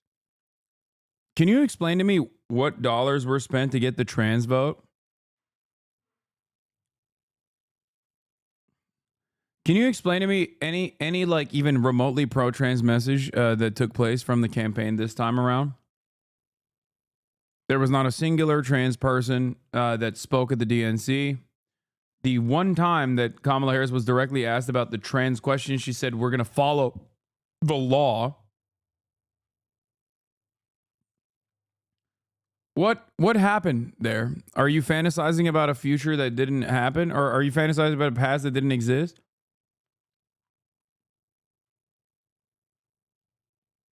How am I supposed to deal with you? I think you're weird. Talking about how trans people are weird. You're weird, motherfucker. You're hallucinating. You got trans on the mind. Something broke. Which also includes former Defense Minister Yoav Gallant. Downing Street has confirmed the UK will uphold its legal obligations under ICC Act 2001, which mandates compliance with such warrants. While the government refrained from commenting on specific causes, a spokesperson emphasized that Netanyahu would not receive special treatment if he were to visit UK. The ICC actions have sparked political debate, which we'll talk about here in a minute. And at the same time, you got, what's his name, comes out. Justin Trudeau comes out, page 9 it is, and he says the following. Let me see, does it say? These guys are so funny because like there's a lot of discontent in their audience towards Israel, but they still have to like try and frame it in a way where Israel is still the good guys. So he's just going to fucking point to like Justin Trudeau and libs to be like, oh, you know, this guy is just like Donald Trump, Netanyahu. He's just like Donald Trump, but of Israel. And also, Justin Trudeau, we know he's a bitch and he wants to arrest Netanyahu. That's why you should like Netanyahu. Not going to work. It says page 9 here, but I don't have it. Where is page 9, Rob? It says Justin Trudeau, Canada's Trudeau. Do you see that story? I don't have it here. Is it on 10? Right here. Okay. 9. Canada's Trudeau says he would arrest Netanyahu in ICC orders. He stated on Thursday that Canada would enforce the ICC warrant for Prime Minister Netanyahu, emphasizing we stand up for international law and we will abide by all the regulations and ruling of the international courts. This is just who we are as Canadians. Trudeau highlighted broader goals amid the Gaza conflict, such as aid flowing in, the release of hostages, and return to two-state solution, condemning Hamas while urging for a ceasefire to protect civilians. He acknowledged the domestic challenges for Canadian communities impacted by the conflict, stating, we have to remember who we are, be there for each other, pushing for peace and stability as hard as we can. Tom. This whole thing is borderline ridiculous. You've got two countries that are basically at war, one against its will, right? Israel's been dragged into a war, you know, and it is a war. It is fake. It's not just a border skirmish and a battle. It's a war. And they have been dragged into it. And now you're going to say, yeah, those babies shouldn't have been sleeping in their cribs if they didn't want to get fucking murdered by Israel. Israel saw brown children existing and was like, we have to kill them.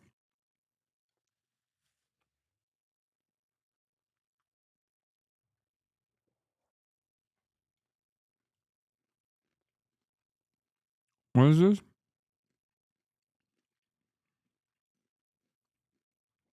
Public school systems are littered with this initiative. I have 2 kids in elementary school that have to deal with this. I'm not hallucinating. Haha. Hopefully you understand what is pushing Democrats away from the party. I voted for Kamala. I'm just telling you what's happening. Public school systems are littered with this initiative? What are you talking about, dude? This dumb fuck saw like a Facebook meme. That's how stupid we are, by the way. As a society, the level of stupidity is basically, I saw a Facebook meme. What do you mean? Like public schools are littered with this? Like what? You mean like a trans teacher? You saw like a trans person who happens to be a teacher? Like what are we talking about?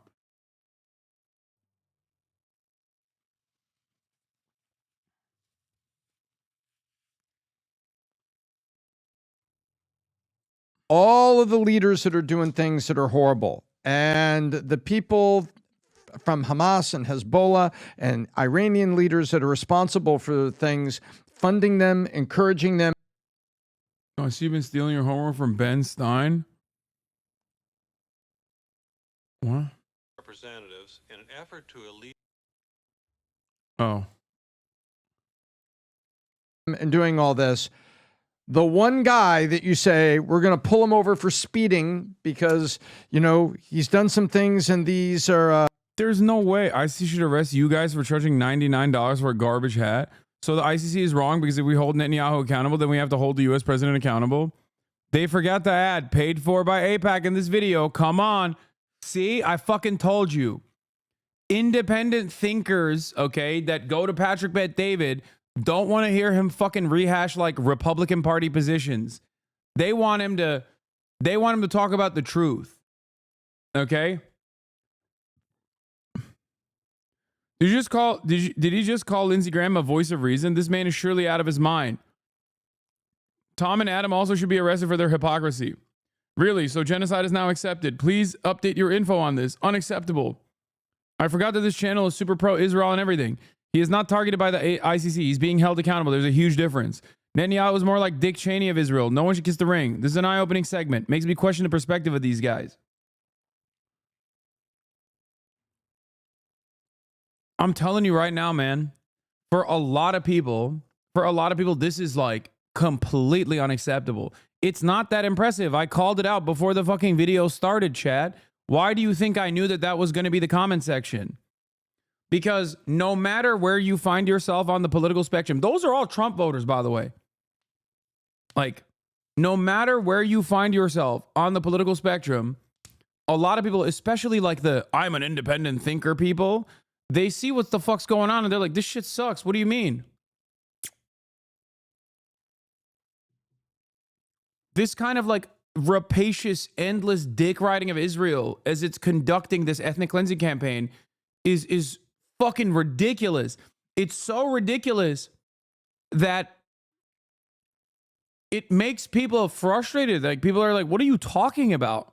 These are people who don't give a fuck about Muslims, by the way. There are a lot of people out there who do not give a fuck about Muslims. Like, they don't give a shit. If it was America melting Iraqi children, they're like on board. But they see what the fuck Israel's doing and they're like, okay, dude, like, what is this? Why are we giving like billions of dollars to these guys? And they're so fucking arrogant in the process. They come in to the United States of America. They speak in front of Congress. Congress fucking claps like seals. They do a standing ovation to this guy who is now has an arrest warrant for being a fucking war criminal by the ICC. Like, most normal people see that and go, what the fuck is happening? And I'll take it one step further. Beyond that, beyond the fact that most normal people see that, considering that there's already a lot of nascent, unexamined anti-Semitic tendencies amongst the American population and the Western world in general, they go, oh shit, maybe Jews do control the fucking media and the government. That's literally how they think. It's not an accident that there's so many chatters are like, yeah, dude, I don't know what the fuck to do. There's like so many people in my like immediate friend group have, I feel like, started pointing to like incredibly fucking anti-Semitic takes and shit.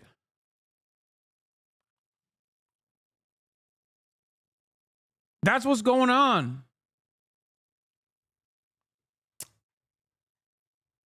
That's what the fuck is happening. And people, it's just crazy because it's like people don't see the negative consequences. Or even if they do, they're too nearsighted. Okay? They are so fucking short-sighted to not recognize that this endless defense of Israel is just genuinely making people go, yeah, I'm anti-Semitic. Who gives a fuck? Fuck you. Okay? And when you also dilute the severity of the term anti-Semitism, anti-Semite, to like even point to people like myself who are obviously anti-Israel, not anti-Semitic at all. As a matter of fact, I criticize Israel because it fucking constantly claims it's doing this shit for Jews. What the fuck do you think people are going to think?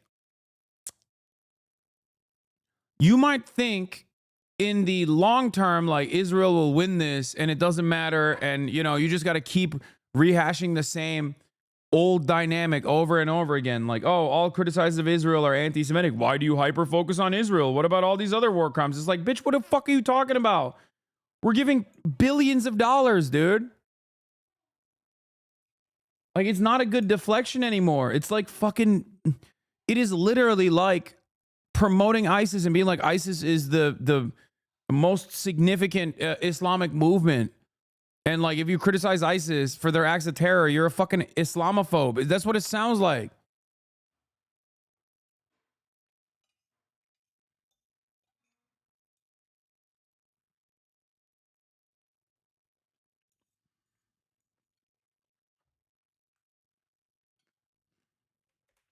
These are war crimes. Some civilians have died. These are war crimes. The one guy the ICC wants to pull over is Netanyahu.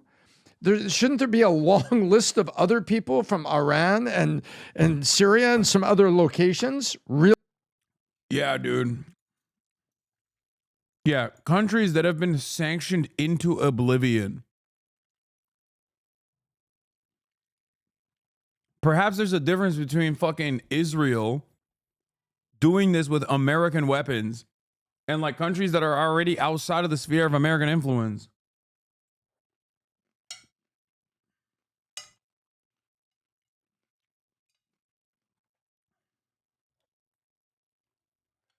Really? The one guy you want to pull over? And then the UK says, we'll back it up, but you got to remember who's speaking and who the UK is.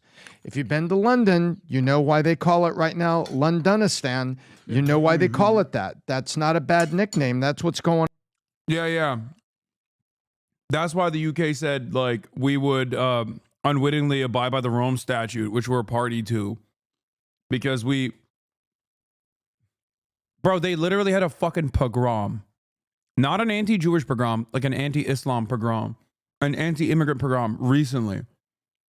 Like a week after the fucking Tories lost. The fuck do you mean?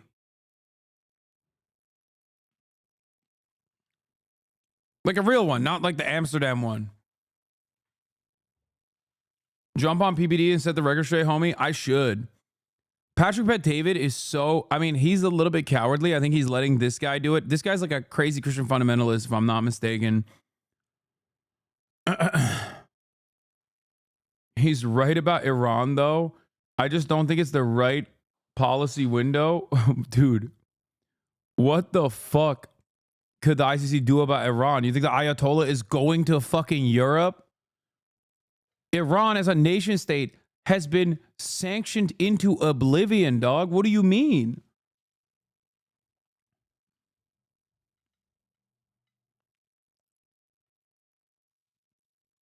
PBD is a part of the Persian diaspora who will die on this hill. That's the thing, right? It won't work, or else it theoretically is right. Yeah, like sanctioning Iran or saying that like the Ayatollah is a fucking war criminal is not like, it's not going to do anything. You know what I mean? They already are. They've already gotten hit with the fucking greatest fatwa of all time, okay? American sanctions. He's not wrong about Iran though. PBD is a part of the Persian diaspora who will die on the hill on making sure the fascist Islamist regime in Iran gets wiped out, and Israel to them is their best chance of getting their country back. Yeah, I mean, he's also a Shah writer. That is the Iranian diaspora part that is like, I'm Persian, not Iranian, and they like the Shah. Anyway. But regardless, there's nothing. It's like, dude, it's the same principle behind like fucking giving Putin the war criminal declaration, which actually is more meaningful because that does actually stop him from traveling to like BRICS nations or whatever. Like he couldn't go to South Africa, he couldn't go to Brazil. So that is more significant. The Ayatollah is not going to Brazil. You know what I mean? Like the Ayatollah's not traveling outside of the country, you know? So you're not even like limiting his travel.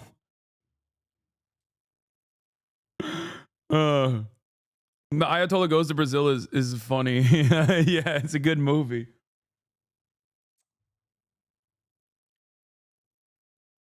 on, and the political climate, just like Minneapolis, just like we have with Omar and our own government, this is the things they say. And so you're not hearing the core of the UK. You're not hearing sensible, Western leaders saying, hang on a second, there's a war going on and there's people, should be a whole group of people that's pulled over for speeding here. Look. I think it's pretty funny that, like, the only defenses people have against this metric ton of evil is to just hit the Islamophobia button and be like, you don't understand. All the naysayers are like disgusting Muslims, okay? They're bad guys. But because Israel's actions are so uniquely awful that even Islamophobic people are like, come on, dog. Yeah, I hate Muslims too, but like, Israel's kind of gotten a little out of hand, don't you think? Yeah. For so many people that want to defend Israel, like the number one defense always is like, well, have you considered that Israel's killing Muslims and that's good? And at this point, it's like, it doesn't even matter. For most people, it's just like, dude, I just want to fix the fucking potholes. Like, why are we giving trillions? Another 20 billion to Israel, please, is not a policy prescription that anyone is on board with, okay? They don't even want to give Ukraine weapons. And at least Ukraine is defending itself, man. Like, Americans are like, why the fuck are we giving Ukraine weapons? And Ukrainians are like fucking dying. Okay? And that's not mostly because they're pro-Russia, with the exception of like a couple dumbasses in a Telegram group that like got duped into thinking that, Russia is anti-trans and that's why, I like Russia or some shit. Okay? With that exception, it's like, for most people, it's like, why the fuck are we giving Ukraine so much money? That's what Americans think, okay? So, for a lot of Americans who don't even want to give fucking Ukraine money or weapons when they are defending themselves against a nation state that America has historically considered the enemy from the USSR times all the way to now, why the fuck do you think they would be fine? With the exception of the right-wing, rabid, evangelical Christian weirdos, most Americans look at this and go, why the fuck are we giving so much money? Why are we giving so much money to Israel? This doesn't make sense.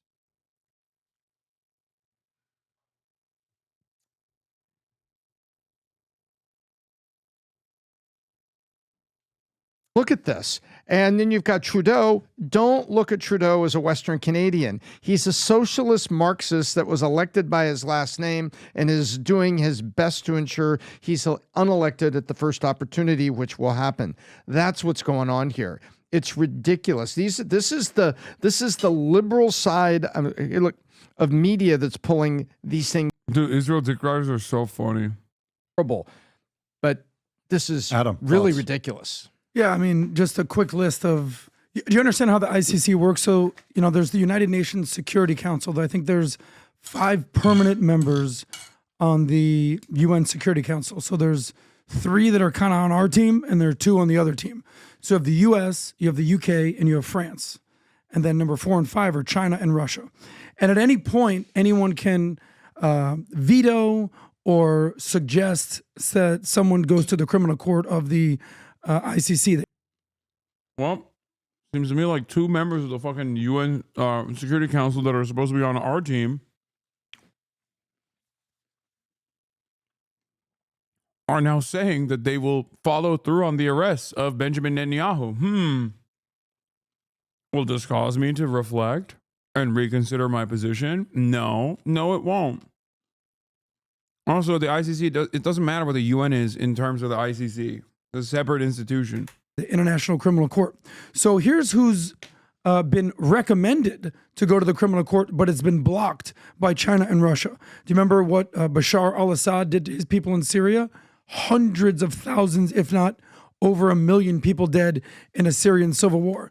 This good-looking gentleman right here, Bashar al-Assad, 1 million people dead. No arrest, no nothing. And he probably used biochemical. What's the argument? He gets to do it so we can do it too? Like, I don't understand. Also, it's not even a we.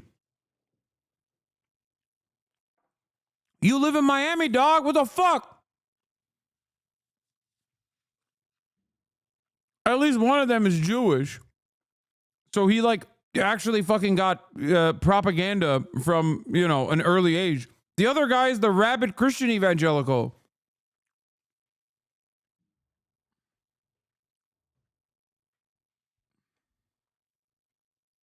Well, he did.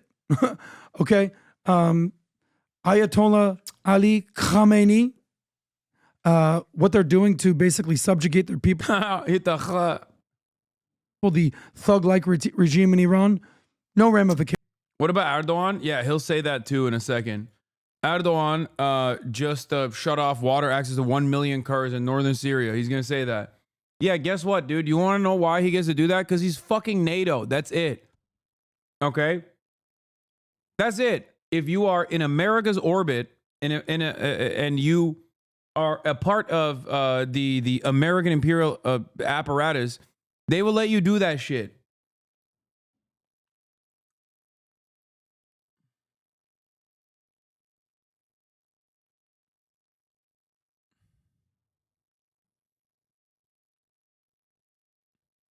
What? The FBI posted its file on Black Lives Matter today. It's small, only 77 pages and mostly news clippings. But it looks like at some point during 2017, they were monitoring protesters showing up to Ben Shapiro lectures. That's amazing. I'm so glad that the federal agencies are working round the clock to, you know, make sure that these real criminals are prosecuted and apprehended. Fuck, man. God, this country is so ass, dude. It's so fucking ass. It is so goddamn ass. In the past, I have had my dealings. And it's so funny when they're like, we're very well aware of who you are. That's what they said to me back in the day.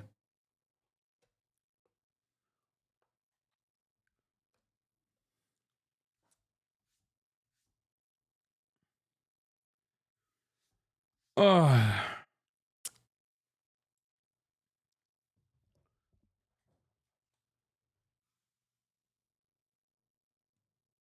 Ben with the UCLA and 100 cops came with him recently. Yeah, I saw that.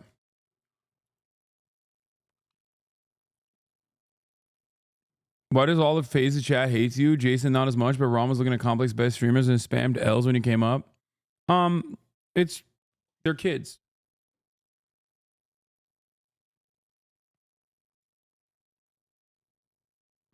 Because they're 12. Yeah. There are a lot of them are kids. They don't really think about any of this stuff. They think I'm like, I haven't really interacted with Ron and Lacey's communities as much. That's probably what it is. Some of them are like former XQC fans and shit.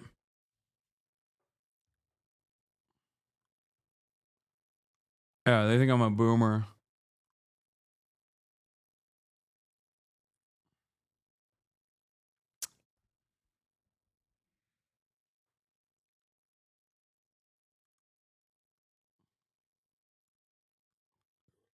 Do you get some satisfaction in knowing an FBI agent has to enjoy your thirst traps? No. Also, a lot of Aiden Ross crossover. Actually, I forgot. That's the major role.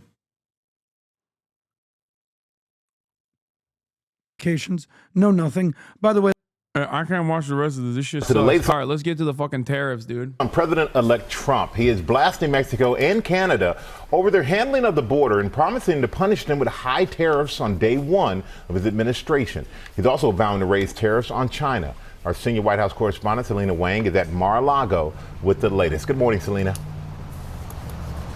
Good morning, Michael. President-elect Trump is threatening. Do you think your FBI agent is your fan? You would be shocked with the places in which there are Hasanabi heads. Every day, someone reaches out and tells me something that I truly find to be insane. Okay? It is some real, I'm not even kidding. This is some real Tyler Durden Fight Club shit. It is wild. I'm talking like Department of Homeland Security. How the fuck did that happen? I'm talking, I mean, look at the yeah, someone said, I know a Department of Homeland Security guy who loves you. Yeah.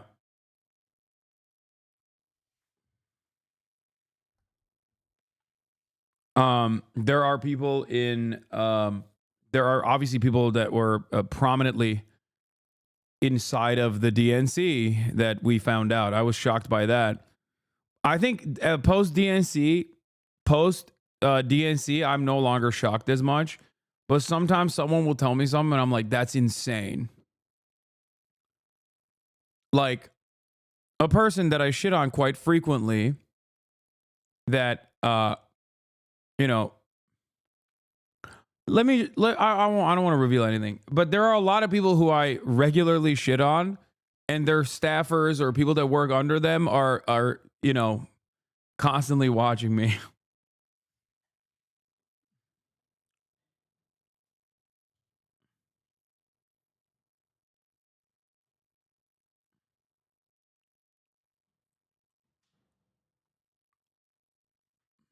To impose tariffs on America's top 3 trading partners. This would massively disrupt businesses and supply chains. It could also dramatically increase the costs of everything from cars, clothes to oil.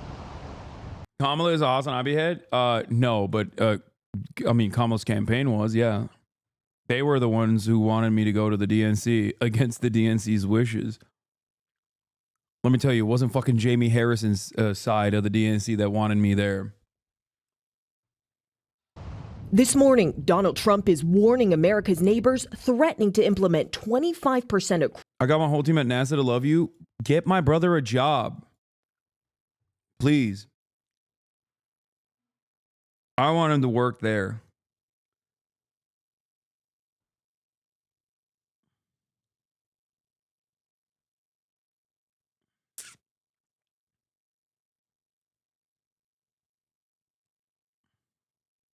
You know, before they fucking wipe it out entirely.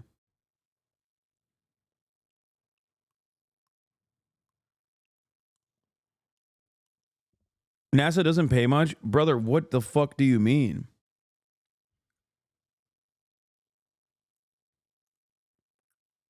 You think Marat gives a fuck about the money? Are you kidding me? First of all, let me tell you something, okay? Aerospace engineers don't make as much as you think they would be making. I promise you. It is actually shocking how bad that shit is. And there are plenty of people who probably work in the defense sector and also specifically as like aerospace and mechanical engineers in this chat that will tell you, yes. Like shit that you would assume is like 300K. Like you'd probably be like, oh yeah, this is like a top of the line experienced engineer. They should be making like 300,000. You know? Like think about that. That is like one of the, like you have to get a higher degree. You have to, yeah, no, they get paid like, if they're lucky, they get paid like 100 grand mid-career.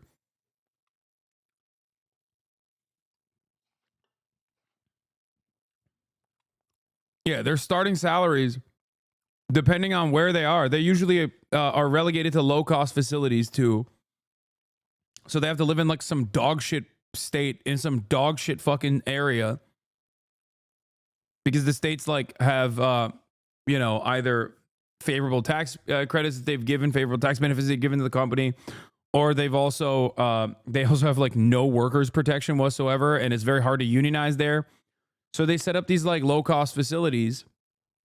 Land is cheaper too, and then they're like, yeah, you're at a low cost facility. You're in a state that is like nobody wants to live in. So yeah, of course we're gonna pay you 60 grand. Shut the fuck up as a starting salary.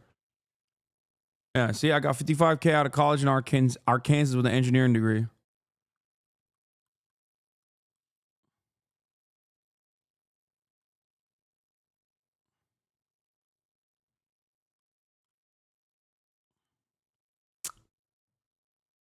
Yeah. Engineers, 100K is a low salary. Are you out of your mind? Brother, for someone who's like, half a decade into their career, almost a decade into their career, as a fucking rocket scientist? Are you stupid? What are you talking about?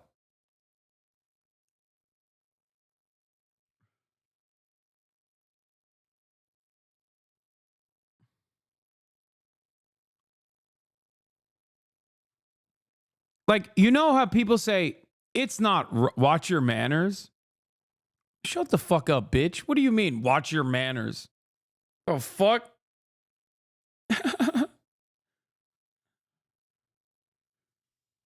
God damn. Where the fuck do you think you're at? Anyway, you know how people say, it's not rocket science? The reason why people say that is because rocket science is hard. Okay? And the expectation from normal people is that, when someone is doing rocket science, that they're probably going to be paid a lot more than the average person.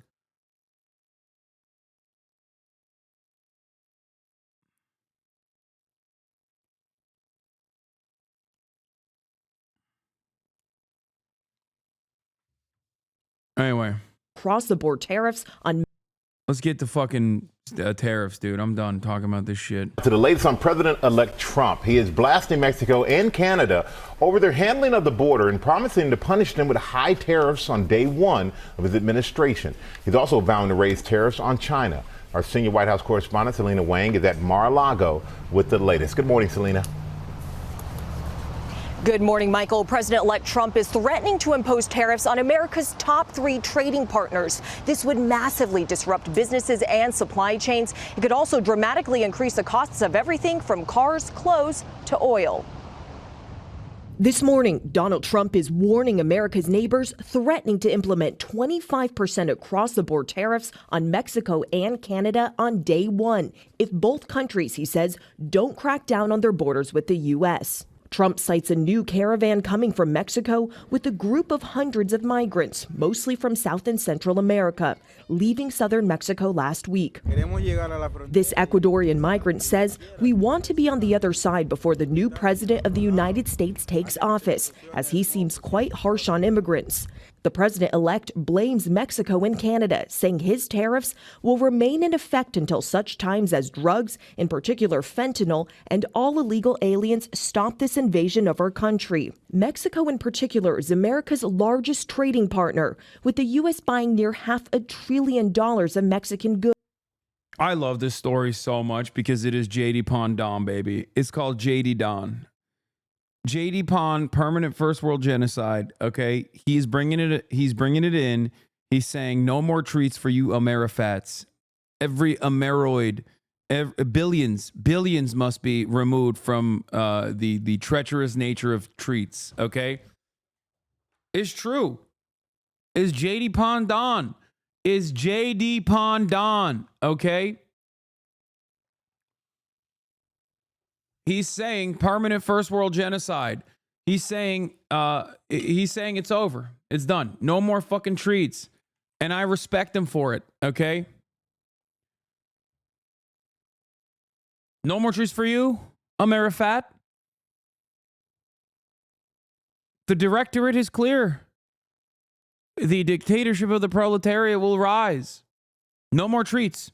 Americans must suffer. You like Cheez-Its? You're going to fucking die, okay? No more Cheez-Its.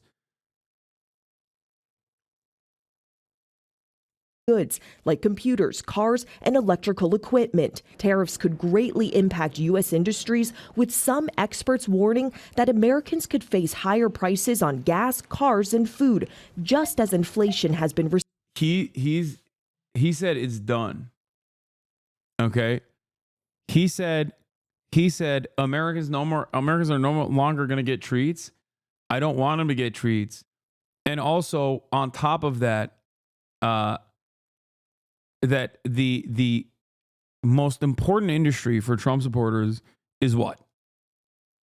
Drop shipping and Trump merchandise. He wants to gut this industry, okay? He wants to destroy these two key sectors.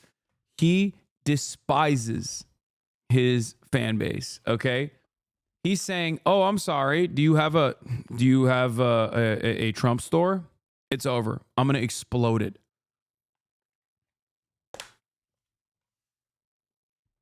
He said, "No more drop shipping and no more Trump merchandise." Receding. Mexican authorities have broken up past caravans, with many more disbanding on their own. But Trump's incoming. Oh yeah, by the way, this is the other thing I called. A lot of people were wondering, like, Hasan, why the fuck is Trump doing this trade tariff shit? And I told you it's gonna be to win favors. That's it. It's that, and also to maybe in the future gut what remains of the income tax.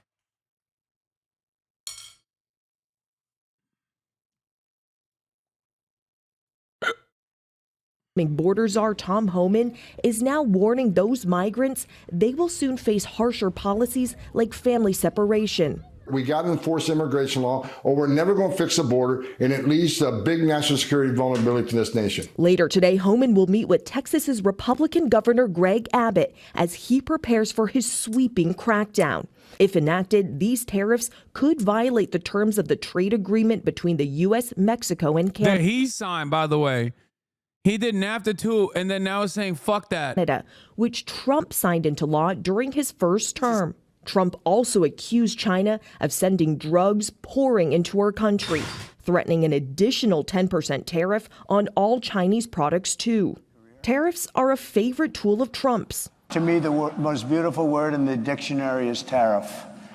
And it's my favorite word. Trump's comments drawing responses from trade partners. The Chinese embassy saying economic and trade cooperation is essentially mutually beneficial.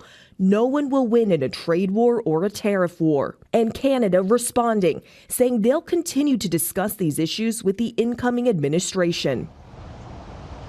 Trump used tariffs as a negotiating tactic during his first term, so he's reusing that playbook again. But if he actually follows through on his campaign vow for higher tariffs, some economists estimate that could cost the average U.S. household more than $2,600 a year. George? It could really drive inflation. Okay, Selena, thanks very much. CNN's Rosa Flores is in Houston for us now. Rosa, how is Mexico responding to what we're hearing from the incoming Trump administration about how they plan to crack down on the border and carry out these mass deportations?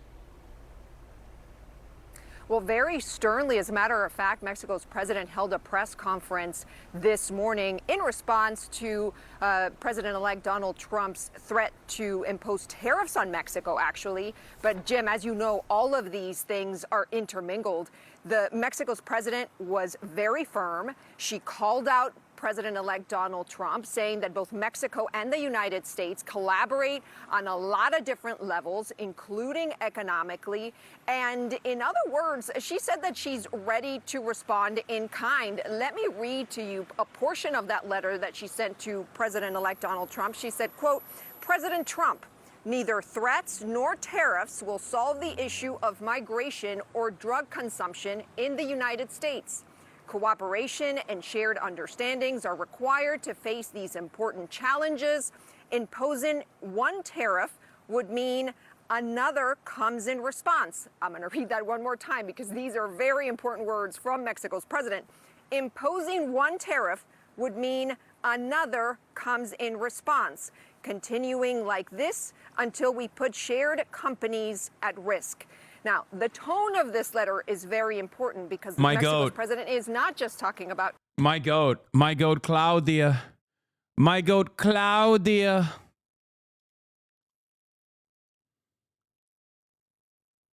Conservative Reddit claims this is a Trump negotiation tactic that is in the Art of the Deal book, and that he's hitting with the highest possible deal for them to squirm and take action, and he will lower the tariffs once they do.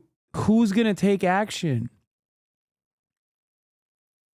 Tariffs do not end up. Tariffs are not a cost that the Chinese government has to pay. And there are certain raw materials, for example, that companies need. There is a lot of shit that is not either refined here Or there's a lot of shit that isn't just here. So, like, what are you going to do? You can't materialize things that don't exist within the boundaries of the United States of America.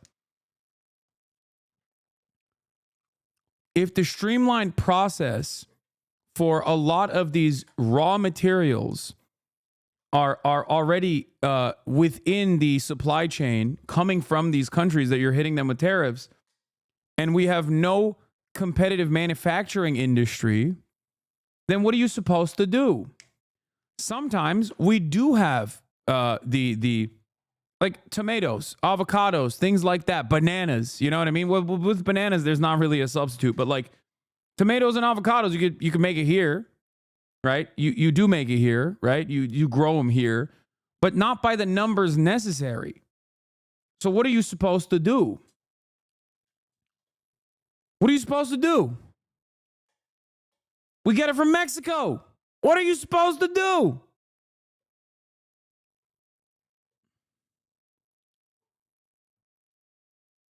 Trump is doing degrowth, dude. That's what he's doing. Like, people are still, what's going to end up happening is people are still going to keep, importing this stuff, and then they're going to pay the tariffs, and then they're going to carry on the cost of the consumer. That's it. So the prices are going to go up. Because now the production costs have gone up. It's that simple.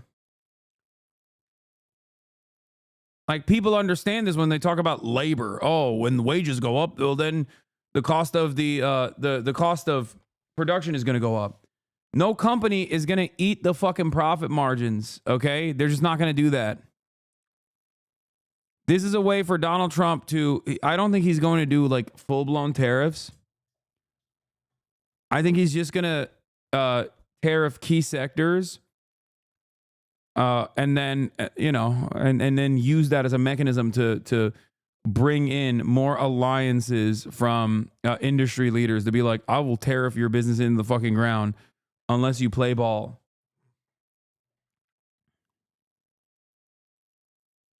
Companies need to be able to eat the upfront cost, though. Okay, if companies were going to eat the upfront cost, why don't they do that for fucking wage increases rather than fucking putting tariffs on random shit that then goes in the pockets of the American government so they can fucking not, fix the potholes and instead give it to Israel? The fuck? Force the companies to eat the profits, eat into their profit margins, and increase wages then.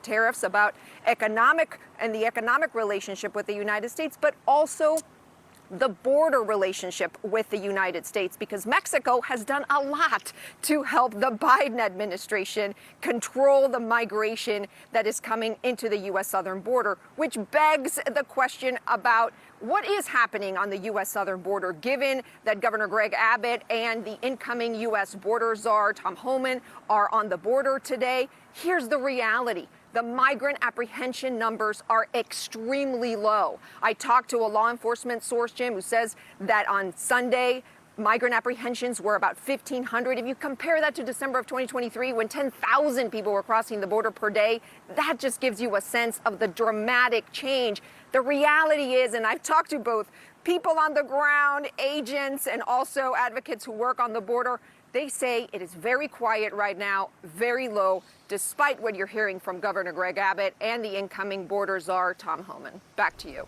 All right, Rosa Flores, important context. Thank you very much. What do Americans want in terms of what were their top priorities for Trump? This is according to CBS News YouGov poll that came out. Their highest priority is lower prices. 79% of Americans want lower prices. Just 26% say put tariffs on imports. So his strategy here could undercut what voters want him to do. Sure, but this, threatening tariffs. Dear President-elect Donald Trump, I'm writing to you regarding your statement on Monday, November 25th, concerning migration, fentanyl trafficking, and tariffs. You may not be aware that Mexico has developed a comprehensive policy to assist migrants from different parts of the world who would cross our territory en route to the southern border of the United States.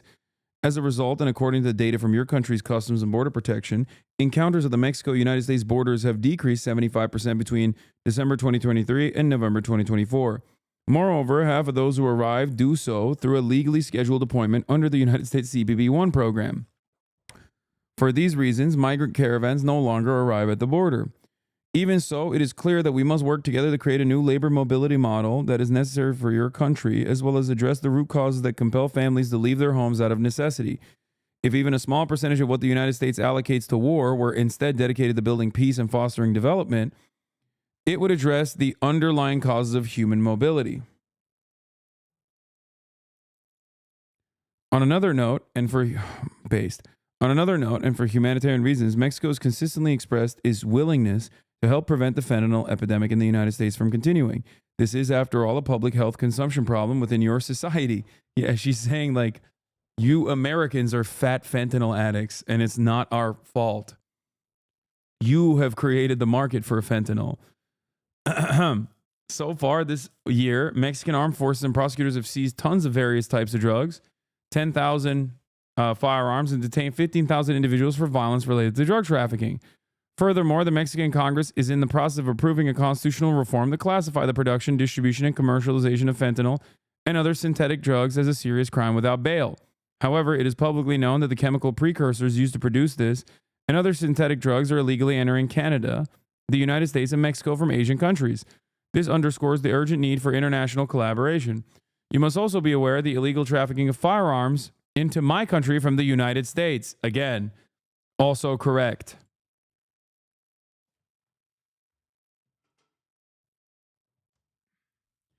It's also, ironically enough, Americans that traffic the fentanyl and chemical compounds necessary for fentanyl through regular points of entry for an American market. And then Americans also trade guns for said fentanyl and chemical compounds. So the drug trade is directly vibrant as a consequence of ridiculous American policies. America is so gun crazy that they also have similar problems with Canada too. 70% of the illegal weapons seized from criminals in Mexico come from your country. We do not produce these weapons, nor do we consume synthetic drugs. Tragically, it is in our country that lives are lost to the violence resulting from meeting the drug demand in yours. Am I on CNN now? Are they finally covering my story on CNN? Let's watch. Not yet. It's out front.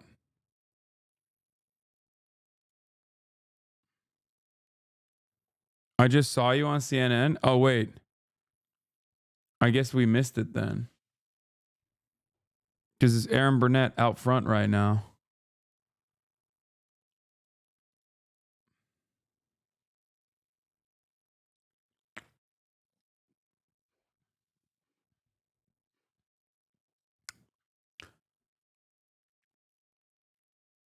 I'm up next.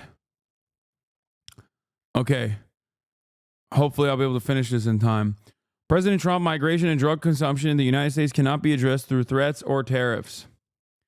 What is needed is cooperation and mutual understanding to tackle these significant challenges. For every tariff, there will be a response in kind until we put at risk our shared enterprises. Yes, shared. For instance, among Mexico's main exporters of the United States are General Motors, Stellantis, and Ford Motor Company, which arrived in Mexico 80 years ago.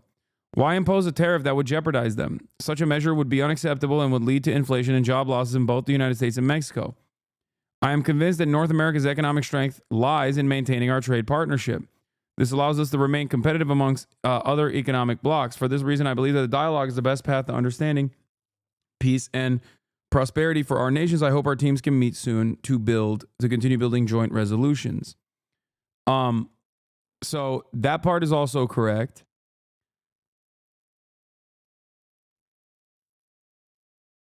And not only is that part correct, but also one of the funniest things that happened in this process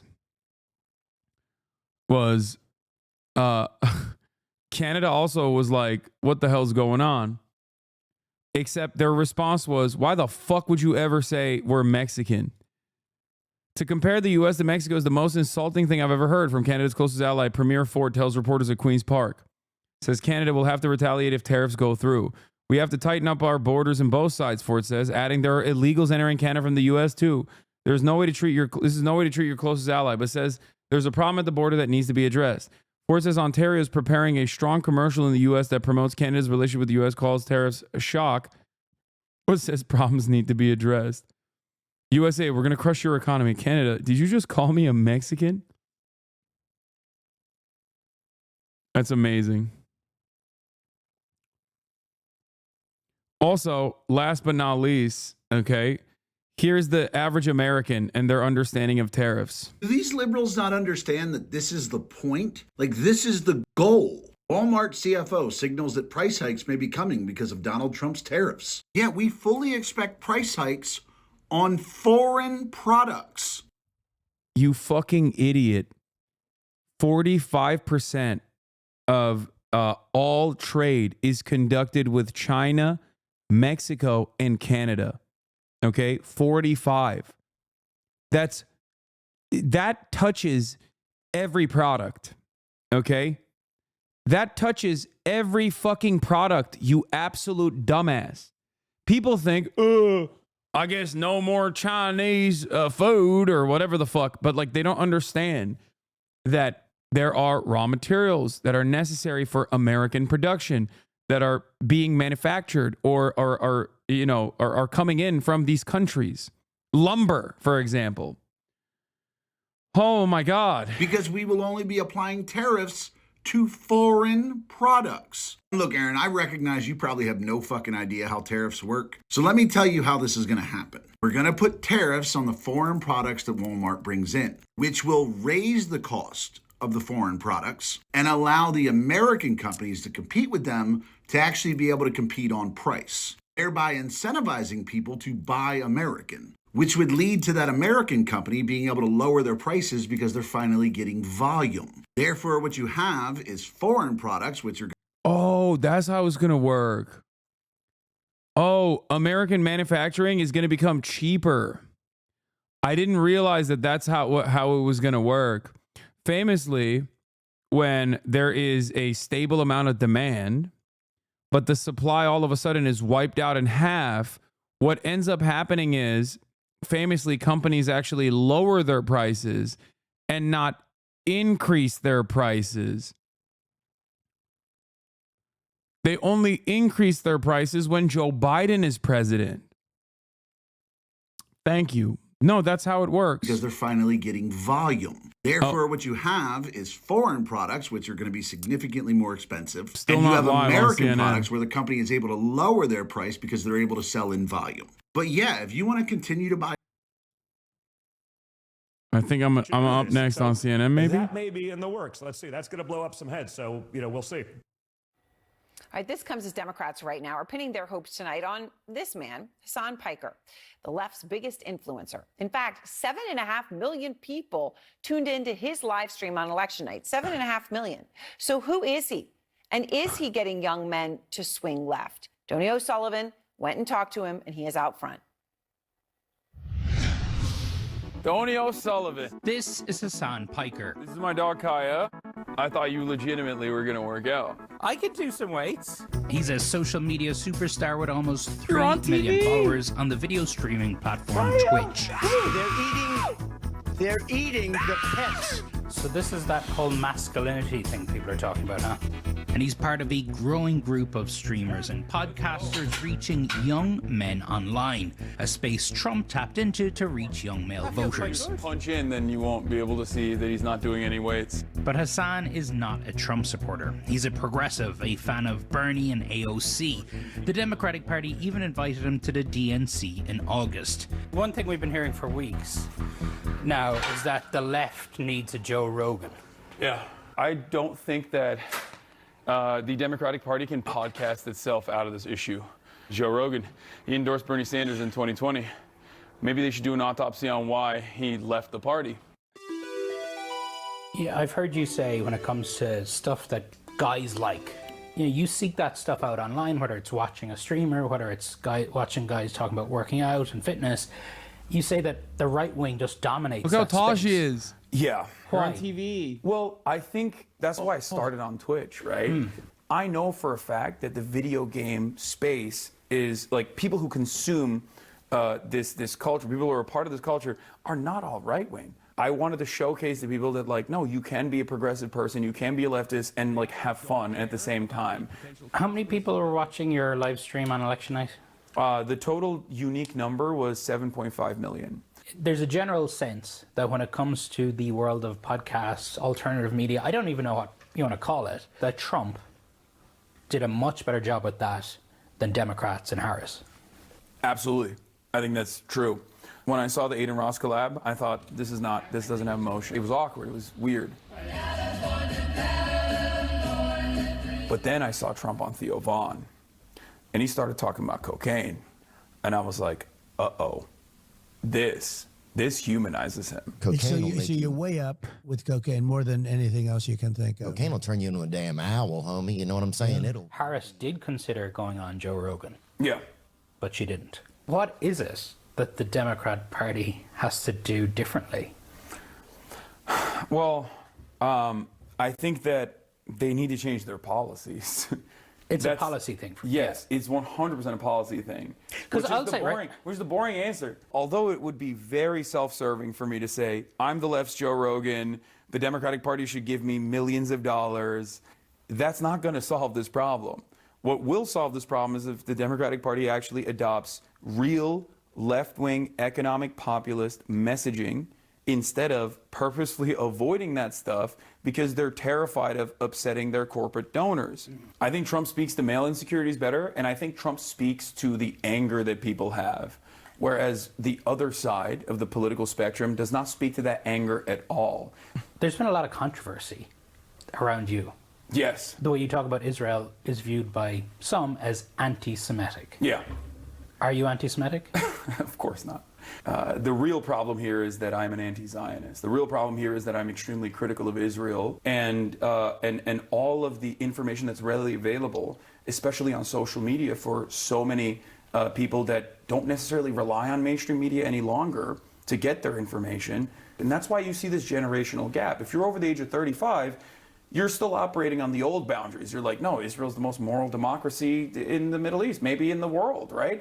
And I think that the major generational divide that is, I think, in a very damaging way, feeding into the mistrust overall that people have with mainstream news in general is coming from that. Joni O'Sullivan, CNN, Los Angeles. Yeah, it was so thoughtful and important to hear that. Ken Martin is out front. He is running to be the next chair of the DNC. He's the current chairman of the Minnesota Democratic Farmer Labor Party. And I really appreciate your time, Ken. So, you hear Hasan Piker. 7.5 million people watched him on an election night. He's all in as a Democrat. But then he's talking to Joni about how the video game and fitness space online is dominated by right-wing people talking about it, right? Not necessarily everyone into fitness, right? That there's that gap. And he says that Trump speaks to male insecurities better. He speaks to the anger that people have and that Democrats don't speak to that anger at all. I'm quoting Hasan here. He's very direct about the problem. Do you agree with him?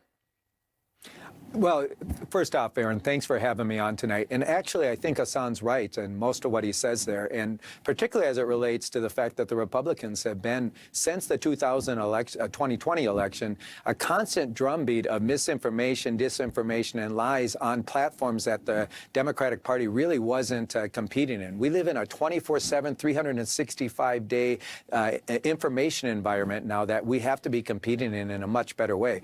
Podcasts, streaming services, TikTok, social media, of course. My two boys, 22 and 20, they get their information from TikTok, right?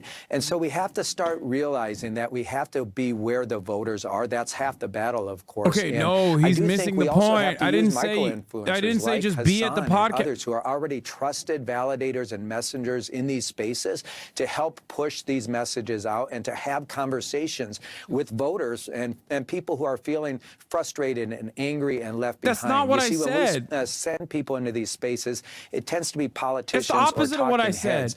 People like I said change Hasan the have deep policies. influence and certainly have a voice and a following. So, there has been a lot of focus, and he sort of touches on that because he's talking about the dominance of right-wing voices in very male spaces like video games or fitness.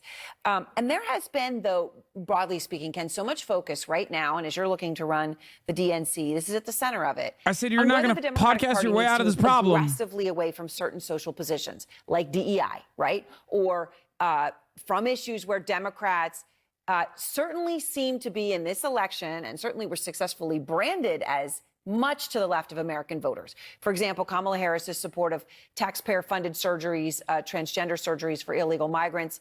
The heads of the Trump and Harris campaigns see the impact of that issue, of that now famous ad, very differently. That's crazy. I wanted to play each of them for you.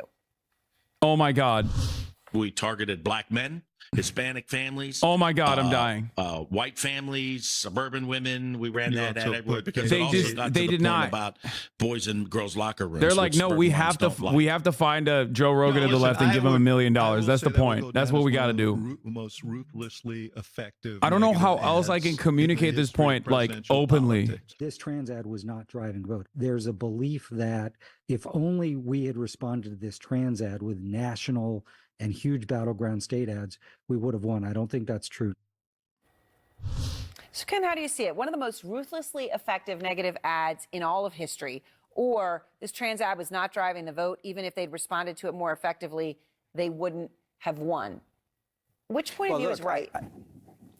Well, I don't know which point of view is right. What I do know is we don't have to abandon our values here. We can stand up for the oppressed and marginalized and people who are being pushed out of this conversation, while also at the same time centering this conversation around people's economic pain and their frustrations with what was happening in this country these last several years.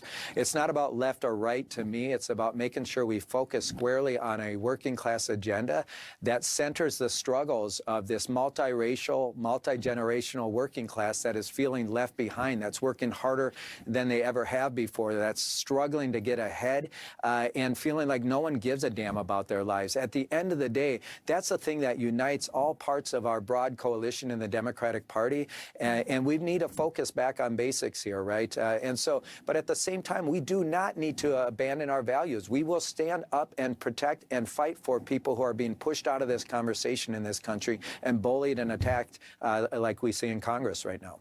All right. Well, I really appreciate your time. Ken Martin, as I said, chairman of the Minnesota Democratic Farmer Labor Party. And I know, sir, you are running to run the DNC. And that decision for the Democratic Party is going to be crucial. So much is at stake. So thank you for your time. And you mentioned what's going on in Congress. Well, that comes down to this. The Republican Congresswoman Nancy Mace now leading the charge when it comes to attacking transgender women. But wait until you see what she used to say about the trans community. This gives About Face a whole new name. K-File has the tapes. Plus, Harry Enton with what? Okay. CNN watches you on mute just like chat. Yeah, I mean, the recovery was better from the guy. The recovery was better. Yeah, Aaron Burnett posted me on CNN. It's crazy.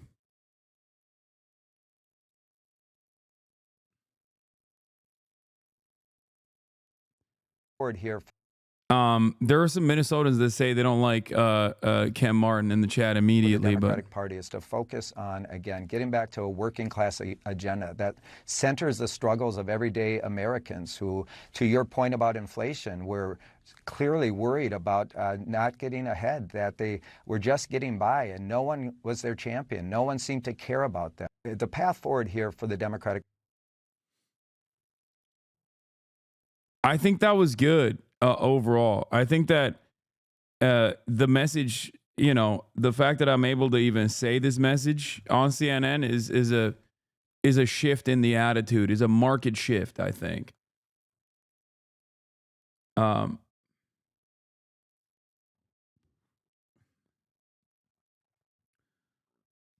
least they weren't outright attacking you. No, like, I think that I don't know, dude.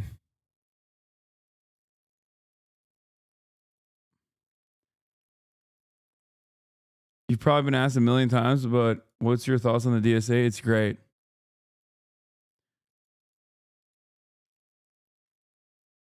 You gave him a layup and still fumbled though. Donnie O'Sullivan didn't work out. No, he did. He actually did work out. They really diluted your Israel critique. Don't know what you said, but it seemed clipped. Yeah, they cut it short for time constraints. It's not. I don't think they were like silencing me or anything like that.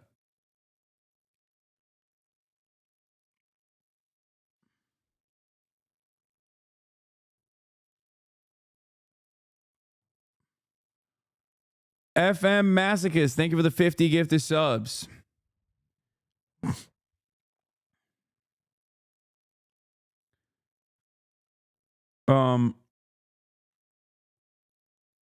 The thing is, like, that interview was like an hour and a half long, but what is this? From the river to the sea is a chant used by extremists to support the destruction of Israel is appalling to embrace. Yeah, it's fine, dude. It's every Democrat is this way.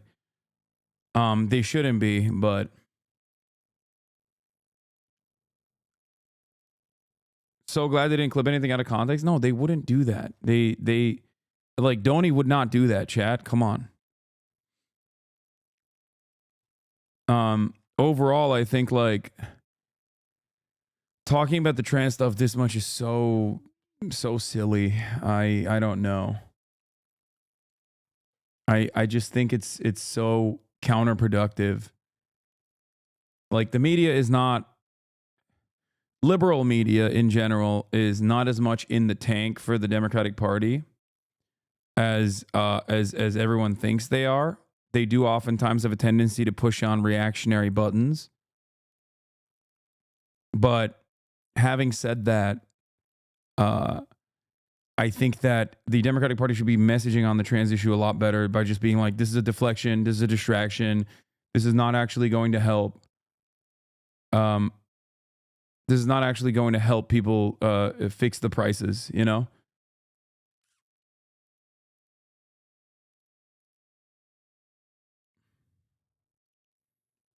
It's very stupid.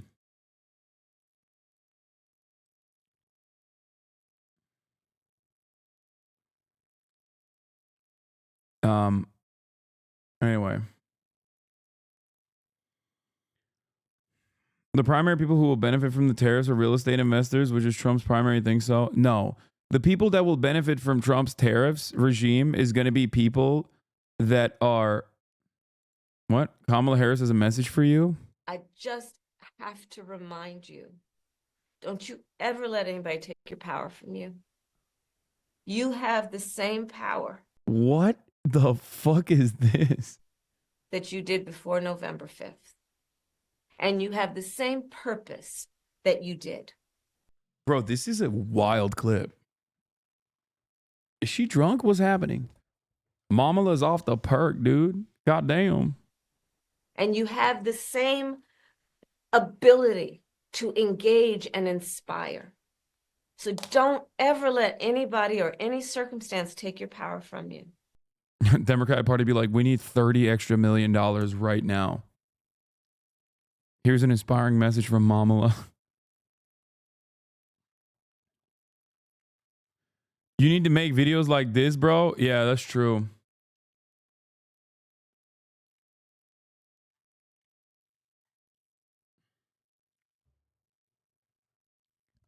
Yeah, I think like I think tariffs are not going to be as universal as the way people think they are. And I think they're simply going to be a way for Donald Trump to win favors with key industry leaders. To just like bring them to his side. So here's the thing. This is something that Erdogan did as well. Like this is something that happens in other countries. Not so much in America because like America is so capitalist that there's not like a need to rock the boat too much and like offer too much power to like to an administration. But like in Turkey, the incoming administration brings their own wealthy class with them. And it's a line of defense. That's what Erdogan did. He brought forth directly his family members and also people that were invested in his continued leadership, and he made them incredibly wealthy. This is a part of how kleptocracies work. Vladimir Putin did this in Russia, and Erdogan did this in Turkey. Okay, Turkey. I think that this is what Donald Trump is trying to do. Before we get into tariffs, not to get all libbed up on this, but like I think this is basically what Trump is going to try to do. He's going to be like, listen, you're a billionaire. You own a newspaper, right? Yeltsin did it, not Putin. Okay, I'm just saying like Putin utilized the existing structure of the oligarchs to his advantage in the same way. And I think that is what Trump is going to try and do. And it's actually a little bit unique to the regular order of business in America because corporations run the country rather than the country runs, the government runs the corporations. And I think Trump will basically implement a tariffs regime on those he has declared enemies of his administration in an effort to centralize power even further. And you know, this is a fantastic approach to moving towards more and more authoritarian mechanisms of control. The heart of the Donald Trump economic plan. We should talk about the chicken war. The chicken war is a clucking good story. In post-World War II West Germany, people started eating a lot of chicken, specifically American chicken. Midway through 1962, U.S. farmers were on track to sell more than $50 million worth, $500 million in today's money. This made European farmers mad, so the organization that later became the European Union put a tariff on chicken. A 5-pound chicken that started as $1.60 became $2.25. Imports quickly dropped. U.S. chicken farmers and politicians were furious. And we thought Germany's our big market for chicken, and so if we hurt the Germans, maybe we'll get them to change their mind on chicken. So the U.S. put a 25% tariff on trucks, like Germany's Volkswagen. And it worked. Their truck sales in the U.S. It's interesting that Wall Street Journal, a right-wing publisher, goes ahead shitting on tariffs. Brother, tariffs were the first reason why, Carl Icahn left the Trump administration last time when he implemented tariffs on steel. Carl Icahn was like, what the fuck are you doing? You're like ruining key sectors of the economy. And he did. He truly disrupted a lot of different parts of the American economy this way. So yeah, there's a reason why Wall Street Journal and damn near every economist is going to fucking be aggro on this shit. The only problem is, in this process, like I'm not even anti-tariff in general. I am simply anti-tariff when it comes to just unconditional across-the-board tariffs with no acceptable domestic manufacturing substitute.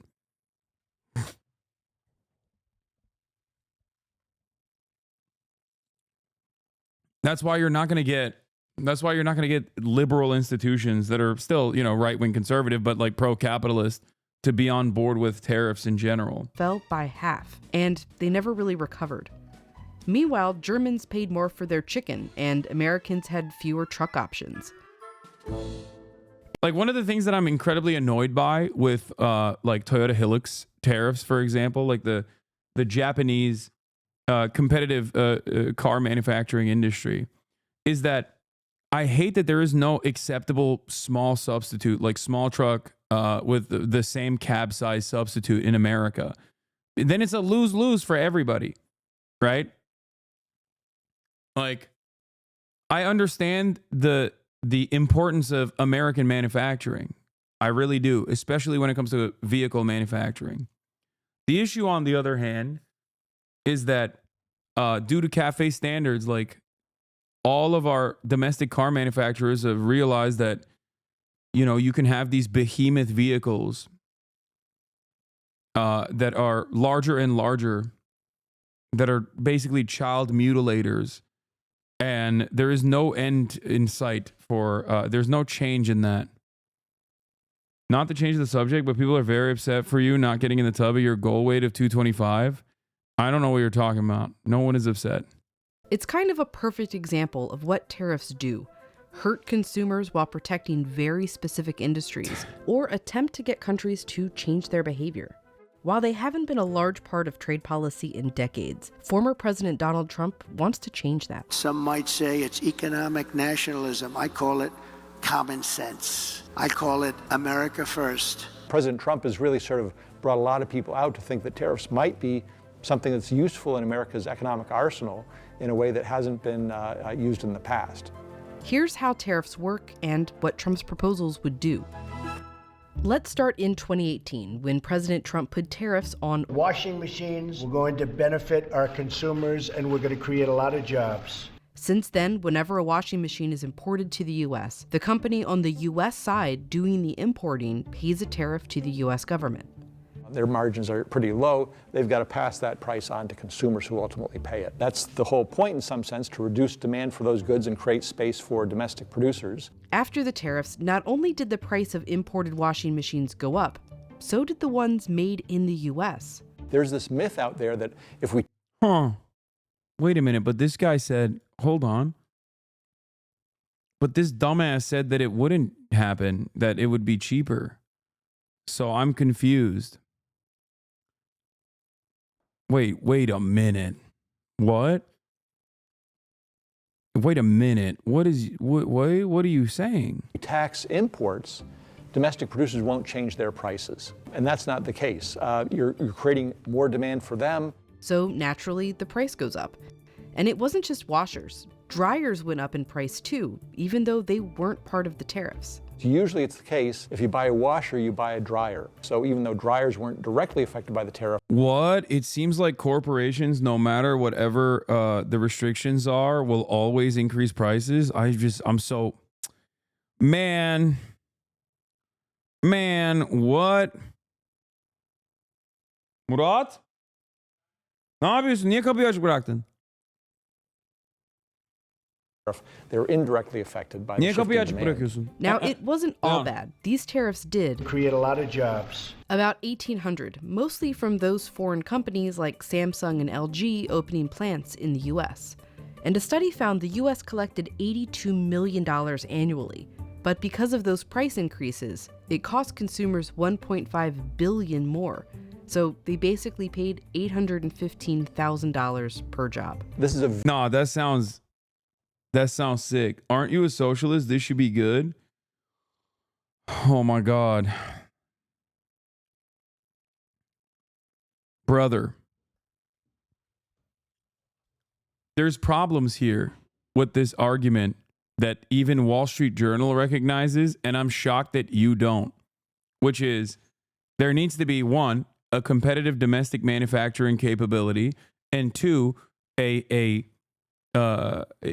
restriction on increasing prices in order to make up for the additional costs that now importers are carrying on to the consumer. If those two things don't happen, then you're fucked. Tariffs just operate as a regressive tax, a sales tax, a flat sales tax.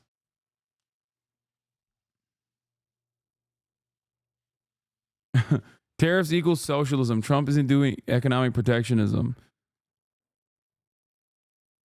So nationalization is the best thing to do. I mean, I didn't even say that, but I do believe that. Yes, I think that nationalization would be significantly better for a lot of sectors. Yes. Very expensive. Starting with our energy extraction industry, for sure. Expensive job creation program. And so that's another reason why economists don't like tariffs. They're much more cost-effective, more efficient ways of increasing employment in those industries. These weren't the only tariffs Trump created in 2018. The big ones were on steel and aluminum. Those are really designed to... Costs will always be passed on. Prices will not be reduced when import competitors are figuratively eliminated from the marketplace. Why would a company offer a cheaper price when they own the market? Yeah, no, I know that. That's why I'm saying without actual price restrictions implemented by the federal government in any capacity, all this will do is raise prices regardless. especially if you're doing broad sweeping tariffs. Like this is just one good being imported. Okay. It's one good being imported. And even then it still has this kind of impact. Punish China for its transgressions of international trade rules. Also for national security. They're used to make a lot of military equipment, but also everyday things like cars. All the industries that use steel and have to pay the higher price, that squeezes their profit margins, and it also puts them at a competitive disadvantage against foreign producers of those same goods who don't have to pay those inflated costs for their inputs. And so a lot of studies have shown that you lose jobs, as many, if not more jobs, in those downstream industries as you gain in the upstream industries that are being protected by the tariffs. Many studies on the 2018 tariffs found some pros, some cons. Manufacturing jobs, which were on the decline, didn't increase, but they did level out. The overall economy lost jobs, mostly in those downstream industries, and the costs of the tariffs were passed on to U.S. companies and consumers. So, not great for the economy, but it did motivate U.S. I imagine you'll still live comfortably even if the prices come up. Yeah. Except it doesn't matter because I'm not a selfish fucking asshole. Do you not understand? Literally every single thing that I advocate for does not impact me. I'm not a trans person, but I advocate for trans rights. Okay? I'm not an undocumented immigrant, but I believe that we have to have a more just and equitable process for people that are migrating into the country. What the fuck? I have the capacity to not only have empathy, but beyond that, even in a self-serving manner, understand that if we actually fix some of these underlying material inequalities, then America will thrive, okay? Then America can lead, America can match its potential as the wealthiest nation on the fucking planet. That's it.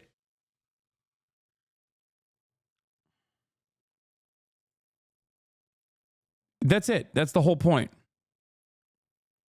U.S. companies to move out of China and made supply chains more resilient. But it didn't change much of China's behavior, and in many ways they became more aggressive. But here's the thing.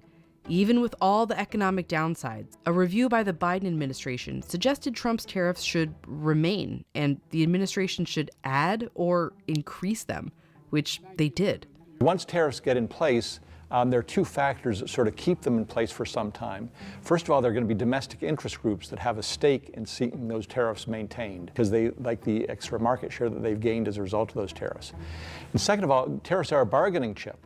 So why would we sort of unilaterally get rid of these, even if there's some economic benefits, when we might use it in some negotiations down the road?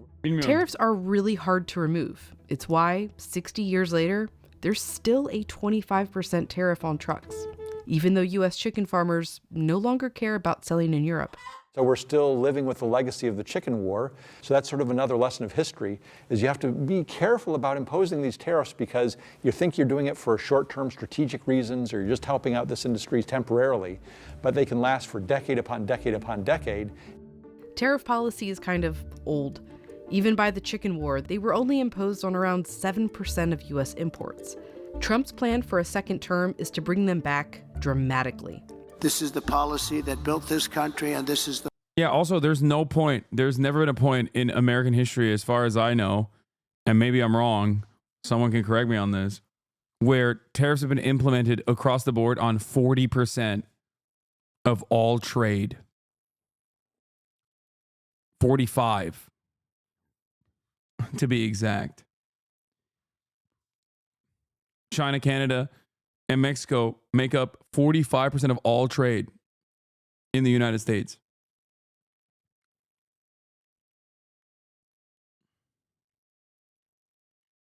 But can't tariffs also weaken international rivals if America trades with its allies instead of the same stuff, even without domestic manufacturing?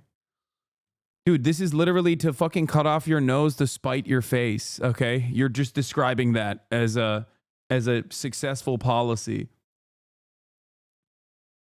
You're also talking about Canada and Mexico as international rivals.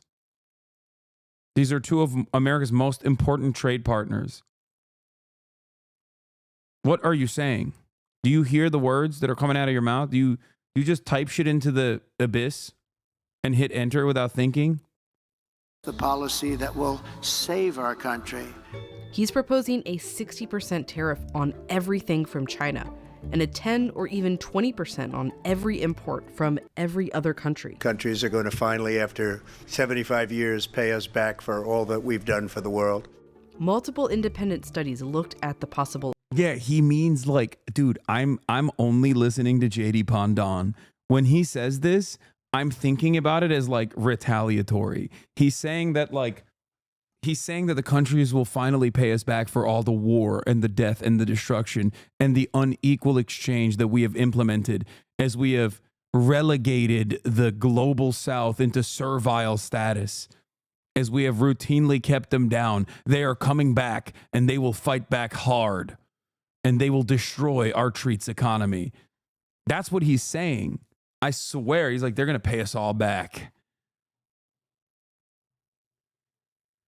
Do you think this is just a way of disingenuously introducing a massively regressive tax? Yes, I do think that. And I also think that he will utilize this. I don't think he will do it across the board. I don't think he's doing this across the board anyway. He's claiming to do it across the board. I'd be shocked if he did it. I think he's doing it to bring American corporate owners, like industry leaders, to heel, to come and kiss the ring, I think. Effects. One found it would cost the average American household $1,700 from higher prices. Another found it could cost more than 684,000 jobs. And they don't factor in how domestic goods might get more expensive, or retaliatory tariffs from other countries. They're not going to take this lying down. They're not going to change their behavior in some way to appease the administration that imposes such tariffs. The dutiable tariff rate peak of 1932 was 59.1%, second only to the 61.7% rate of 1830. Okay, so the last time was 100 years ago, where we did not have the same logistical international supply chains that we had created that we now desperately rely on. That's crazy.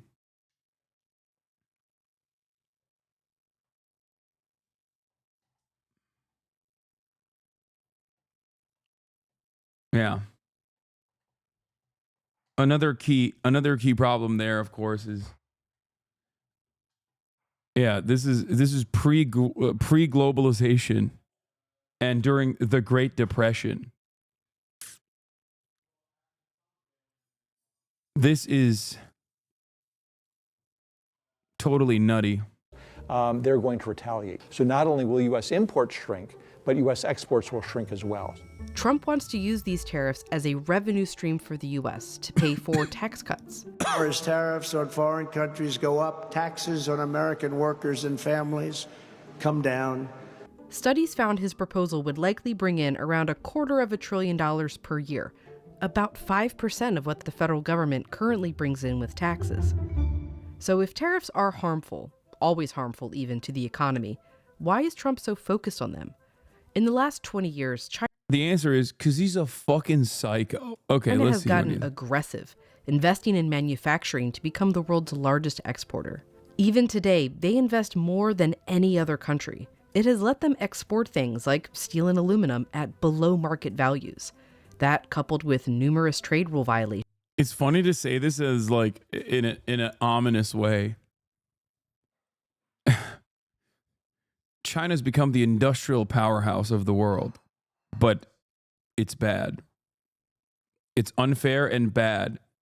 Wow, it turns out centralized planning is impossible to compete against, and the American centralized planning that has no long-term goals in mind and is basically just a money faucet for corporations that will give nothing back to the American public in return is probably not a very good idea. You cannot compete with a nation state that has 10-year, 20-year, 30-year plans set in motion and has the power to execute them because, and I repeat this all the time, America, the American government, works at the behest of corporations. In China, the corporations work at the behest of the government. Allowed President Trump to really restart the whole discussion about using tariffs to achieve certain objectives, such as punishing other countries, and the Biden administration has just continued that. So the whole environment has... Like, we have always tried to positively incentivize our producers by utilizing subsidies, okay, to keep prices in order. That is the maximum amount of centralization that happens in America. Corporations, on the other hand, can just take those subsidies and reframe it in a way that it still benefits shareholder value rather than the actual stakeholders, such as the workers that work at these corporations. And we demand nothing in return. Like, the American government demands nothing in return.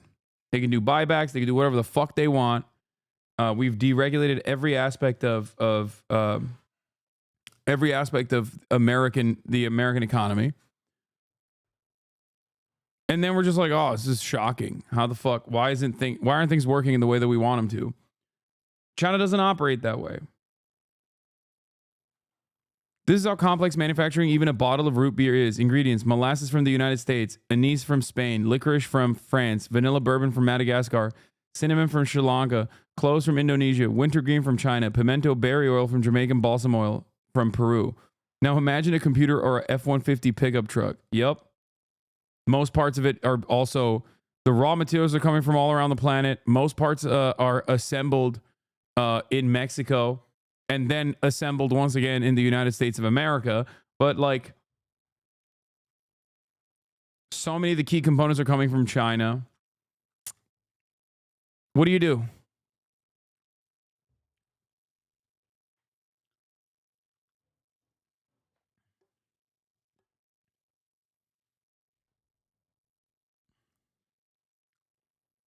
has really changed from... Yeah. If you want, you act as China is a good example to follow. Actually, true though, China steals our military equipment, bro. First of all, I'm not saying that. You know who's saying that? This graph. You know who's saying that? The Wall Street Journal. Okay?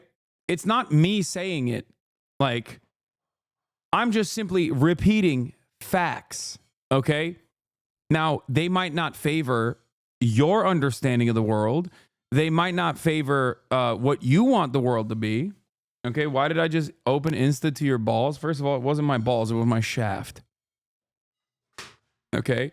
And secondly, that wasn't supposed to be the main part of the photo. The photo was to show gains, not the meat gains that I've made over the years, but instead the gains I've made over the years on my body fat percentage and musculature.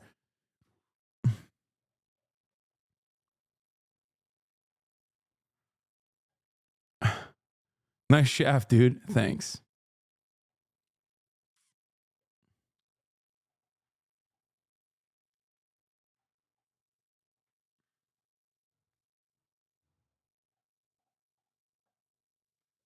This is skewed, though. The main reason is that they lump all potential companies as state-owned in China. This is quite expansive as a definition. This is used all the time to say China isn't being fair.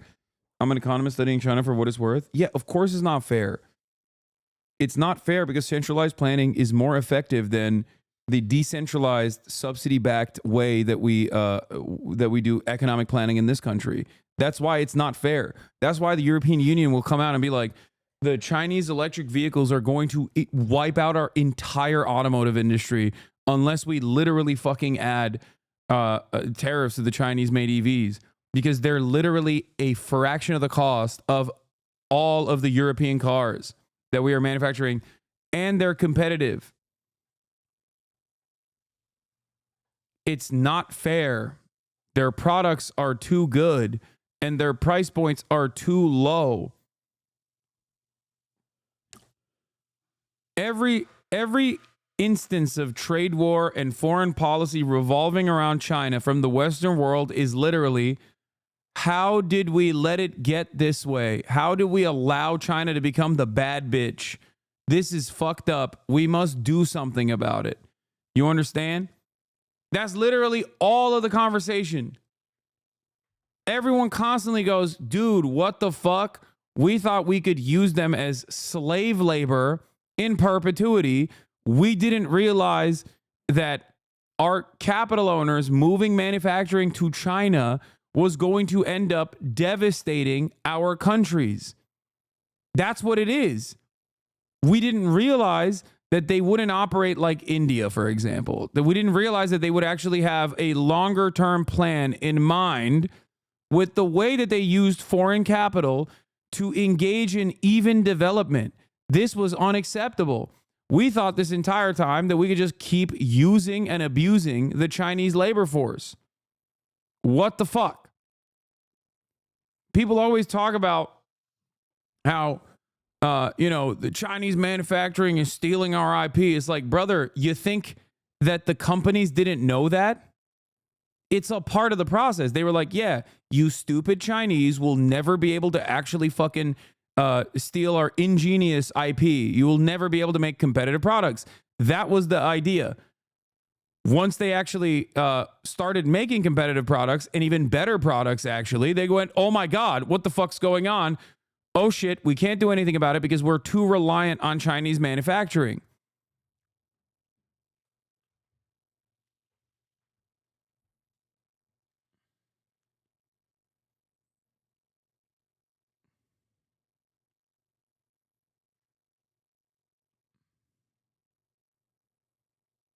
One second, you're talking about Chinese industrial central planning policy. The next, you're talking about your cock and balls. I love this stream. Yeah. Joint venture tech transfer, 100% voluntary.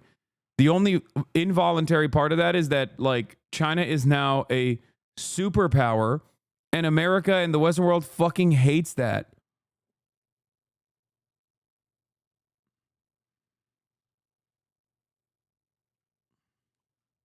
That's the problem.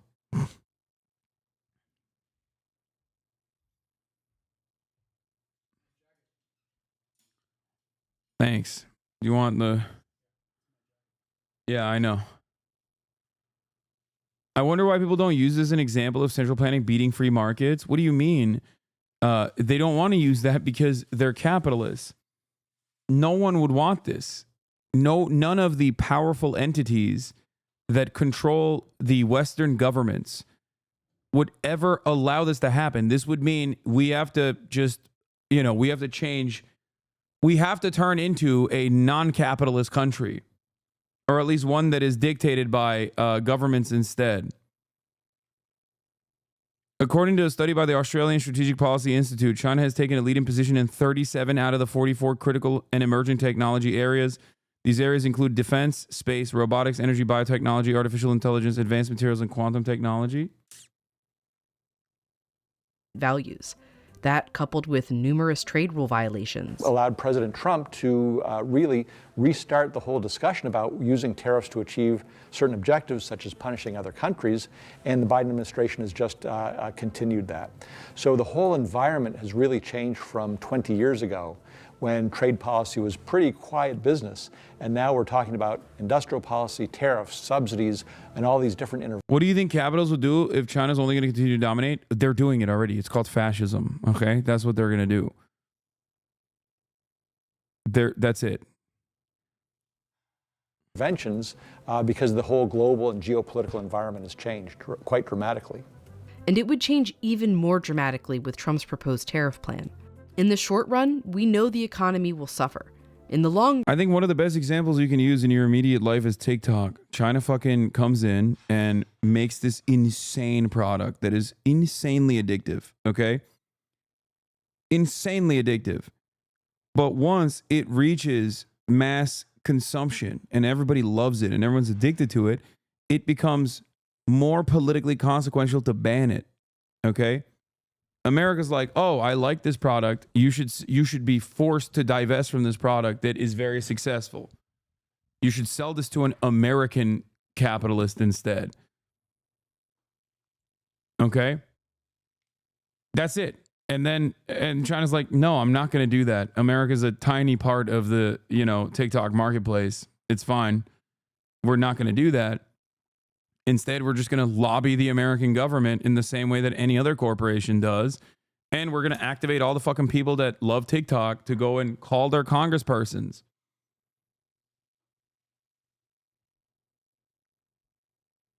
Once you got a sweet taste of that liquid crack cocaine, of that internet crack, it's too hard. It's too hard to take it away.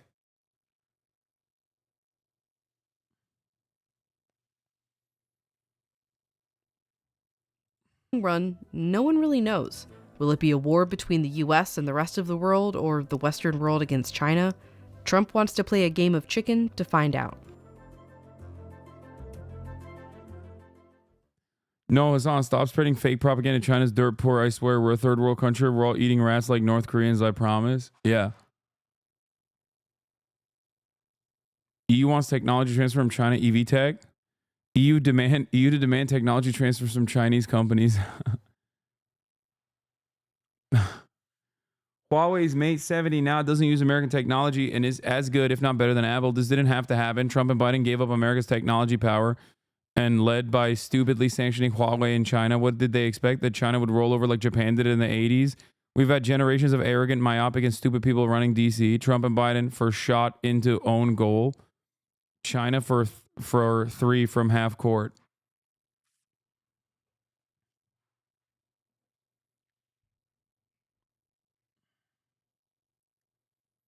This is why, God forbid, you say anything like even remotely normal about China.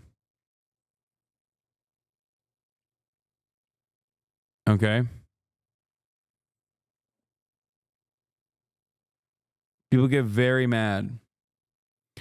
Oh, speaking of which, by the way, BDS works. Puma no longer sponsors the Israel Football Association.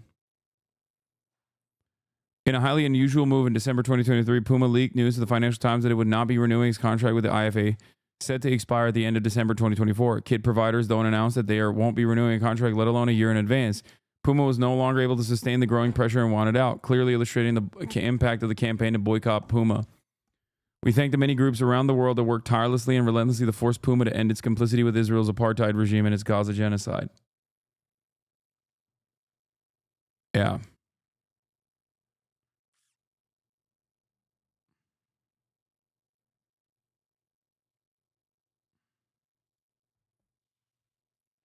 I'm headed to Huawei Mate's 70 launch event in Shenzhen. Yes, Shenzhen Metro has business class. This phone chip, this OS event is a really big deal for Chinese tech and has big implications for U.S.-China relations. In May 2019, the U.S. Department of Commerce added Huawei and its affiliates to the Entity List, which restricts U.S. companies and allies from exporting tech to Huawei. They expected this to cripple Huawei because it wouldn't be able to acquire any semiconductors made with U.S. tech. The U.S. government assumed that by restricting Huawei's access to cutting-edge semiconductor manufacturing equipment, particularly extreme ultraviolet lithography machines from ASML, the company would be unable to produce cutting-edge chips at the process nodes smaller than 10 nm. EUV lithography is crucial for efficiently manufacturing chips at 7 nm and below, utilizing light with a wavelength of 13. I don't know what the fuck any of this shit means. It's nanometers, right? They're saying that you can't just like make these tiny-ass chips. Then on the morning of August 30th, Huawei quietly dropped the new flagship phone, the Mate 60 Pro. No product release event, no specs, nothing. At first, no one even knew if the phone had 5G because of all the US sanctions that cut Huawei off from advanced tech. A friend of that morning showed up in the lobby of my office with a new phone. We call it 4.99G, he said with a wink. We speed tested it at the 5G phones in our office, and it beat all of them. Huawei wasn't supposed to have a 5G chip.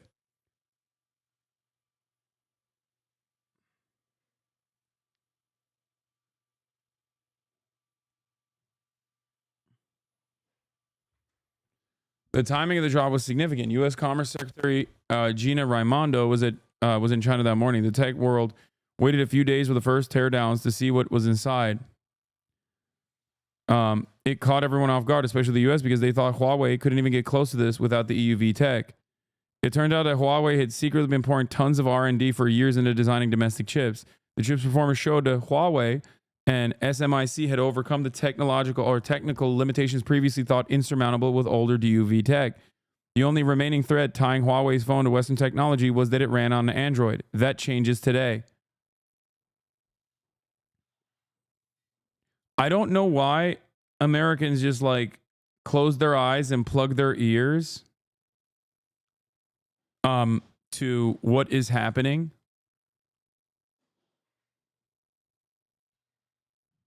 Huawei's based their 5G tech on a scientific paper by Turkish scientist Erdal Arıkan. Nice.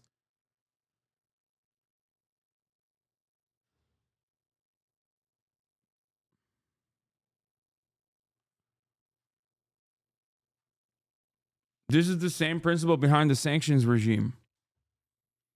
Okay? If you sanction half the fucking planet, 60% of the poorest nations on the planet, then you are inevitably pushing people into creating a secondary market outside of those sanctions. The more people you sanction, the more allies the previously sanctioned countries have. If you sanction every country, for example, then you're not sanctioning anybody else. You're just sanctioning yourself. America has consistently, in their endless hubris, dominated the entire planet, thinking that the rest of the world would never catch up, that they would be consistently servile to the interests and the needs of the American marketplace. The reality of the matter is, this is why the One Belt, One Road initiative was so devastating. China wanted to develop Africa not exclusively because they wanted to extract raw minerals and rare earth metals and whatnot in a more efficient capacity. They also wanted to create a second market that would consume the products that they're developing, knowing full well that inevitably America will close off the consumption faucet, even if it hurts themselves in the process. It's not because like China wants to uplift the global south or whatever, and they're socialist or anything like that. They just wanted new customers. And that's what's going on.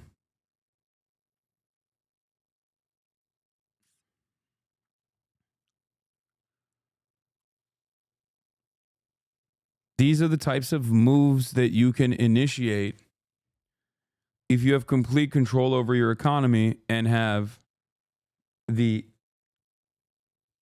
nice save. They don't want manufacturing to happen in Africa. No, they want Africa to be a second market of consumption.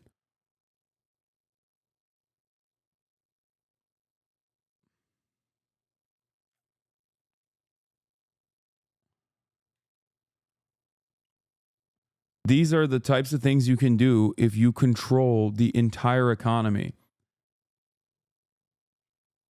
And that you are able to do whatever the fuck you want. Trump is facing a losing tariff war with China It's 2 official. weeks ago. Donald Trump has been elected president of the United States. Donald Trump's first presidency gave... And also have no respect for human rights, so no limitations. Yeah, that's fucking bullshit, okay?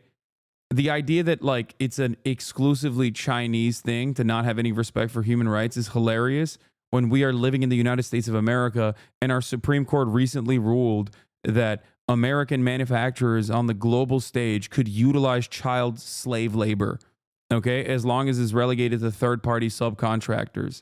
It's ridiculous. No, everybody fucking has no respect for human rights, China included, okay? And in terms of numbers on the board, America is, historically speaking, far worse. So, and still continues to do insanely awful shit.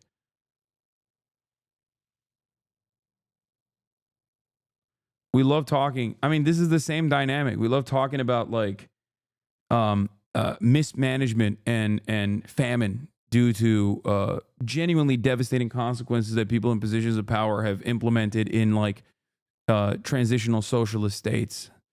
Okay. And we're like, oh, communism killed 7 quintillion, okay, 20 gorillion, omega billion people. And then we just look at the global capitalist marketplace where there is an abundance of food. There's a surplus of food. We throw food out. And that curing famine at the global level is simply a logistical problem. It's simply a problem born out of capitalism. And yet we do not contend with those deaths as deaths caused by capitalism. 14 million a year due to famine every year. But that's because people have not picked themselves up by their fucking bootstraps.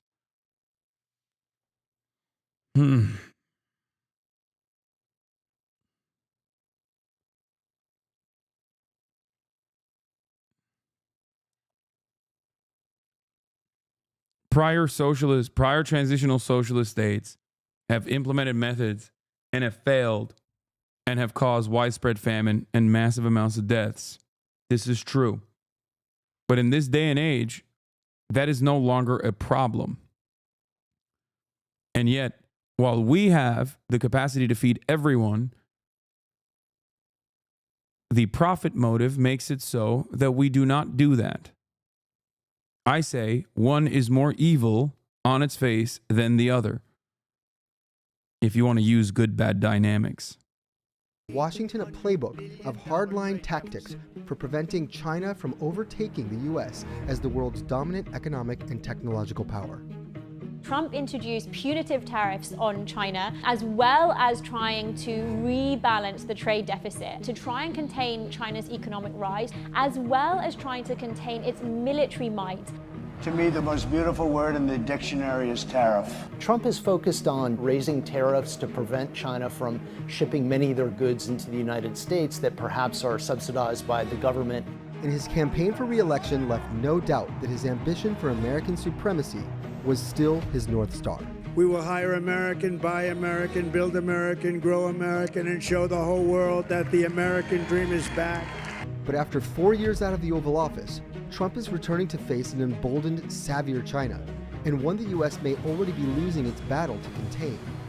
Tackling that is likely to be one of Trump's primary plot lines in the sequel to his first 4-year showdown with China.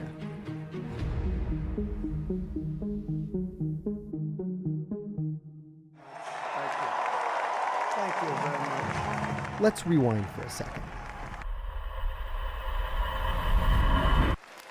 When China joined the World Trade Organization in 2001, it marked a new era in global economics.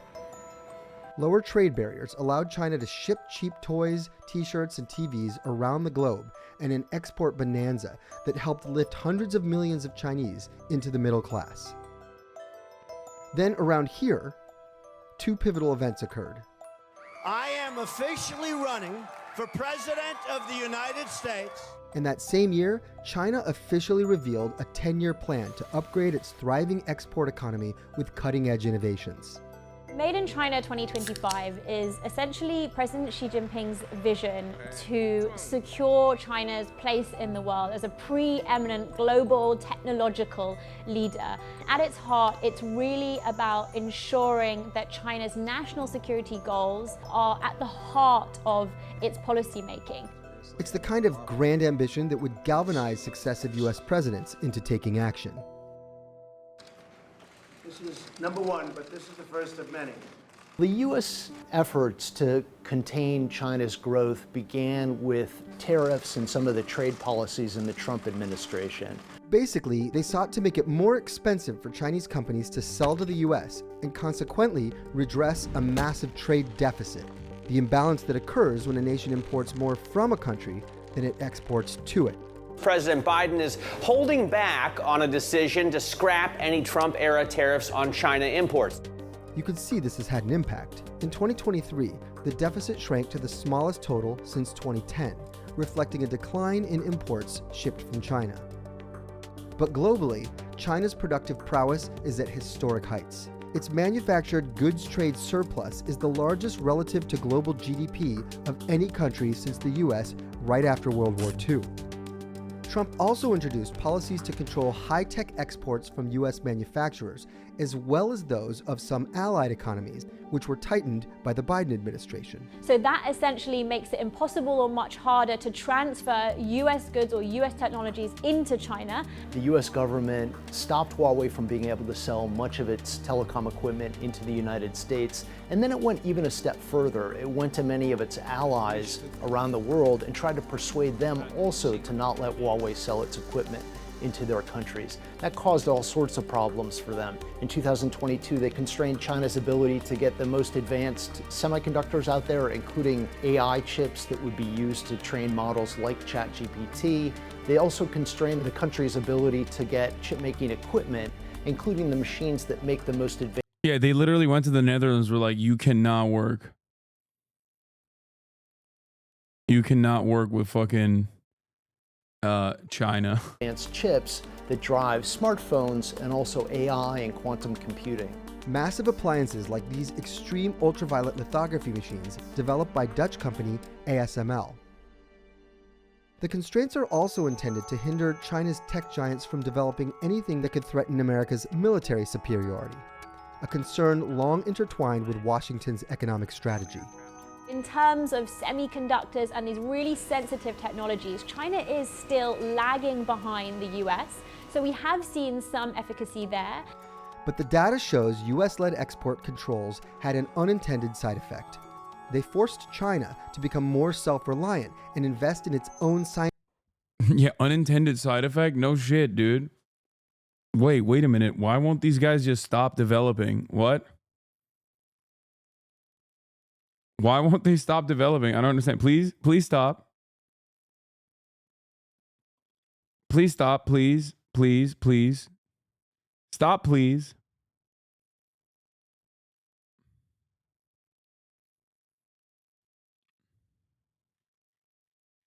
Excuse me. It would be nice if you stopped developing, please. Self-reliance, the best policy against American imperialism. That's right, baby. That's right. You know what I'm saying? Self-reliance is the best fucking policy. That's right. That's why Jusha will thrive one day, okay?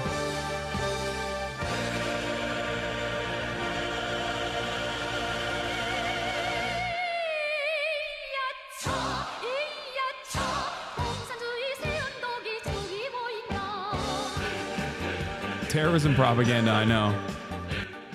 Guys, don't worry. Don't worry. In the upcoming administration, Trump will make it illegal to even think about repairing your John Deere tractors, okay? They will come to your house and kill you with autonomous robots if you even dare to think about fixing your own fucking hardware. That right there is true liberation, everyone. That right there is innovation, okay? If you even say, hey man, why are we giving 20 quintillion dollars to Israel this cycle? Can I please get some health care? They will come to your house and they will kill you, okay? They will put you in the work camp that Thomas Homan, the human thumb, is the administrator of.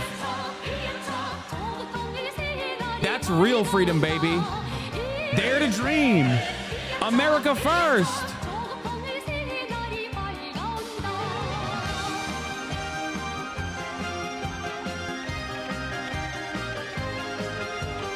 We will make sure that you all say you love Israel and that they can do whatever they want, and you love America and that we should bomb Mexico. It will be illegal to not say these things. It will be illegal to basically turn around and say, like, maybe we shouldn't bomb Mexico. They're a valuable trade partner. No, you're going to prison.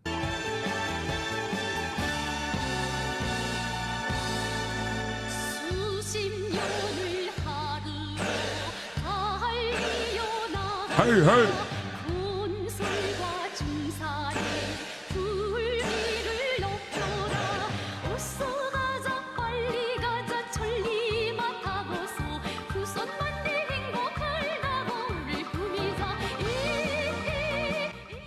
Something funny about consumer rights versus corporations in China compared to the US is, by the way, this is North Korea. This is not China. This is a DPRK song, but something funny about consumer rights and corporations in China compared to the US is that when consumers have complaints in China, it's taken extremely seriously, like with Tesla. And in America, the companies lobby the FTC to make sure you can't click one button to cancel the predatory monthly subscription draining from your bank account. They They will come to your house and kill you if you even say that that's bad, that you shouldn't be able to, that you should be able to click to cancel your subscriptions. You will go to jail. Or better yet, here, we have a solution to that problem. It's called Another App. Here, purchase with a $10 a month subscription. We will have this new surveillance technology that has access to all your passwords. Go in and cancel these subscriptions for you. How about that? That's called innovation, baby. That's called freedom.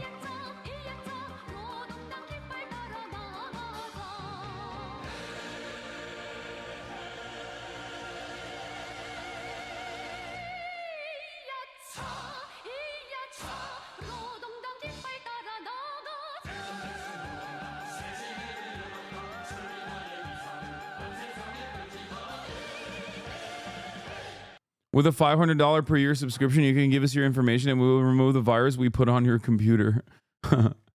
Yeah. It's cool, man. I don't know what you guys are complaining about. It's the best. America number 1, okay? China not even number 2, okay? China maybe like number 5. Oh, that's amazing. Can we please talk about the conservatime mind for a second? What? This kid disappeared off the face of the planet after shooting Donald Trump? That's what happens when people die.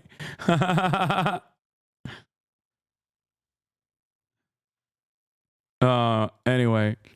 Made in China 2025, an industrial policy plan announced by Xi Jinping in 2015 has largely been a success. China has achieved global leadership position in 5 key technology categories and is catching fast in many others.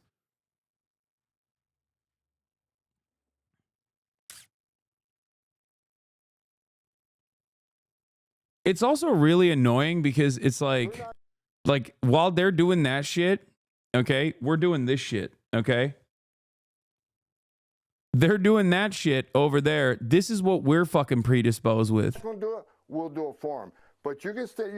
You can not help, but don't impede us and do not knowingly harbor and conceal an illegal alien from ICE, because that is a felony.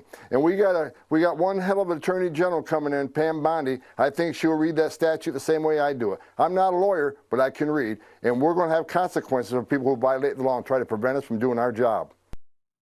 I do love Tom Homan because like he is melting in real time, okay? He is the perfect definition of like a non-human. Like he is straightforwardly fucking melting in front of our eyes. He's like slurs. I can read, I promise you, Laura. A homunculus, yes.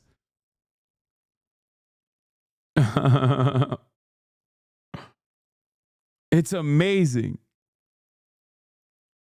Yeah, he did this live. Yeah. He said, if you knowingly shelter an undocumented immigrant, we got our best noses, okay? We got our best guys for the job. They will find them. They will find the undocumented migrants, and they will make you suffer the consequences too.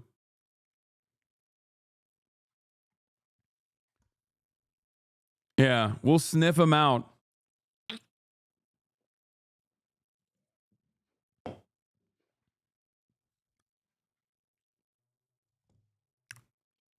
I'm going to tweet that. This is a good tweet.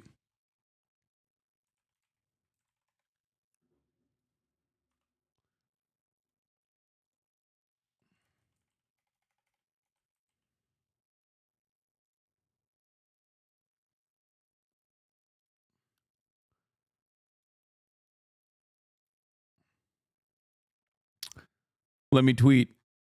Do people get the reference? What, from an incredibly famous movie? I think people will understand the reference.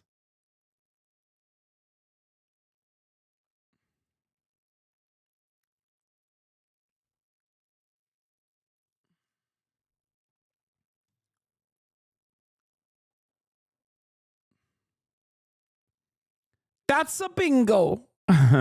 Yeah. Anyway.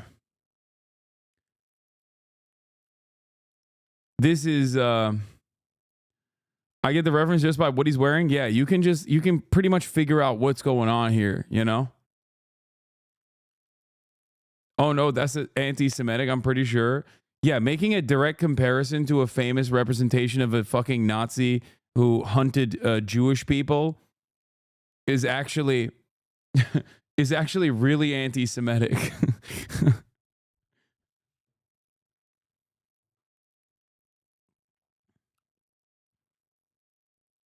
Yeah, it's only after the 6 millionth migrant that is killed in one of the concentration work camps because the American government decided it's actually infinitely cheaper to just start melting the undocumented migrants that are not completely enslaved at gunpoint. Only then can you make this comparison. It doesn't, there's no other reason to make this comparison. There's no reason to learn about history, as a matter of fact, because why could you learn? If you learn about history, then you start noticing the very clear similarities between, you know, former bad countries and this current country that I am conditioned into thinking is a good country. Anyway, let's get back to China. Scientists and researchers. They've been very aggressive in applying for patents that they think are going to help them develop domestic industries that are critical to their future. When President Xi Jinping makes something a priority in China, he can point to banks to provide cheap financing. He can point to state-owned enterprises to throw their full weight behind backing. Like, what do people think? Dude. What the fuck do people think, like, Nazi Germany's argument was? Did they think that Nazi Germany didn't also do a steady bit of dehumanizing propaganda to make Jewish people, to make the Volkish Germans think that all Jews were terrorists? They did. Like, we're running the same cycle. It wasn't like they woke up one day and were like, yes, we are evil. Yeah, we love doing evil. We know we are evil and we love doing it. It's our favorite thing is to be evil. That is why we're doing it. Like, no, people were fed a healthy diet of propaganda leading up to this moment. Okay? My suitcase. That's what the Germans said. Mein Lolli.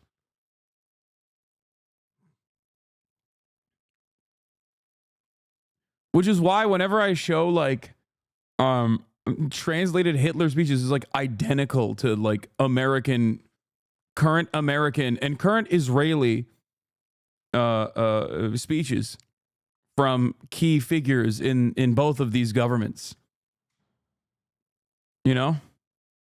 That certain sector or industry. For instance, backers of companies like Shanghai Microelectronics Equipment considered China's best bet for competing with ASML's advanced lithography machines. At this point, I think everybody believes that they're many years away from being able to match ASML at the pinnacle of the industry, but they're pouring billions and billions of dollars into this effort, and they're very determined to be able to close the gap as much as they possibly can. Evidence that China's semiconductor ecosystem was expanding emerged in 2023 when Huawei released the Mate 60, or more precisely, when Bloomberg News commissioned a research firm to take one apart. Inside that phone was a semiconductor that was much more powerful than anybody thought China could make on its own. It suggested instead of being 8 or 10 years behind the US, actually China was 4 to 5 years behind the US. But the cross application is what really worries DC, that if we can do this with a consumer product like a phone, it's just as easy to do this with much more sensitive technology that's used for military applications. In other areas, China really has charged ahead to take a lead. Take a look at this chart. You can see China's market share of many high-tech exports growing, particularly EVs, despite US tariffs and restrictions on access to technology. Ultimately, there is this idea that trade always gets through. And that's sort of what we see when we think about the EV industry in China. So, for example, a big EV automaker like BYD, it's already getting around some of these potential restrictions by building factories in places like Thailand, in Hungary, and in Brazil. Trump wants to further limit imports of Chinese EVs and batteries, and in his second term may try to fulfill a popular campaign pledge to protect US car makers. I will impose whatever tariffs are required, 100%, You ain't never getting a 200%. BYD car. The only time you get a BYD car is if you go to Mexico or if you go to Canada and ride the bus. Okay, that's it. if you are living in the United States of America, you are not getting a BYD car anytime soon. Not today, not tomorrow, not yesterday. I'm sorry. Sucks to suck. It ain't happening. Okay? 100%, 1,000%. They're not going to sell one car into I mean, I wanted to, but like the United States. The concern in no, Canada doesn't have BYD either. No, they do. They have it for bus fleets. I'm pretty sure. That's why I said. They only have it. Yeah, unless you're fucking Ford CEO Jim Farley, which I think some of that is fake. I don't think he like only drives a BYD car exclusively, but I think he did go to China and saw BYD and was like, "Holy fuck, we're cooked."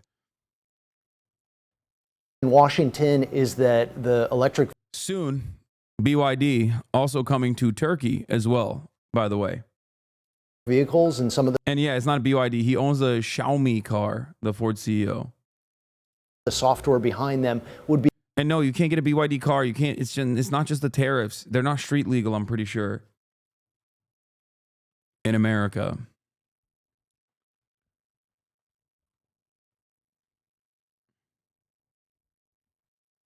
You can buy them in Mexico, though. Be able to collect personal information and perhaps share it with the Chinese government, or at least with the companies that are involved in making those vehicles. It's the kind of rhetoric Beijing has vehemently rejected. China will continue to firmly safeguard legitimate rights and interests of its enterprises. And we resolutely support the Chinese companies in maintaining their rights in accordance with the law. So, have two U.S. administrations hindered China in ways Trump initially intended? It doesn't appear so. The vast majority of Made in China 2025 targets that Bloomberg tracks actually have been achieved or are on track to be achieved. Tariffs have helped cut America's trade deficit with its rival. But, as we saw earlier, they haven't prevented China from boosting exports elsewhere. And while the U.S. may have slowed Beijing's progress in some areas, like advanced chip making, overall, Xi Jinping's industrial policies are successfully advancing China's tech. I don't understand. When I look at like economy broadcasters, they have a very different take on what's going on in China and the Chinese economy than all of my favorite YouTube channels that keep telling me that China is on the verge of collapse yesterday. Why is it that Foreign Policy magazine or Bloomberg or Wall Street Journal has a noticeably different approach to what is happening with the Chinese economy and Chinese global dominance, as a matter of fact, than every one of my favorite fucking YouTubers that have millions and millions of views? I don't get it. Technological capabilities. But even if the U.S. hasn't managed to trip China yet, nobody expects a second Trump administration to stop trying. If you look at the geopolitical... Doesn't not letting Chinese EVs into the U.S. harm consumers? Yes, but it doesn't even fucking matter. As long as we have a competitive EV industry, I don't even care, okay? Yes, I like Chinese EVs. I wish I could get one. But the reality of the matter is, as long as we had like good competitive domestic manufacturing, I would be happy, especially if the fucking laborers were paid well. The problem is we don't get that, and we don't get the Chinese EVs. It sucks. We have fucking Tesla. It sucks dick. As far as I understand, people didn't even express interest in the Ford F-150, which I'm thinking about getting, the Lightning. Marat really, really wants me to get the F-150 Lightning. I want the F-100 Illuminator, and I am willing to suck off Jim Farley to do it, okay? I want it. I want it bad. I want the Illuminator. I want the fucking F-100 Concept, the EV one. And I will give Jim Farley the good suck. Please don't buy the huge kid killer. It's cool. Some kids have bad vibes. You know what I'm talking about. The F-100, I've shown you this before many times over. The problem is it's a concept. They only sell the battery package, which is like fucking $400,000 or some shit. Look at how beautiful this is. It is everything that I want. The only problem is it's a two-seater.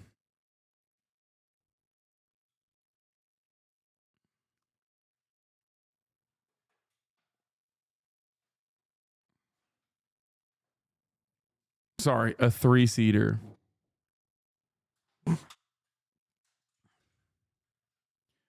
Find a good custom shop. You'll pay dearly for it, but they'll build it. If I was going to get a fucking custom EV, I would probably get a Bronco. They have Bronco Restomas with EV packages already.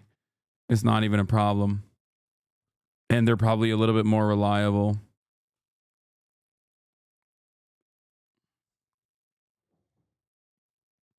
What? Respectfully, that's one of the ugliest vehicles I've ever seen.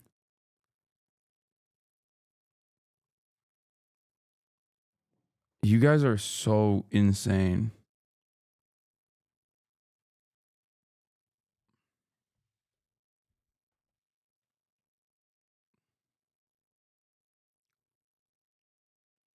Have you... They're saying... Okay, Chad is conflicted on this. Okay, look at this. Enjoying a rainy day with an inflatable blow-up bed in your car. I will say that the Chinese EVs and Chinese cars in general do have a lot of bloat. Like, I don't really give a fuck about a lot of the amenities.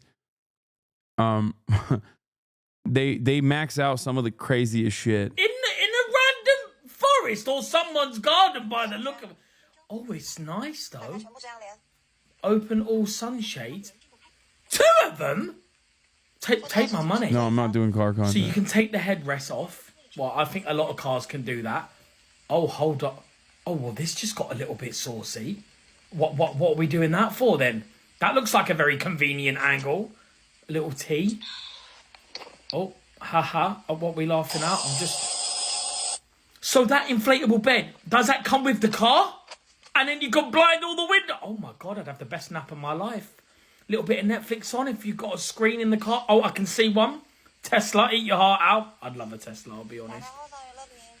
Open the rear entertainment for... There's another screen. Take my money. And what they watch anime. Imagine the back shots. Jesus Christ. Well, but you know what?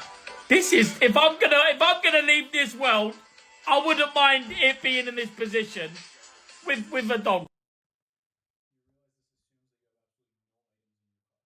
Yeah, I know. It's stupid. I'm not like a... I'm not crazy for all the extra shit that the Chinese cars have. Landscape, I think it's clear that the United States will continue to apply pressure on their ally for more restriction. How this sequel to Trump's first confrontation with China will play out is yet to be written. But if you listen to Trump, it's clear that keeping America on top is his ultimate goal. We can do things that nobody else can do. China doesn't have what we have. Nobody has what we have. Yeah. No, definitely. Definitely.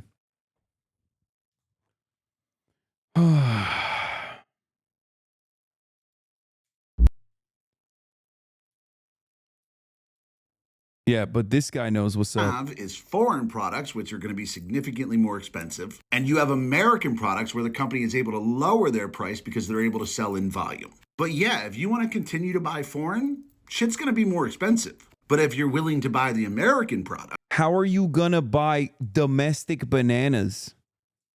How are you going to buy domestic coffee? What are you going to do when there's not enough like lumber? Okay. What do you do then? It's just like, what are you going to do? Are you going to go to the national forest and just like chop down a tree yourself? The fuck are you going to do? I know. Murat says you actually can do that. I know. We're planning on doing that, by the way, Chad.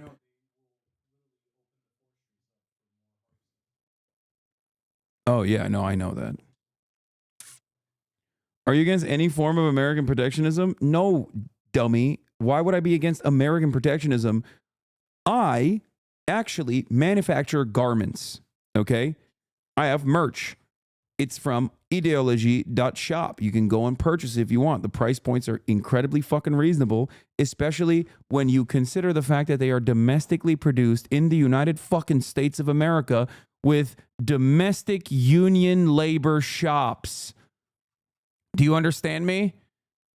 Trump's tariffs will probably end up harming that as well because the raw materials necessary for the garments itself probably still come from foreign nations, but it doesn't matter. Ultimately, I already live by those principles.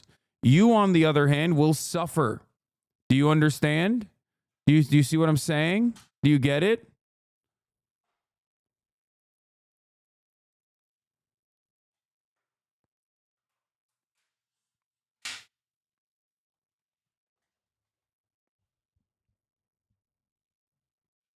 How are we going to get our domestic maple supply? Which is actually employing people here in the U.S. They actually have to pay their employees a real wage with real benefits and keeping the money here in the United States economy. Yeah, you're going to get a better price if you go with the American companies. So, Aaron, I just want to point out that this is the point. Like, this is what we expect to happen. Foreign shit, more expensive. American made, lower priced. And yes, Aaron, this is what we voted for.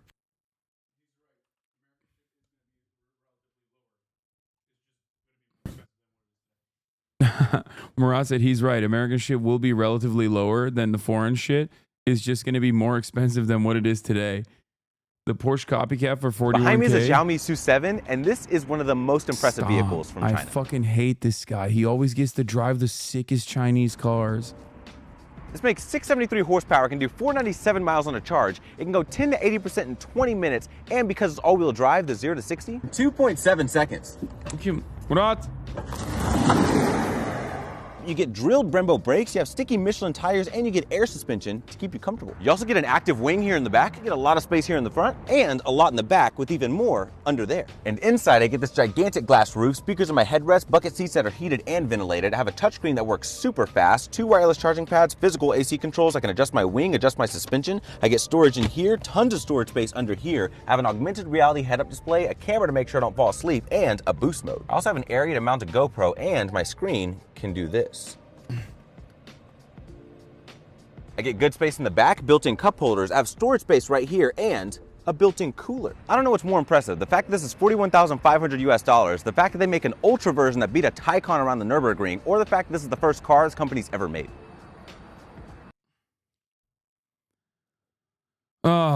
Anyway, I still prefer old school looking cars with EV swaps, to be fair, to the new annoying looking cars like this, but people about to learn the nature of the global economy. Motherfuckers about to get educated. Them anarchists going to do them community gardens.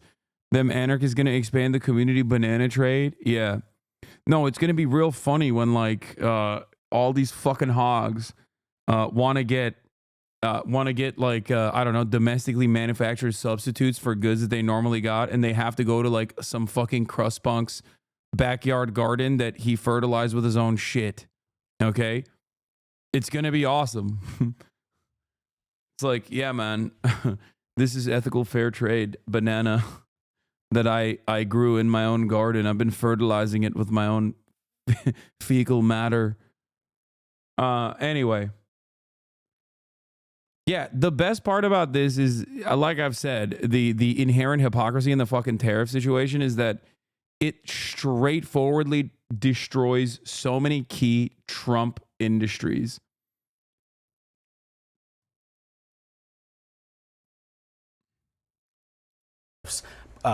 Particularly against Mexico and other Central American countries, was basically the central pillar of his diplomatic approach to migration when it came to this region.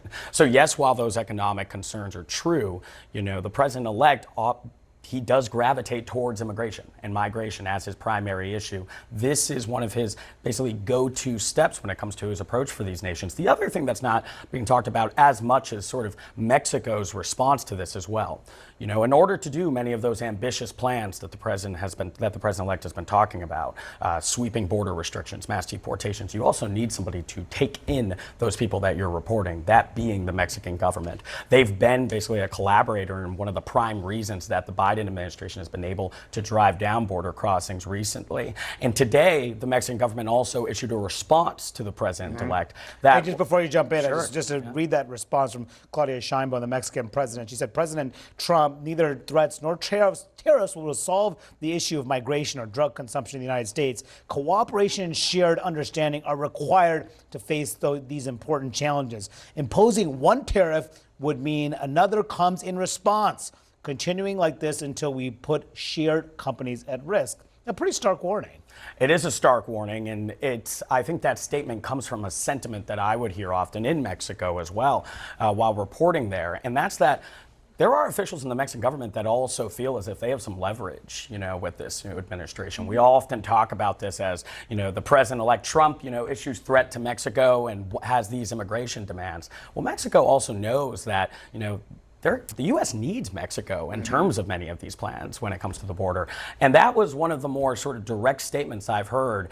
But it was something that I think you often hear privately that's now made its way to the public when it comes Manu, to can I say just a quick word on China? Sure. China is a little bit different than Mexico and Canada. Obviously, those two are the biggest trading partners, are close allies. But with China, Trump really has used tariffs as a means. He talks about fentanyl quite a bit and kind of uses that as the punitive measure. But really, he's trying to force them into a position where he can get them to negotiate better trade deals. He says that they take advantage of the U.S. And so that's been his tactic all along. And it was very controversial under the first Trump administration. But the Biden administration, when they came in, they did a review and decided not to reverse a lot of those tariffs. And so actually, both parties have come quite a long way since the first Trump administration.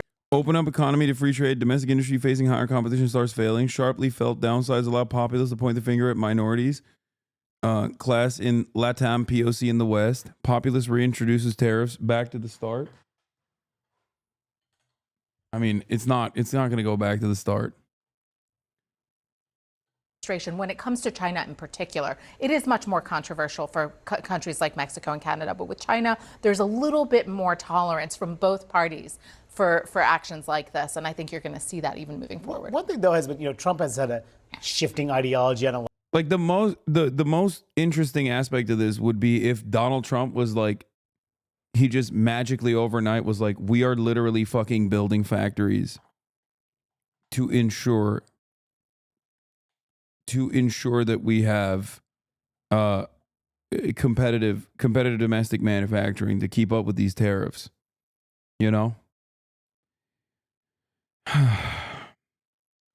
Except who's going to fucking work the factories? They're not going to pay enough. A lot of issues over the years, shall we say, to put it mildly, on some issues in particular. Tariffs has been different. This is Trump from 24 years ago. There are a lot of things I'd do if I were elected, but one thing I do definitely is stop other countries from ripping off the United States. They are ripping us like we've never been ripped before. If you look at Japan, if you look at China, where we lose $100 billion a year with China, and they do nothing to help us with potentially our biggest problem of all, and that's going to be North Korea. So I would start right at that point. And at the time, Trump was actually flirting with the presidential run, possibly alongside Minnesota Governor Jesse Ventura on the Reform Party ticket. A lot has changed, but not Trump on tariffs. Well, you have to think, too, he probably is a businessman and in getting merchandise from China has. He said North Korea's our biggest enemy, dude. That's so funny. Some experience with it. He was actually kind of hot back then. Shut up. Shut up. You are delusional, okay? Get the fuck out of here. Clearly felt like he wasn't getting the deal that he deserved. And this is one of those areas where he does feel like he, has a clear through line. I mean, that's very rarely do you see Trump 20 years ago kind of saying the exact same thing as he is saying today. Exactly. And he said it obviously on the campaign trail. But I want to actually turn right now to CNN's Matt Egan, who has some new reporting on how the Trump administration we'll see, pick and choose which companies pay for tariffs. Experts worry it's a process that opens up the door to potentially corrupt decision making. So, Matt, what are you learning? Well, Manu, there is a system in place for U.S. companies trying to avoid paying tariffs, especially on China.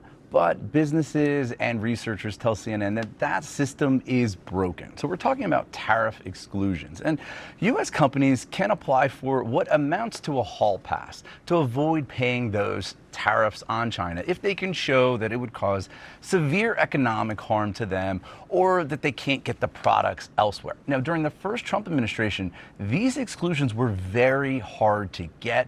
Between 2018 and 2020, only about 1 in 7 companies that applied with the U.S. Trade Representative were able to get these exclusions. And lawmakers and companies, they feared that the USTR was able to kind of pick winners and losers by deciding who got these exclusions and who didn't. And business owners fear. What is it? Isn't there like a study on this straight up from the Trump era where they looked at who was more likely to get exemptions for their tariffs, for the Chinese tariffs, like out of all the who will get the exemptions, I wonder, for people, for everyone doing trade with China. I mean, Trump would never never curry favor with his loyalists. I mean, that's not. That there was a lack of transparency with this process that opened it up to potentially allowing officials to play political favoritism. And there is some academic research that supports that. Some peer-reviewed research finds that firms whose executives backed Republicans, they were able to get exclusions 1 in 5 amount of times, so 1 in 5 chance. What? But compare that to firms whose executives backed Democrats, just a 1 in 10 chance. And what? What? Guys, stop. This is shocking to me. I thought he was an earnest guy who was trying to do MAGA communism. What? And to be clear, getting this tariff exclusion was... Guys, I'm just finding out about this Trump guy, and it feels... Now, I don't want to get crazy, but it feels like he might be not the most honest broker. Okay? I'm starting to feel like he's maybe a little dishonest. Maybe a little corrupt. Was a very big deal. Manu, for some firms, this was a do or die situation. Is there a sense that this time around, Matt, that this process may be any different? Yeah, Manu, that's one of the many things we don't know at this point. We don't know whether or not the Trump administration is even going to have an exclusion system this time around. I did reach out to the transition, and they said that Trump will protect American workers, but they did. Yeah, this is Erdogan shit, 100%. It is. Did not answer any questions. Turks in the chat know exactly what Trump is doing, okay? He is building his own rank of wealthy people in his orbit. Questions about whether or not there's going to be any reforms to the exclusion system, or if there's going to be the ability to apply for exclusions in the first place. But the researchers, they did not allege any wrongdoing by companies or by U.S. officials. But they did say that this tariff exclusion system amounts to a very effective spoils system, allowing the administration of the day to reward its political friends and punish its enemies. And one business executive told me that the process is potentially corrupt because it allows winners and losers to emerge from a process that is not transparent. And again, there's a lot at stake here. Companies are already trying to navigate and game out how they're going to avoid these new tariffs. I spoke to a business owner from Los Angeles who, in 2018, applied for a tariff exclusion on imports of air fryers from China. And like many other people, that exclusion was denied. And he said his company was on the up and up, and this totally halted their growth, dead in their tracks. And this business owner, he rejected the argument from Trump that China is the one that pays these tariffs. He told me, and I'm going to abbreviate in case my kids... It's not a rejection of the argument. It's just that's not how it works. I don't know why we're still saying like, oh, Trump's argument is wrong, or Trump's argument is this or that. It's just like straightforwardly not how this works. China does not pay the fucking price of the tariffs. Neither does Mexico nor Canada. You pay the tariffs, okay? You pay it when the cost is carried on to the consumer, and the intermediary that is purchasing the raw goods, like the materials, are paying it at the point of entry into the country. Well, there's a new sheriff in town, and he is not playing around. President-elect Trump. Oh, the tariff sheriff. Is announcing that on day one, he will impose a 25% tariff on all products from Mexico and Canada if they do not take action to stop the flow of migrants and illicit fentanyl flooding into our country. He also wants to slap an additional 10% tariff on Chinese goods. Trump's opening salvo already has Canada and Mexico scrambling to negotiate. Mexico's president now claims that migrant caravans are no longer reaching the border. And just 2 hours after Trump posted the threats, Canadian Prime Minister Justin Trudeau hopped on a phone call with the president-elect. Watch. It was a good call. This is something that we can do, laying out the facts, moving forward in constructive ways. This is a relationship that we know takes a certain amount of working on, and that's what we'll do. And the new sheriff has an enforcer. Trump's incoming border czar, Tom Homan, he's on the ground today in Eagle Pass, Texas, along with Governor Greg Abbott, to get a firsthand look at the crisis that's seen wave after wave of migrants pour across, including 50 unaccompanied children just last night. Homan telling folks to get ready. President Trump's one bad president to secure this border at a level we've never seen before. Biden's the first president in the history of this nation who came into office and unsecured the border on purpose. Game on. Time to get this done. Trump's borders are also putting Democrats on notice who are promising to resist his immigration plans. I'm sending a message for people that said they're going to get in our way. They're going to stop us from doing what we're doing on an interior enforcement operation. I've said 100 times in the last week, don't cross that line. It is a felony to knowingly harbor and conceal an illegal alien from immigration authorities. Don't test. I'm going to do it. I'm going to do it. I'm going to do it. I'm doing it. The nation wants a safe country. We've had enough crime in this country, illegal alien crime. It's time to end it and stop it. So we get our rundown around 11 a.m. every day. And the thing I've been looking forward to the most is another debate about tariffs between Harold and Jesse Waters. So, Harold, let me let you start, Harold, and tell me what you think about this. Good to be back. The president, during the campaign, was crystal clear about his position on tariffs. He said two things that I thought were interesting. One, he believes that Ugh, no, Jessica Tarkov. God damn it. This guy sucks. bilateral relations and negotiations with tariffs will help him extract concessions from countries, be it on this border security or economic security. I think some of the threats that the president's put down, or I should say the challenges that he's put down the table today, you have to also remember that the other side knows the president also. They've read the book, The Art of the Deal, that they understand that he has said that is going to look to extract things from other countries. I'm rooting for him. I'm a strong believer, though, that tariffs usually don't work. If you are looking to incite the other side to raise prices, or you accept that there's a risk that they will raise prices on American goods, you basically just double up the price increases. Now, my pal Jesse and I have had this conversation on air and off air, and I know that his belief is that President Trump will do this the right way, that President Trump will walk right up to the edge and not go unconditional tariffs everywhere. I hope you're right. And I have greater confidence now that Scott Bessent is the designee for Treasury Secretary. One last thing, Dana. I hope that this guy sucks. An analogy? Oh, okay, sure. You want to hold my hand, or you want to? This is a safe one, unlike yesterday.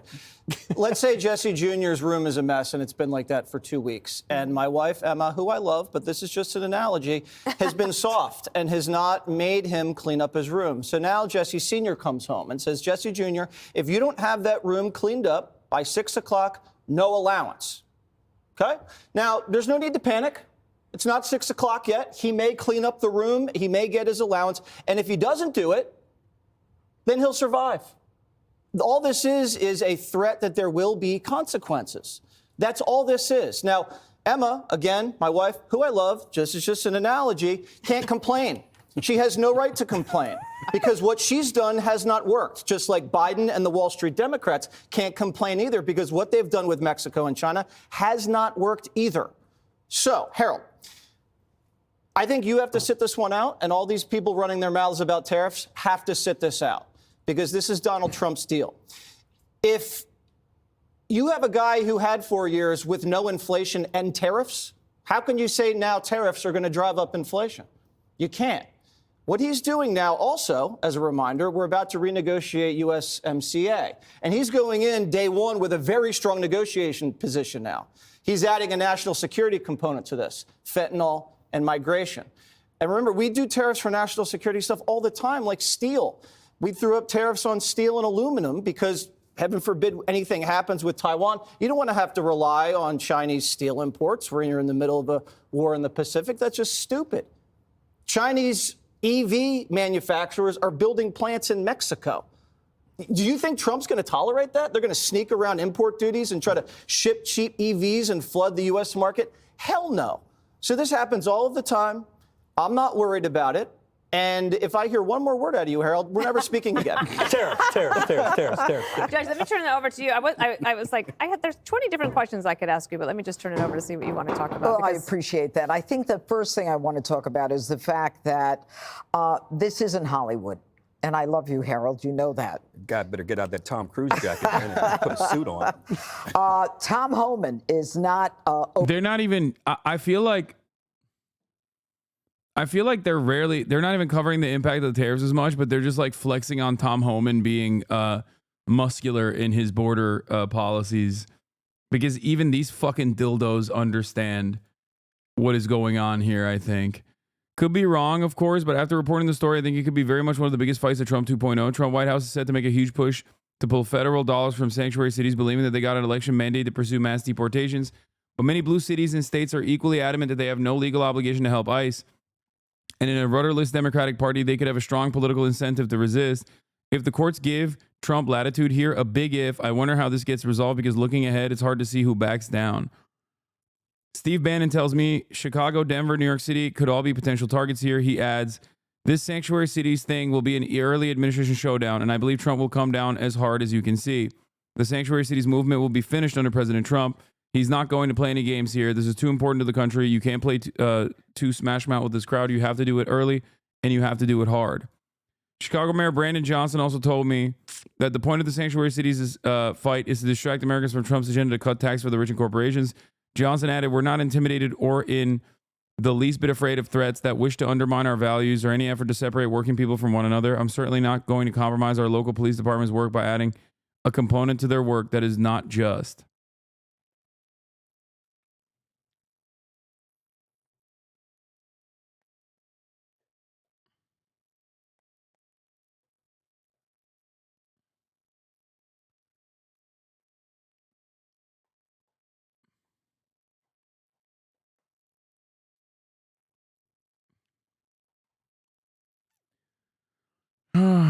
I work in structural engineering. The tariffs on steel and aluminum hurt the home building industry so much. Each home built costs upwards of $50K more directly went to the home buyers.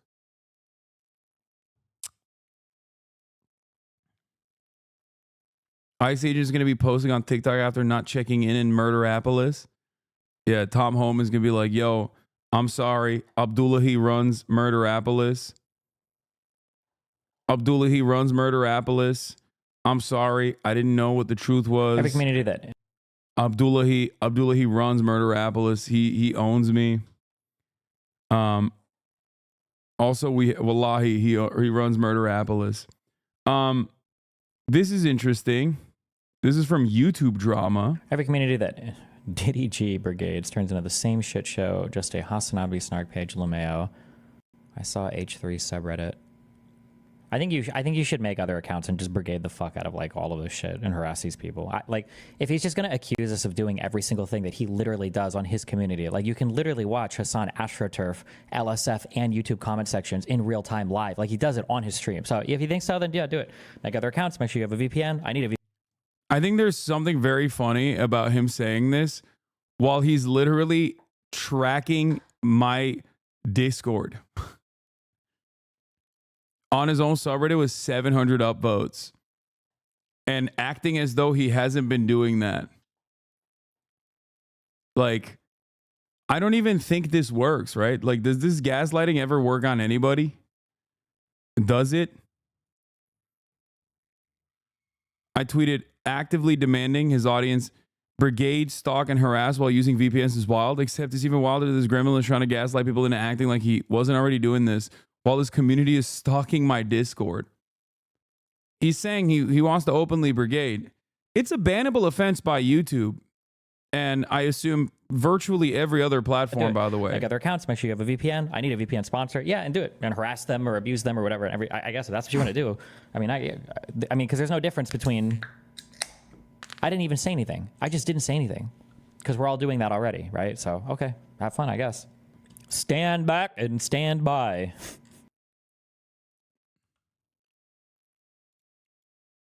You guys need to make up and go on a date. I think you need to perish from this chat.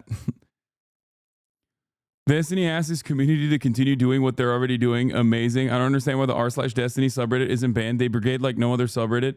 The H3 subreddit has more overlap with this community than any other entirely because they've been doing an anti-Hasan brigade. There literally was never as much overlap between the Hasan sub and H3 sub when they did a show together.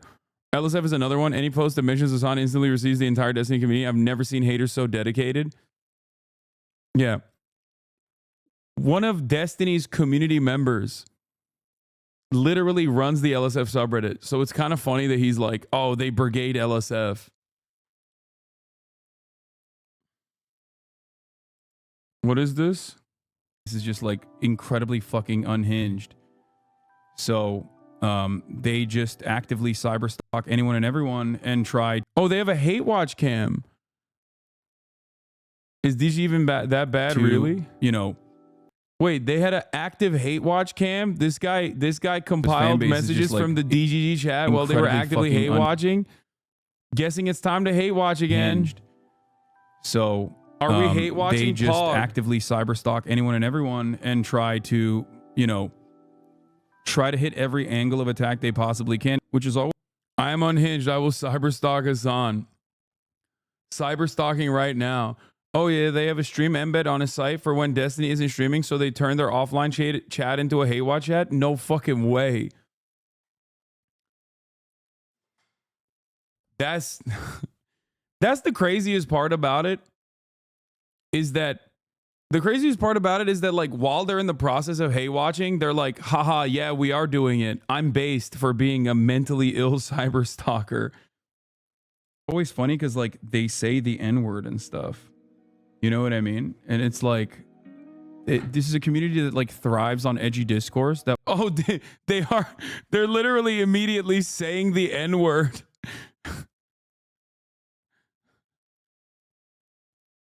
Sick, man. Y'all are powerful. Edgy discourse that will also cry because someone personally said that like he reads Wikipedia. Like they'll lose their fucking minds. Oh my God, they're all spamming the N-word instantly as they're hate watching. Fly off the hinges. Like has apparently a wonderful little segment called Rape Review that his community calls when they look at like victims of sexual assault and find ways to poke holes in their arguments. So that's cool. And last but not least is always doing projection. Does a metric ton of awful shit to other content creators and then personally turns around and says, we are the real victims here, actually.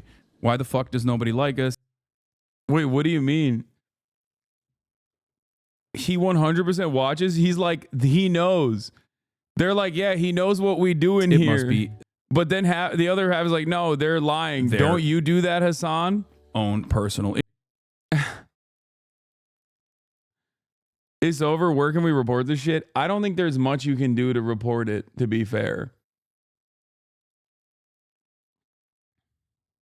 And yeah, his it seems like his community does a good bit. LSF opens up politics during you know, tile the fuck up LSF with politics.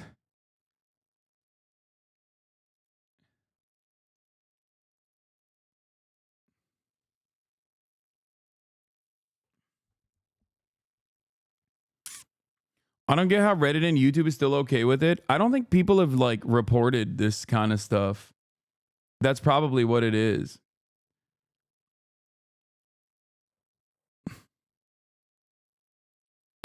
But I'm sure Reddit is aware of Destiny's subreddit like actively brigading. You know? Hasan, their community logs every message posted in this chat. Yeah, I know. I heard that.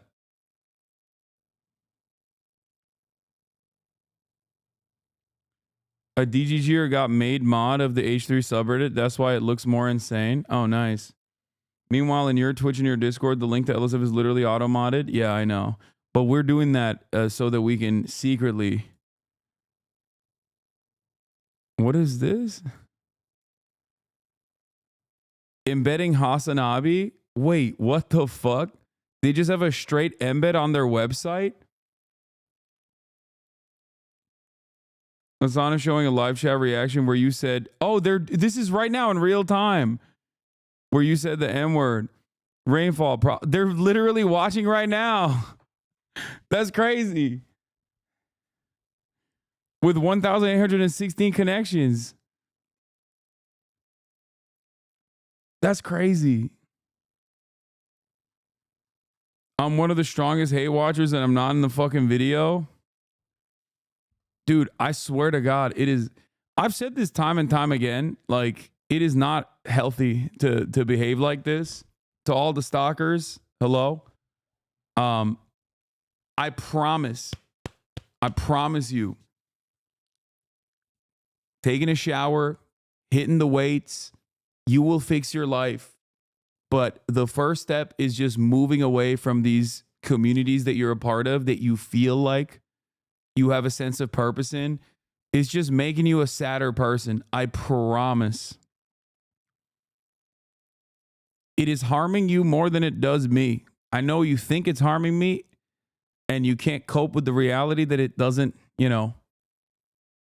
like, none of these initiatives have been successful after 5 years. And maybe one day it will be, you know what I mean? One day we'll get them. It's going to happen. And it pisses him off or anything like that. And then when you can't figure out why, like, other content creators don't have the same energy that you guys have towards me. And then you're like, how is this possible? Why do they not like my God King Destiny the same way that they like Hasan? Does he have blackmail on every single streamer? Is that what it is? And then you end up compounding on the fucking crazy ass shit. You become like a QAnon person.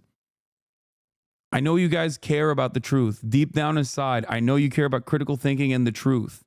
Okay?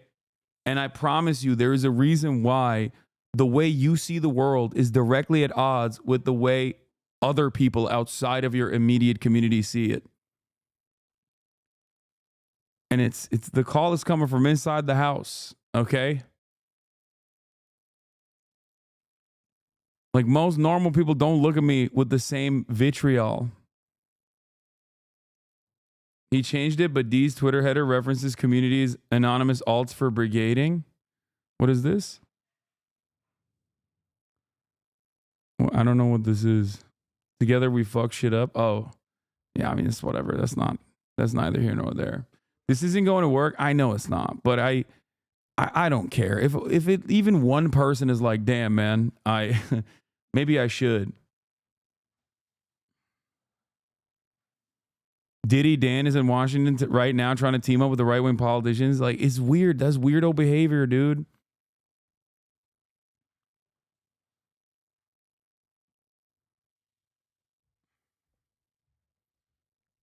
What's your argument for this community needing to expand its bubble as well? What do you mean by that? I mean, I routinely talk to people that I not only disagree with, but also actively seek out other content creators and do try to expand. I mean, I'm doing fucking mainstream media. And not only that, but also, collaborating with other content creators and whatnot. Did you see this? They talked about you on a radio show? I did not. What is this? The guest called you hot?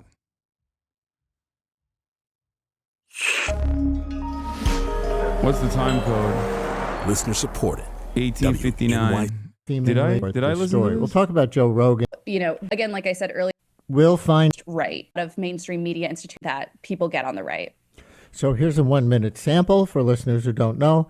Hasan Piker, that sort of left of center influencer you're just talking about, describing the media diet for his cohort. And this is from a Crooked Media clip that was published on November 6th. If you're a dude under the age of 30 and you have any hobbies whatsoever, whether it's playing video games, whether it's working out, whether it's, I don't know, listening to like a history podcast or whatever, every single facet of that is just completely dominated by center right to, I wouldn't say far right in the same way that it was back in like the 2016 era at the end of like Obama's administration, but like definitely center right to Trumpian right, like openly Trump right, not like genuinely neo-Nazi. that part is quieted down a little bit, but like they're like 90% of the way there for the most part. Mods, not everyone likes you. I know. There's plenty of people that don't like me. I know. It's all good. And that's it. Everything that they see is right-wing sentiment being expressed by individuals that they find charismatic, thought leaders, influencers that they subscribe to. And I think that that is some of the reason why you see this movement. Hasan Piker, who himself, I gather, is 33 years old. Want to expand on that at all? Yeah, absolutely. I think the draw that Hasan has that a lot of other influencers on the left don't have is that he is this like really hot, funny guy. And a lot of these kind of other influencers on like the center right and stuff who cover, you know, gaming and sports and stuff, but do have these center right politics.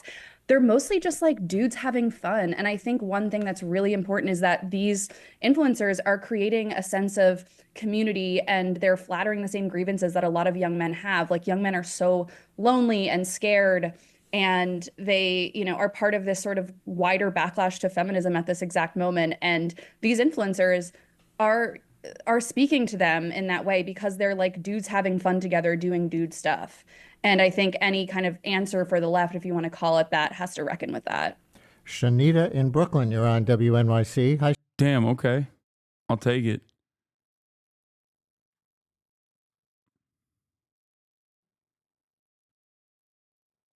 But yeah, dudes having fun.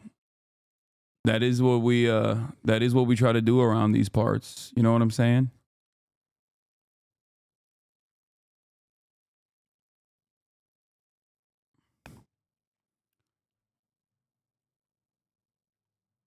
But yeah, I wish all of you in the jump scare for the Hey Watchers Watch. I'm sure they've seen this already. But I wish all of you a happy life. I do. I want what's best for you. I still want you to get health care. I still want you to get free college. I want you to get all of it. All right? I really do. I want you to be able to get a meaningful. I want you to be able to pursue a meaningful life. I want you to be able to have a meaningful existence in your workplace. You know? It's all good. I know you don't believe me when I say this, but I still do. If you got undocumented relatives, I'll fight for them. If you got trans relatives or if you're trans, I'll fight for you. You know? It is what it is. Anyway, Walmart is joins growing list of companies to roll back diversity programs. Morning, a major decision at Walmart, not about holiday sales, but about diversity programs, also known as DEI programs. It's joining a growing list of companies rolling them back. This morning, the world's largest retailer says it's rolling back some of its diversity, equity, and inclusion policies. Walmart, which employs more than 1.5 million Americans, joins a list of major corporations revising DEI initiatives. The company saying every decision comes from a place of wanting to foster a sense of belonging, to open doors to opportunities for all our associates, customers, and suppliers. This is the single largest employer in the United States. We are talking about a company that is worth almost. This guy getting play is so gross. Robbie Starbuck. Yeah, it's real, man. This is really what happened. I can't believe this motherfucker is like a prominent. He is a prominent figure in the Republican movement. And it reminds me of this other prominent figure in the Republican movement. Scott Pressler, baby. Who called the CNN piece of hippies. Let's take a look. Delivered. Those are the words of a man few people know, but a man who was key to Donald Trump's win in Pennsylvania. The controversial conservative activist, Scott Pressler, he looks exactly like the other guy. Involved in the group Gays for Trump, a vocal election denier. Goes. I used to hate you. The more content of yours I saw, the more I saw you had reasonable takes, and the impression I've been given of you was incorrect. Keep being amazing. Hell yeah, chatter. I'm glad that you were able to watch this content charitably. By the Twitter handle, The Persistence. He helped deliver that all-important must-win state for Trump, in large part by focusing on, as he says, the Amish, frat guys, and hunters, among other groups. And Pressler, as our Ellie Reeve reports, is just getting started. Everybody just big smile and look cute. Okay. Cheese. Cheese. Scott Pressler is the kind of political figure only possible in the Trump era, going from social media influencer to actual proximity to power. Scott! Pressler is taking credit for turning Pennsylvania red. He created a PAC, Early Vote Action, to register voters. Is there a reason the biggest critique I always hear about you from mostly sane people is that you cherry pick? Cherry pick what?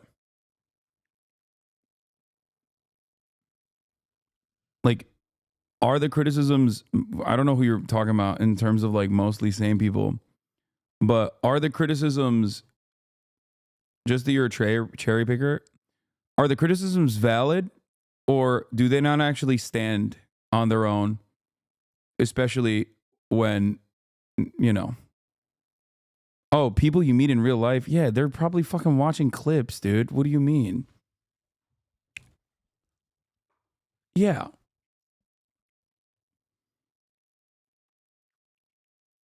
Why would that even be a fucking a problem? From like a random person that you meet in your life, you're like, hey, I really like this Hasan guy. I watch him and he's like, I hate that guy because he cherry picks. Honestly, this is more offensive than saying they're dying for nothing. Ukrainians are fighting and dying every day so that we can be safe and enjoy the right to say asinine, ignorant, and cowardly things on podcasts. Oh my God. Yeah, I'm just asking. I mean, you should ask them what they mean when they say cherry picker. I've never actually heard anybody say that. I wish someone could, you know, give an example of what they mean. But if I'm being super charitable, I assume they mean like, oh, he actually will address like the worst criticism that someone has made and not address like the reasonable criticisms that people are making. But the problem is they're not making reasonable criticisms.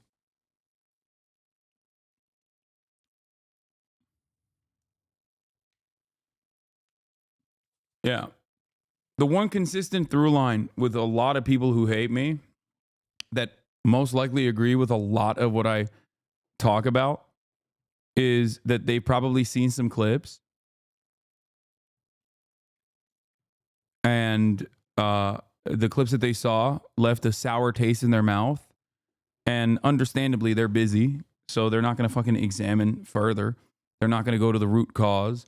They're not going to like make up their own mind. Many people do this. I am sure have been victim to this as well about other people, random people.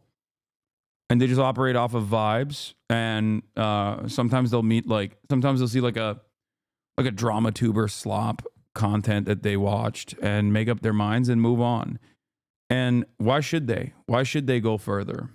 You know?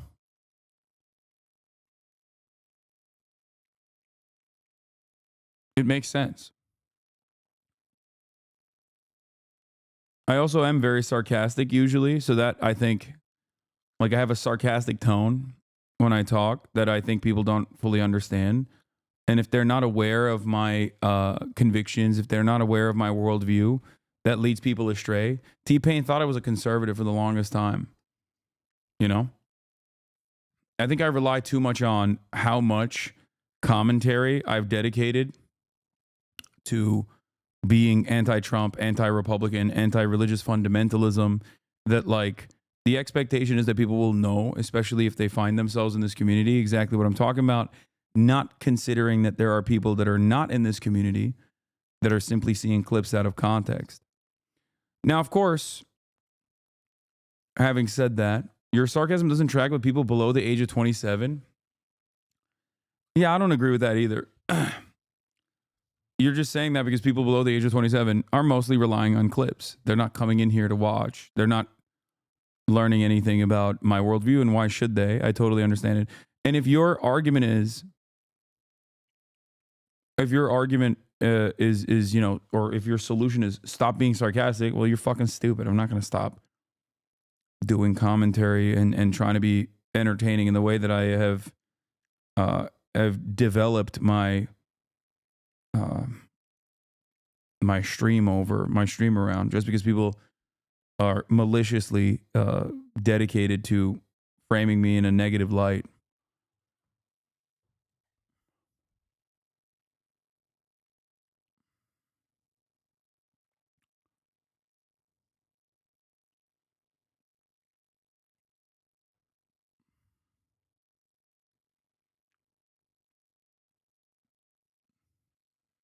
So yeah. And targeted the Amish, frat guys, hunters, and other groups. His PAC got a $1 million donation from Elon Musk. So walk us through how you do it. When I tell the Amish that they can vote a private, secret ballot that is mailed to their house and they don't have to have their buggy seen going to a polling location, they love the mail-in ballot. But a lot of people sort of come up as social media influencers and then they fizzle out. And you actually, took the opportunity. Yeah, he's fizzled out. And started doing something quantifiable. He was at the Capitol on January 6th and at Trump's return to the scene of his near assassination in Butler. President Trump took a bullet for us. Last week, Pressler was in Bucks County, Pennsylvania, because of a controversy over what ballots would be counted in the Senate recount. A frustrated county commissioner had said some misdated and unsigned ballots would be counted despite the rules. If I violate this law, it's because I want a court to pay attention to it. This went very viral, in part because of Pressler. She apologized at the next meeting. The passion in my heart got the best of me, and I apologize again for that. I made a mistake. But by then, the Pennsylvania Supreme Court had ruled those ballots wouldn't be counted. Pressler and his fans had won. Yet they turned out anyway, and the room had a kind of intense vibe. Do you think the 2020 election was stolen? It definitely was stolen. Okay, so can you explain something to me? Why, if they can steal an election, why would they steal it once but not this year? Because people were too big to rig. Too big to rig. On to them. The divisions in the Democrats made it very hard for them to try and steal it again. Thank you to every single patriot that showed up today. I think what you heard today is the frustration of people. I think there's something really off about the way that every Trump influencer carries themselves too. It's just fucking weird. People that have been told they're so gross. They are election deniers, and here we have a sitting commissioner that's an election denier, and we have a currently sitting Senator Bob Casey that is also an election denier, and it's almost karmic. And yes, that's why in part we were here to take a victory lap. We won, and we did it fair and square. If we take that commissioner's words in the worst possible light, let's say she truly meant rules don't apply and she could count ballots that shouldn't be counted. She still failed to steal the election, right? You guys still won Pennsylvania and Bucks County. So help me reconcile that with your past, with the Stop the Steal movement in 2020. Why could it have been stolen once but not a second time? Injustice anywhere is a threat to justice everywhere. If we let them get away with doing this now, they'll do it in 2026, they'll do it in 2028. This was us peacefully putting our feet down and saying, no, enough is enough, and we're not going to allow you to do illegal and unlawful actions. And we're going to hold you accountable. Ready? 1, 2, 3. Cheese. Trump. I noticed that when you urge people to action, Yes. you often include the word Peacefully. Is that to avoid another Jan 6 type incident? With all due respect, it's to avoid people like you guys saying that I'm anything but. My motto is to just be super cute, have my data and facts, treat everyone with love and respect, and as you can see, an army of people will follow. And it was a small army, which included followers of a Korean church led by rapper King Bullethead. Oh my God, it's the fucking AR-15 fucker, dude. Oh my God. Oh my God. American transgressions in Korea have looped itself back to the United States of America. Oh my God. This fucking cult. Oh my God, dude. Oh, the payoff. The payoff is endless. Okay. We got to go back to Neo-Confucianism for you to fully comprehend what's going on here. Cult leader vibes out the tribes. No, he is literally a cult leader. This is the cult, the Moonies.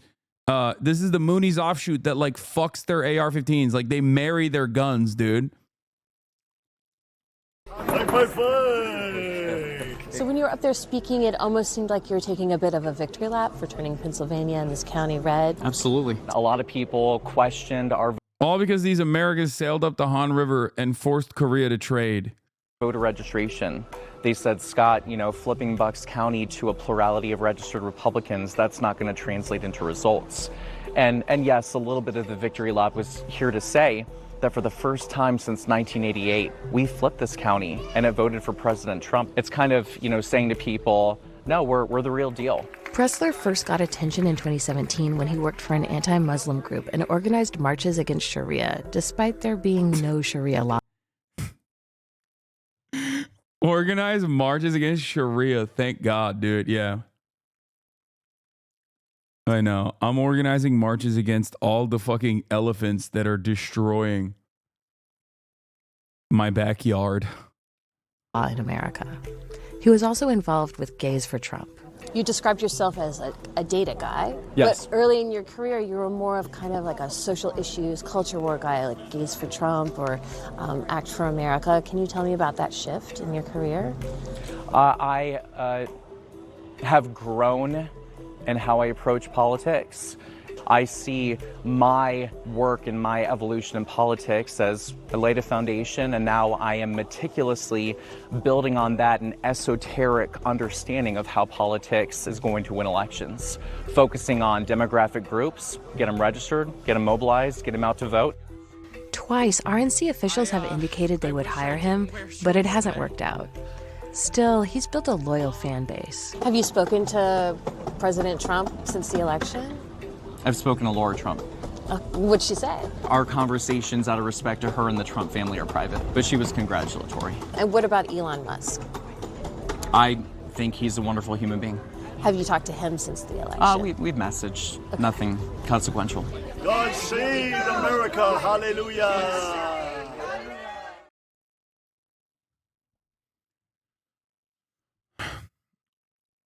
Tonight. It's not a hit piece, it's just a piece. I appreciated talking to us, and I think we had a good conversation. I don't get why, like, why like, it literally was somewhat of a puff piece. Why is he fucking mad?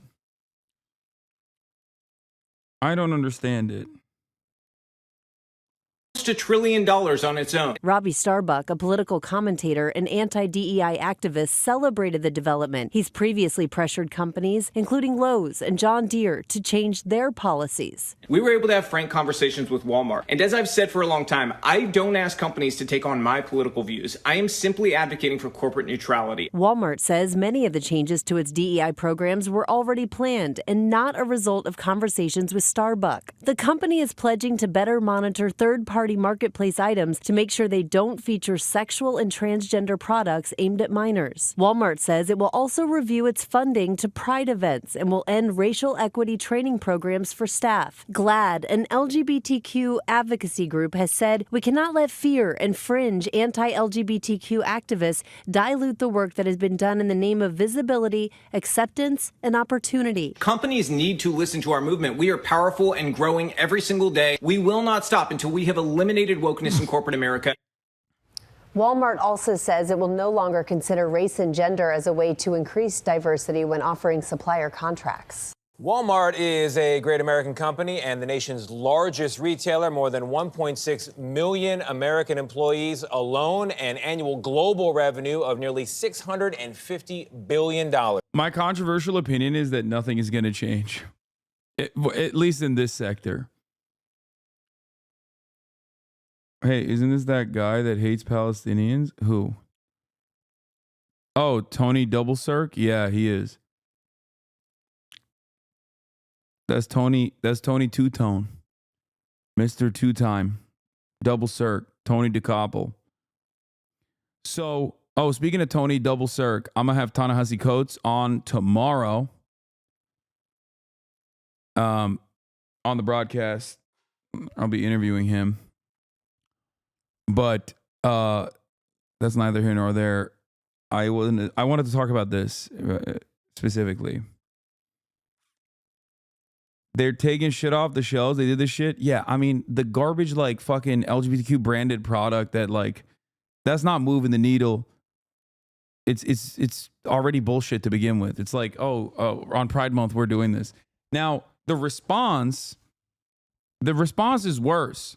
It's worse to just, like, put out that garbage shit and then only to take it, take it away as though you are caving and capitulating to this, like, right-wing mob. I think that is not good.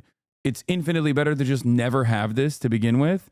Or if you're going to have it, then just don't fucking take it off the shelves. It's a self-own. It's an own goal for no fucking reason whatsoever. But in terms of like, oh, we're stopping our DEI initiatives or whatever the fuck, like, I think, I don't know. I mean, I don't think this is going to change anything. LGBT books are nice, man. No, I'm not talking about that. I'm talking about fucking like rainbow colored t-shirts or whatever the fuck. But overall, I don't think that they're going to change their like hiring practices dramatically. They're just saying that they're moving away from DEI initiatives, whatever the fuck that means. I don't think that that's a real. I don't think that there is any sort of real change, especially because a lot of the DEI practices was simply just like HR shit.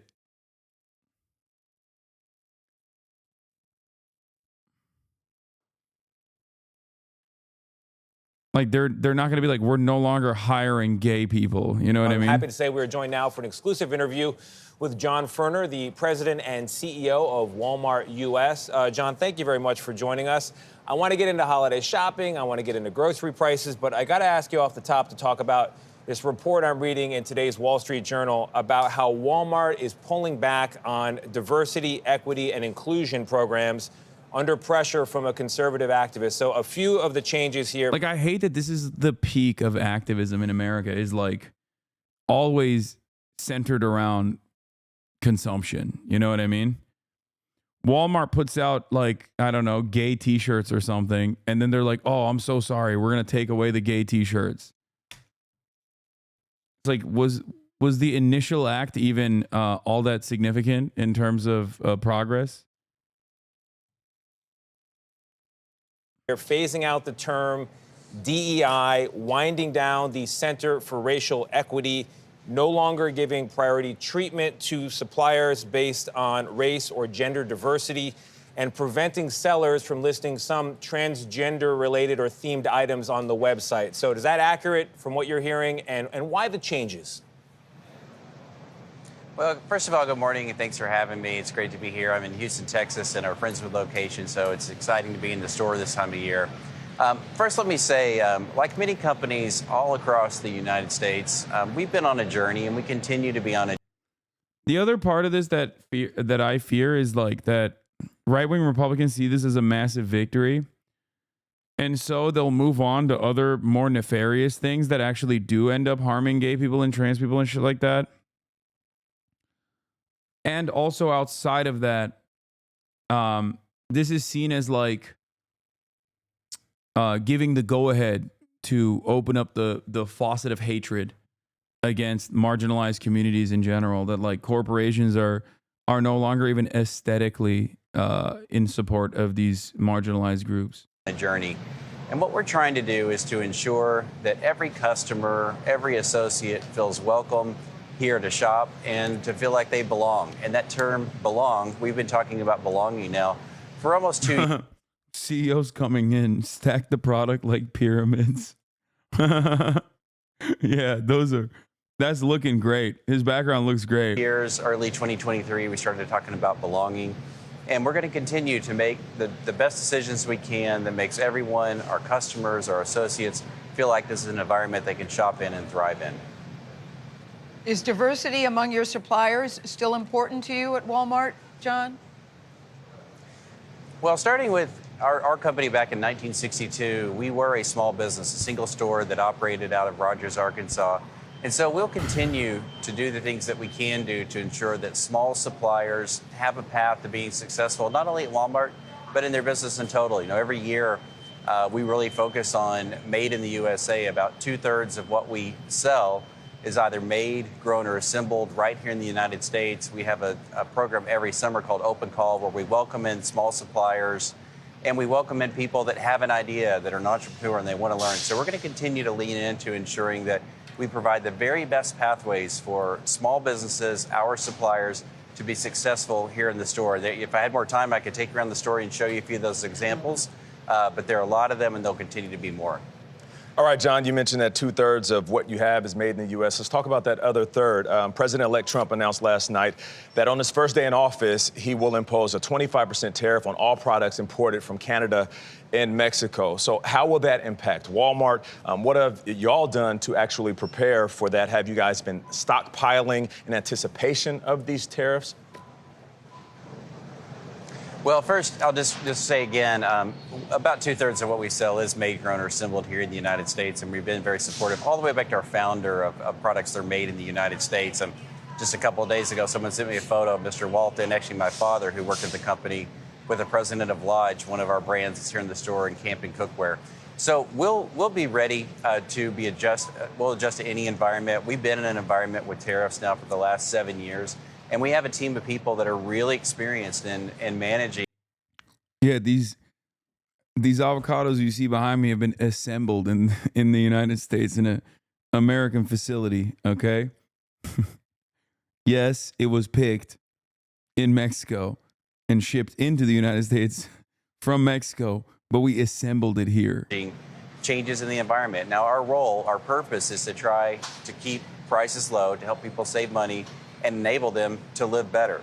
Now, certainly there'll be some occasions. Damn, dude, Walmart seems dope.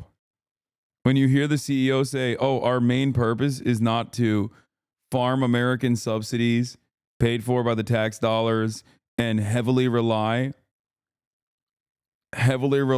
on the welfare state in an effort to refuse to pay any of our workers an honest wage, where me and my brothers and sisters own 50% of shares of the company.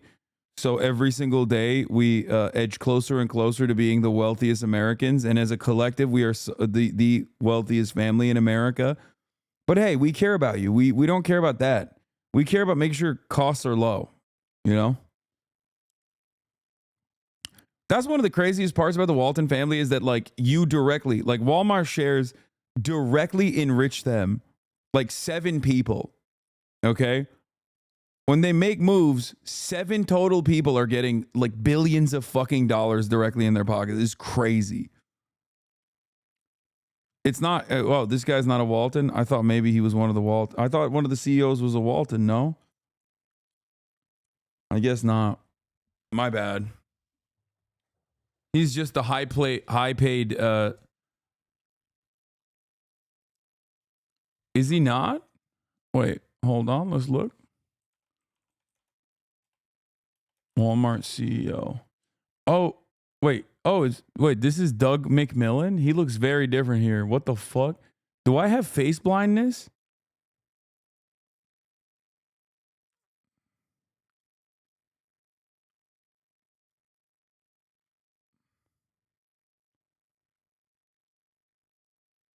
John Ferner.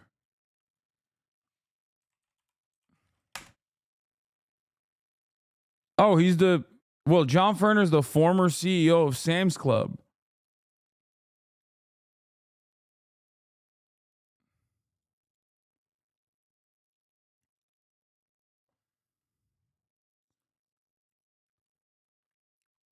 He began his career at Walmart in 1993.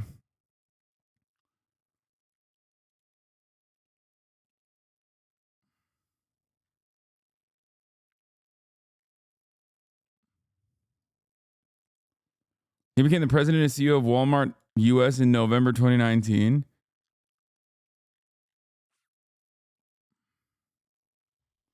Walmart US and Walmart are different. He's wearing the same damn suit in the Wikipedia page? No, that's a gray one.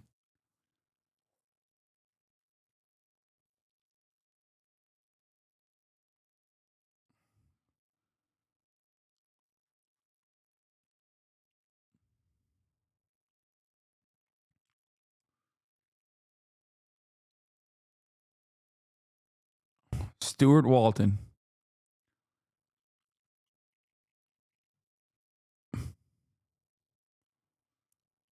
Bro went employee to CEO, kind of nice with it. Yeah, they're just like a small mom and pop shop, chat. Where you may see some impact on price, but we'll do everything we can between our suppliers, our supply chain, and do. I want to make a correction.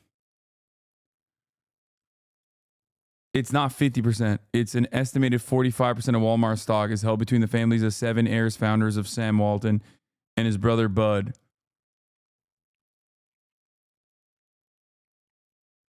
I said it's around 50% or 50%. I was wrong. Is actually 45%.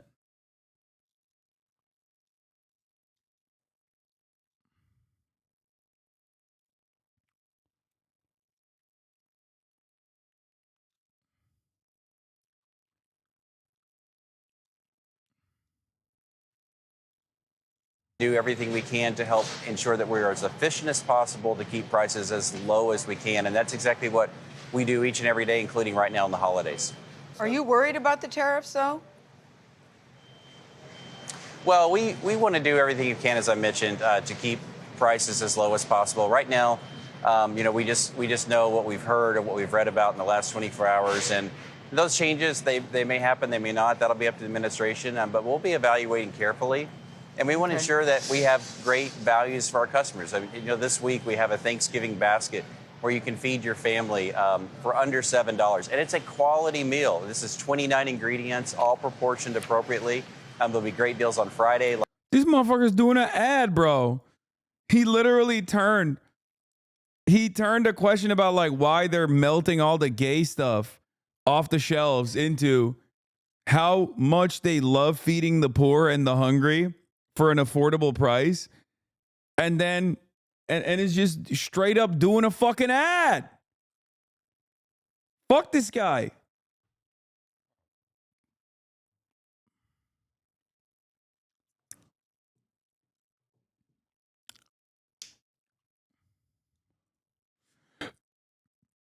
Drake files another lawsuit, by the way, today.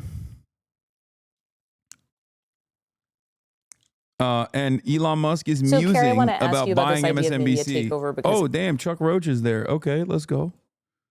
Okay, not bad. after Elon Musk purchased Twitter, changed it into X, there's no doubt that he exercised some power there. Dude, because poor people need to know where to buy affordable shit, you're out of touch. As poors, we have to shop at Walmart because it's all we can afford. That store is the only way I can survive in America as a full-time government employee. Are you yelling at me, dude? The fuck? I didn't say there's something wrong with shopping at Walmart, dummy. Are you okay? I'm over here shitting on the fucking CEO of Walmart. This motherfucker's like, because you talking shit on them? I'm done, dude. I'm done. No more. No more political commentary, okay? No more. No more politics. No politic here. No politic. No politic. Yeah, of course I'm talking shit on the fucking CEO of Walmart. Are you stupid? Well, the answer is yes. The answer is yes to are you stupid? The question is, are you stupid? The answer is yes. What's next, dude? I can't even talk shit about the fucking Walton family without getting chirped at by some motherfucker who's like, oh, I have to go there. Excuse me. I didn't say shit about you, dumbass. Until now. The fuck? What is happening? No, I'm smart because I save money from Walmart. Oh my God. F off.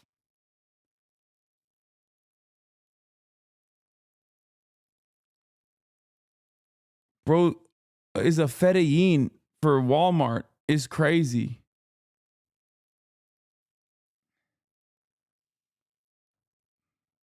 Do you think that I was saying go buy your groceries elsewhere? Are you the CEO? What is happening right now? I didn't say nothing about people who shop at Walmart. The fuck? Why Why is a 36-month subscriber being like, bro, it's a good store? Oh my God. Oh my God. All right, we're done. I'm gonna take your someone needs to take your phone away. Okay.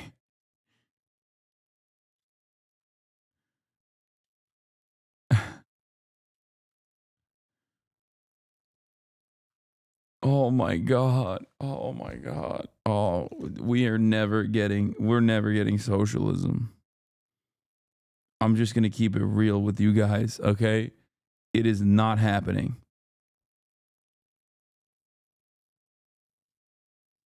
It is not happening, okay? I thought this was a safe space where we could shit on a fucking CEO of a multi-billion-dollar company that keeps costs low by exclusively refusing to allow their employees to unionize, refusing to pay them honest and living wages, knowing full well that they are a massive recipient not only of government subsidies, but also social safety nets like the SNAP benefits that their employees then turn around and use at Walmart. Okay? Super common criticism of Walmart. Like, you could get your liberal dad to get mad at Walmart with that take. And we got a 36-month subscriber being like, shut your fucking mouth up, dude. How dare you? How dare you talk shit about the Walton family, brother? I go there every day. I go there every goddamn day. Like, you've lost the fucking plot.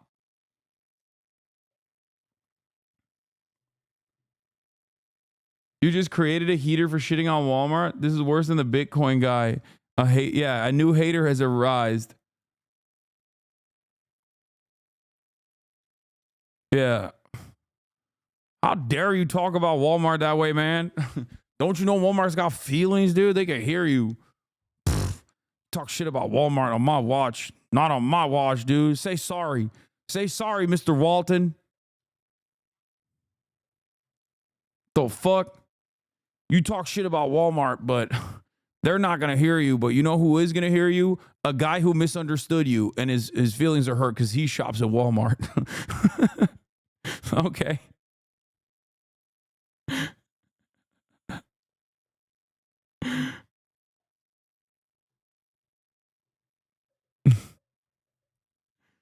That's crazy. This is why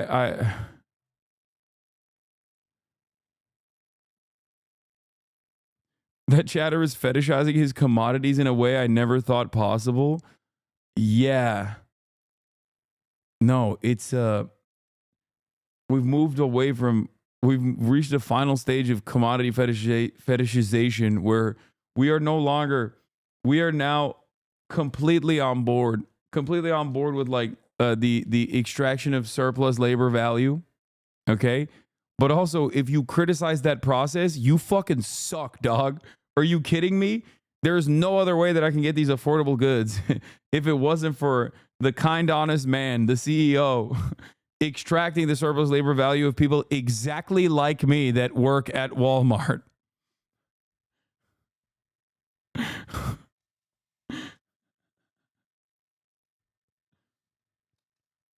Chatters heard $7 Thanksgiving dinner and went, I will fucking die for my Lord Walton. Mr. Walton, sir. So how do you hear this even ingest kind of purchase of a cable network? Good to be with you tonight. Good to be with you as well. Lamar, I bought a turkey there earlier. Sorry, had a bad day. Had to spend $100 out of pocket because my insurance doesn't cover my meds. I'm tilted and sorry. It's okay, Chatter. I wasn't yelling at you for shopping at Walmart. I was yelling at Mr. Walton. I wasn't even yelling. I was just like explaining things that they do that are pretty fucked. It's like I wasn't even hitting like any sort of Marxist criticisms either. It was just like shit that even liberals don't like.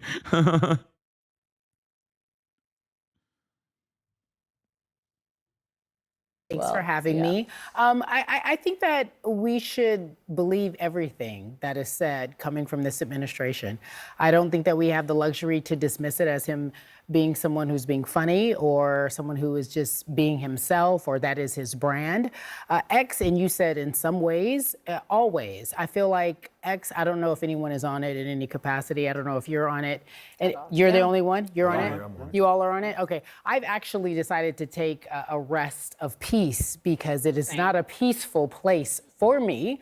And I know if in fact you don't agree with this current administration, most people can say that it's not a peaceful place. I wouldn't be surprised if there was an actual bid made to take on MSNBC, but the fact that it just can't happen in real life. I mean, it just can't. It's not even officially for sale. Yeah, it's not officially for sale. The last it's not time he even realistic. mused about maybe buying something, It's he not ended even up doing realistic in real life, but I do believe that media, everyone sitting here at this table, if you don't agree, we're in for some tough years ahead. I do believe that we are not going to be able to be as safe or say what we want to. I don't think free speech is going to be as free. Now, Scott, I want to bring you in here because this kind of link to Orban, we don't pull it from nowhere. There was a former member of the Hungarian parliament who was writing in Politico who kind of talked about this effort by that government and how specific it was in terms of purchasing media specifically for propaganda. Do you hear why they're making that connection? I mean, is the concern that certain media outlets would become propaganda arms of political ideologies? I mean, don't we already have that in this country at a large scale? I mean, also, I heard what you're saying about X. I saw a survey this week. It's now the most ideologically balanced user platform.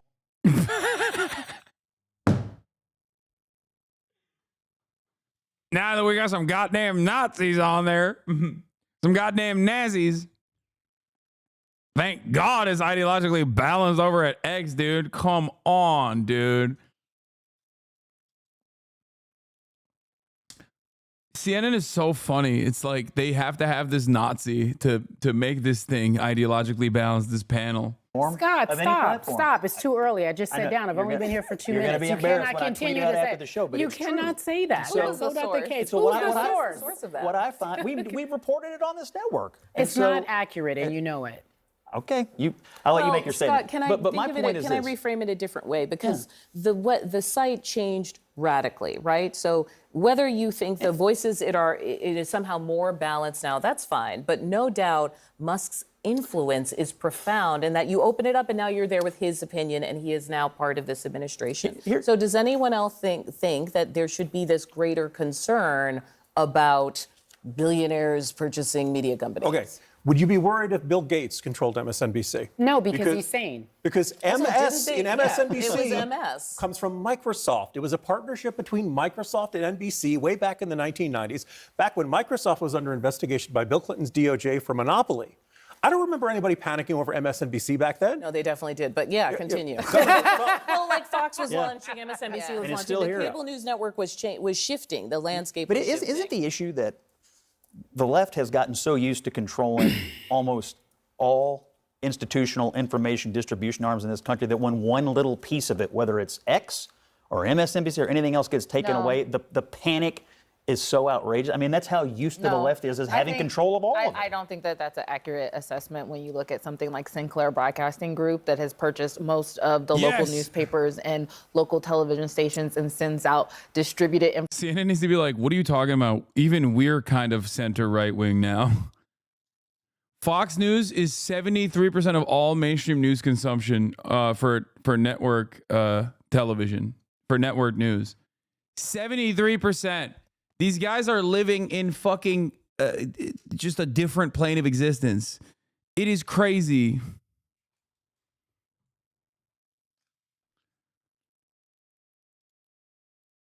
This was the source, but I refuse to believe Twitter is balanced. Elon Musk is winning even if his popularity ratings are down. He's remade Twitter in his image, turning it from a Democratic bastion to one that is far more evenly divided and friendly to the GOP. Moreover, Musk's wealth has ballooned in ways that are tough to imagine.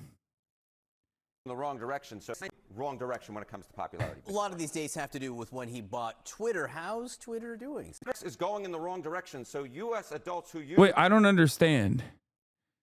Yeah, U.S. adults who used Twitter in 2022 was 27%. Now it's 21%. Facebook is also an incredible right-wing shithole. Instagram is a little bit more balanced. TikTok obviously is no holds barred. But Twitter/X. Before Musk bought it, it was 27%. Look at where it's now. It's 21%. It's, again, going in the wrong direction, and it's very different from the potential other clients. You know, TikTok's up a little bit, Instagram's up a little bit, Facebook's down, but just a point well within the margin of error. Twitter/X is unique in that it is Kaya, actually chill. losing adults Jesus who say they Christ. are using this particular social media client, Mr. Berman. But how's he doing? How's he really doing? Yeah, how is he really doing? So if you looked at that opening slide, what did it say? It seems like Elon Musk is losing, but he's... wait for mommy Fidelina Castro to initiate revenge colonization. What are you talking about? You keep repeating that over and over again. Are you talking about this story? Ana de Armas I'm not cute. apparently is getting in hot water because she's dating the stepson of Cuba's president, which is so crazy. The Cuban diaspora once again. The Cuban diaspora in the United States of America once again. Hey, chill out. God damn. Fiona's here. And Kaya is, of course, not being normal.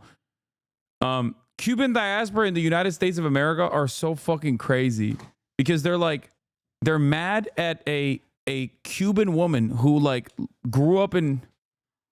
Oh, this woman isn't even Cuban. She's just from Miami. Wait, shut the fuck up. She's not even Cuban? Cuban, but I grew up in Miami, okay? The majority of my friends are Cuban. I'm not Cuban, but I grew up in Miami, okay?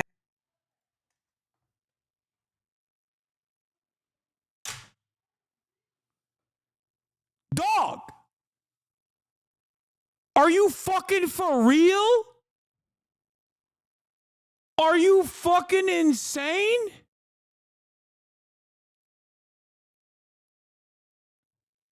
So you're mad at a Cuban woman for dating the stepson of the Cuban president? Like you're LARPing as a fucking Cuban diaspora guy?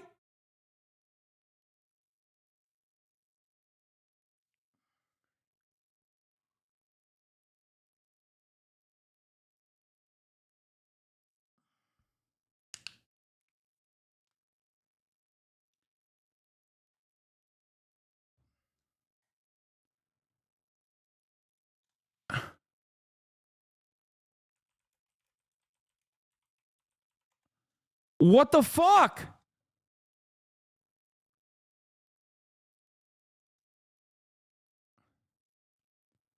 Bro, Ana de Armas grew up in Cuba. Like she's Cuban Spaniard. But like she grew up in Cuba until she was 18, if I'm not mistaken. Am I wrong? Isn't she Cuban? Like she's literally fucking Cuban. What are we doing? This is a 36-year-old Cuban woman who is in a consensual adult relationship with another Cuban man, and motherfuckers are like, I don't think that's valid. What the fuck? These people are out of control, man. Okay. The majority of my friends are Cuban. The majority of people who taught me in school, my teachers, the people who fed me, the parents of my friends, the people who supported me, who picked me up from school, my after school program counselors, my summer camp counselors, Cuban people, okay? And what happens when you talk to a lot of Cuban people? They tell you about their origin stories. And let me just say this. Nobody in their right fucking mind swims at the dead of night, risking death, 90 miles to a town where they may or may not have work, family, support, community, because what they were leaving was so fucking great. And I hate. Yo, who the fuck are you?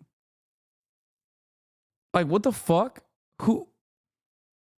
Bro, she's Cuban, dumbass. Hey, yo,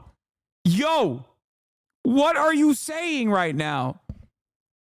Ana de Armas is fucking Cuban. She lived in Cuba until she was 18. What the fuck are you saying? She's like, nobody in their right mind would ever dare like Cuba or date another Cuban person. Yeah. Listen, guys. Listen. SA. I am not Mexicano. Okay? I am not Chicano. I have been around Latinx. Okay? Let me tell you, I do not speak a lick of Spanish. No hablas español, SA. But if I catch a Mexican celebrity dating the Morena Party's Claudia Sheinbaum, let me tell you, we are gonna have words. Okay? I am here to tell you what I think.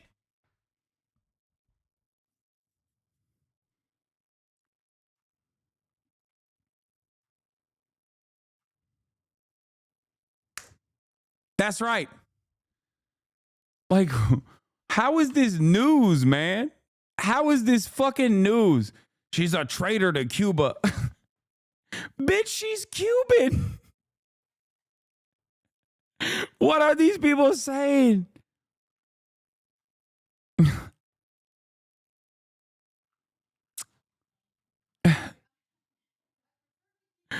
What the hell, man? I hate criticizing women, especially Latin women. Ana de Armas in Madrid, besándose con ese tipo, the stepson of a dictator, is a slap in the face of the community that supports her. Not even the Latin community, but her Cuban.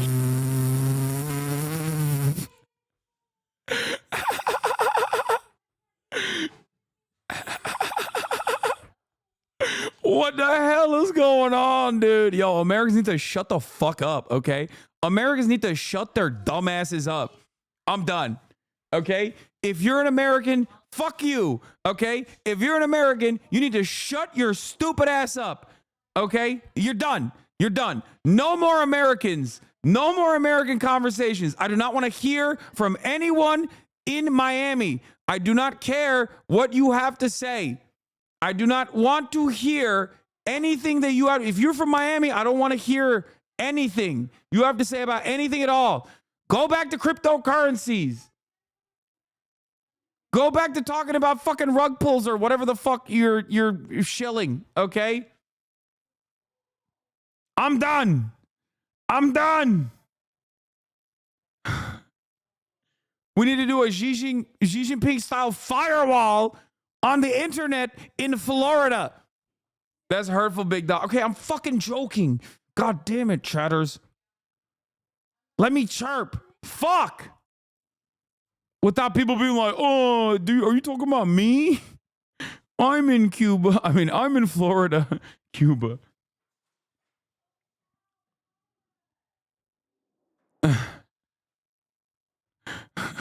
Community. Cuba is in crisis, but that's not the only thing that is insane to me. What's more insane to me is seeing Cuban people in This woman is 34, an American, talking about another 36-year-old woman who is Cuban dating the stepson of the Cuban president.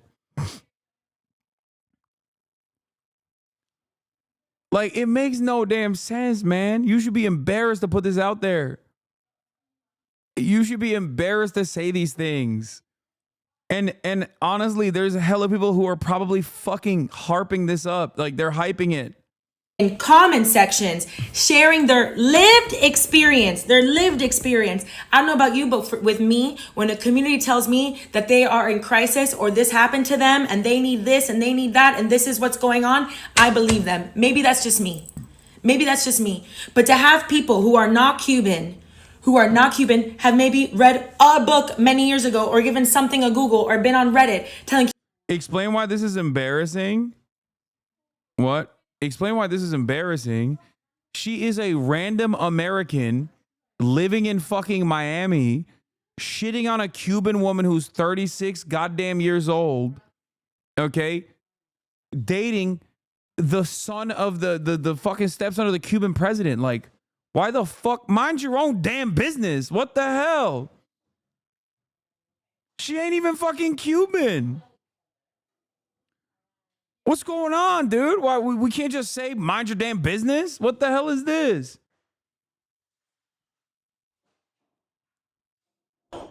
Like, she's not even Cuban. I thought she was a fucking Cuban diaspora person who's like reactionary. He's gonna fucking start talking about how like Cubans are eating rats or whatever the fuck. You know? And then she opened up by being like, excuse me, I'm not even Cuban, but I've been around Cubans. And let me tell you, okay, they have some words for old Fidel. Cuban people, that they are wrong about their lived experience, that it is propaganda, is... The embarrassing part is that she's not Cuban, but is calling out the Cuban women for being traitors, basically. That, but also simultaneously, even if they were a Cuban American, like they're still shitting on a Cuban person making this voluntary decision. Do you understand? I'm not Cuban, but I grew up in Miami. 314,000 likes.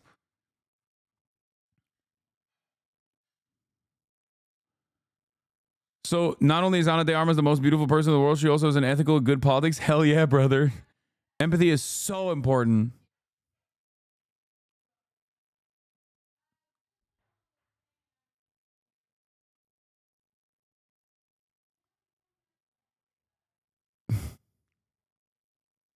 She was at the DNC.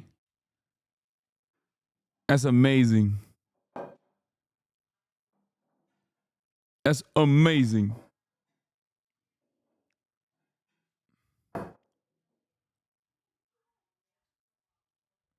My New York sources have said Anna is plotting revenge to release her brother from political prison. Wait, what?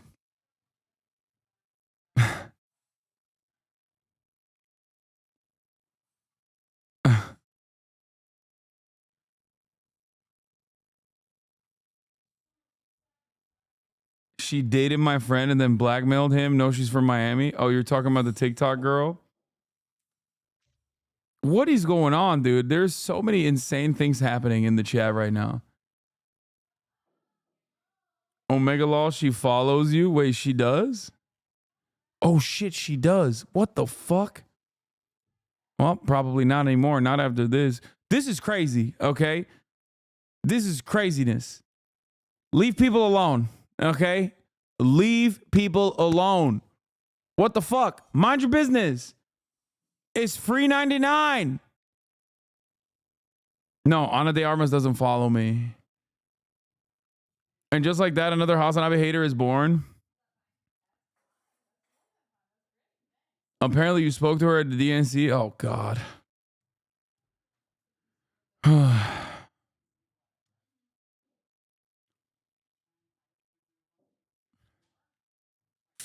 Yeah, if you go into her comments, I will fucking eviscerate you, okay? I will laser you. If I catch a single one of you dumb fucks harassing this person, I will literally laser you off the face of the planet. Okay? But still, this is crazy. This is fucking crazy. Disgusting and shameful.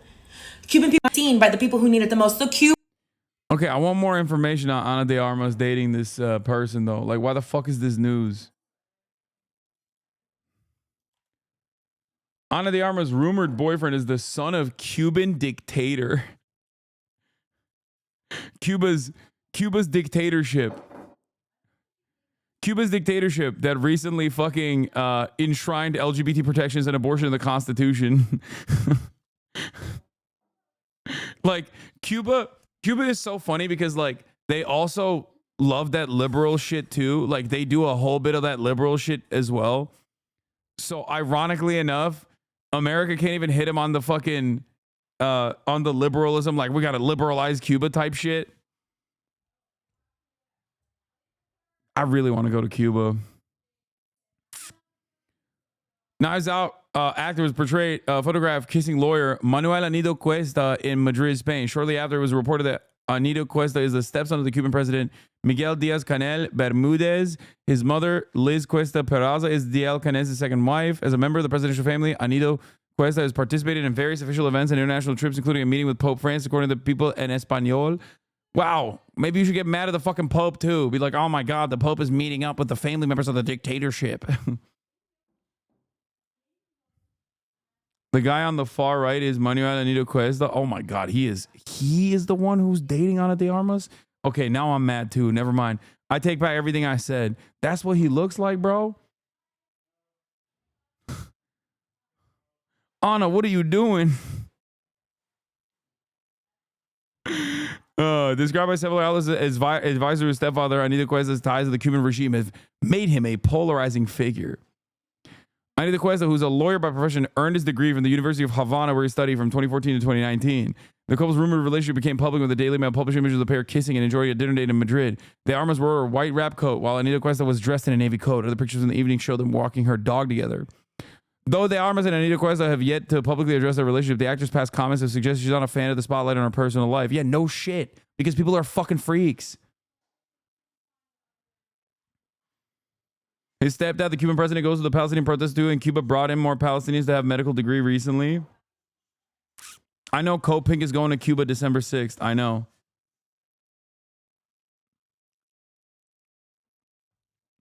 Reflecting on a highly publicized relationship with Ben Affleck. Yeah, dude. I mean, she upgraded. Actually, Ben Affleck is kind of woke too. Oh, never mind. He looks way hotter here. Okay, I take it back. Yeah, no disrespect. No disrespect to Cuba. Hey, I love you. I love you, Cuba. Okay? I love the Cuban government.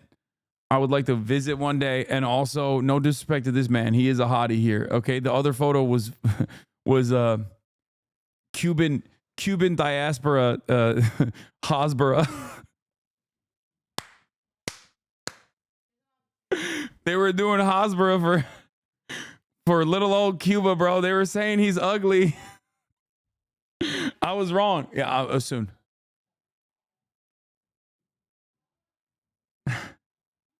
Crazy what a beard can do, right? Yeah.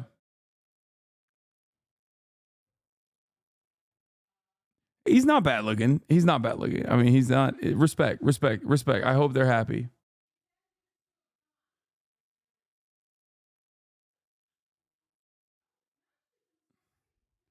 Should I know who this woman is? It's Ana de Armas, dude. What the fuck? She's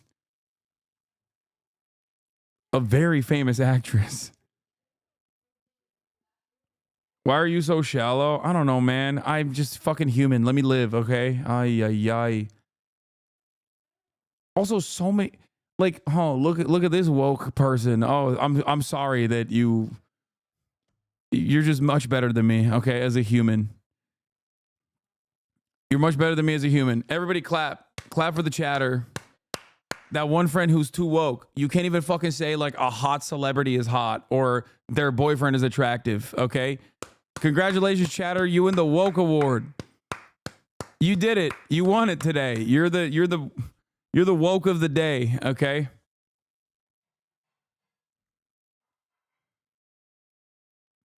She's not that famous outside straight and gay men love her though.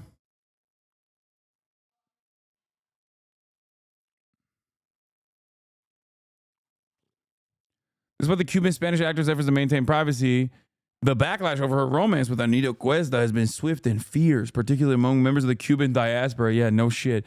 Some critics have taken her to social media with the concerns promoting the actor to limit comments on her accounts. The controversy is even spilled into her professional. Calls for brands like Louis Vuitton to cut ties under Louis Vuitton's Instagram post of its campaign with the Armas. Some comments accused her of aligning with the Cuban regime, which they view as oppressive.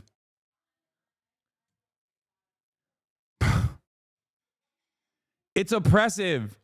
Unlike the state of Florida, where shit is dope and you can't get a fucking abortion. Okay? Why won't Cuba have restrictions on abortion? Therefore, no oppression. Okay? Fuck. Controversy dating. It's truly disheartening when someone, particularly a fellow Cuban, aligns themselves with a regime that has brought so much pain and oppression to our people, wrote fashion and travel influencer Luis Caballero. For any Cuban that not only supports such a regime, but also engage with its inner circle, like dating Diaz-Canel's son-in-law, and advisor feels like a betrayal of the shared struggle for liberty and justice. I hate that. The blockade just got 10 years longer, okay? We need to starve the Cubans for the crimes that Ana de Armas has committed by being in a consensual relationship with the stepson of the fucking president, dude.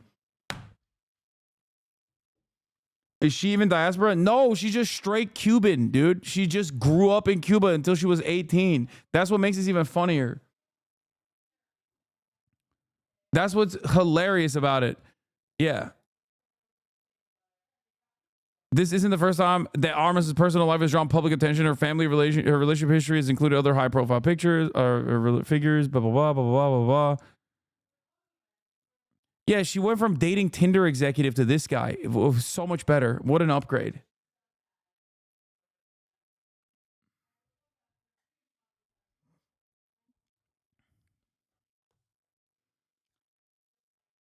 Anyway.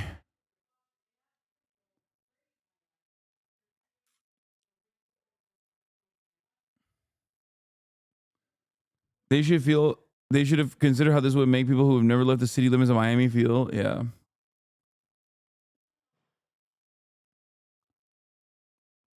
You know how in One Piece the government went after Ace because he was Roger's son? This is the same shit, dude. And there are clips of Ana saying she loves her country, Cuba. Yeah, Cubans are very fucking proud people. Like, they're very resilient. What do you mean? They've overcome great odds. Like, the grossest superpower on the fucking planet happens to be seated at the ass cheeks of this tiny island nation, okay? And they've instituted one of the worst blockades that the entire global community is against, with the exception of Israel and the United States of America. That's it, okay? No one else. Consistently, year over year, everyone is like, hey, America, maybe you should lift the fucking sanctions regime that you've implemented, the inhumane blockade that you have on Cuba, this tiny island nation, punishing them for the crimes of having a socialist revolution. Can you please just take the fucking L, okay? Just take the fucking L. Batista is dead. He's long gone. Take the fucking L, please, for the love of Christ. And America's like, nah. Yeah, there was a vote on it last month. I know. You care to... Yeah, I wonder which of the 2 states that voted no on stopping the blockade against Cuba. America and Israel. Good guy shit.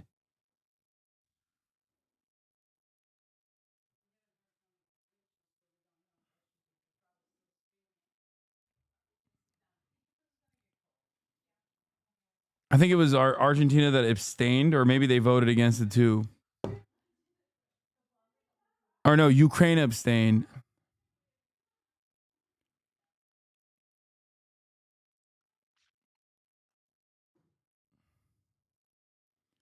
No, fuck this guy. Nepo baby motherfucker. He cannot date Ana. We must sanction him. Okay, your own personal opinions about how if Ana de Armas had not found the fucking stepson of the Cuban president, she would have been dating you is inconsequential in the grand scheme of things, okay? Anyway, my whole family's here. We're going to do a pre-Thanksgiving dinner before Thanksgiving Eve even, and I got to go. I got to run.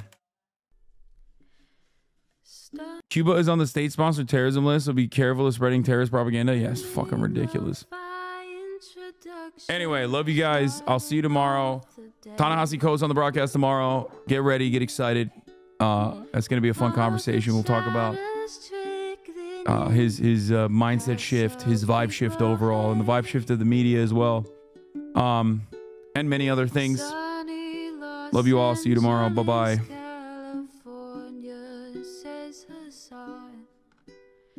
Starlight to the starlight to the topic just begun. There he is again, Hasan is streaming, Hasan is streaming. There he is again, Hasan is streaming, Hasan is streaming. Reviewing the P.O. box, Uncle Uger's face. Sudden Discord at your pride.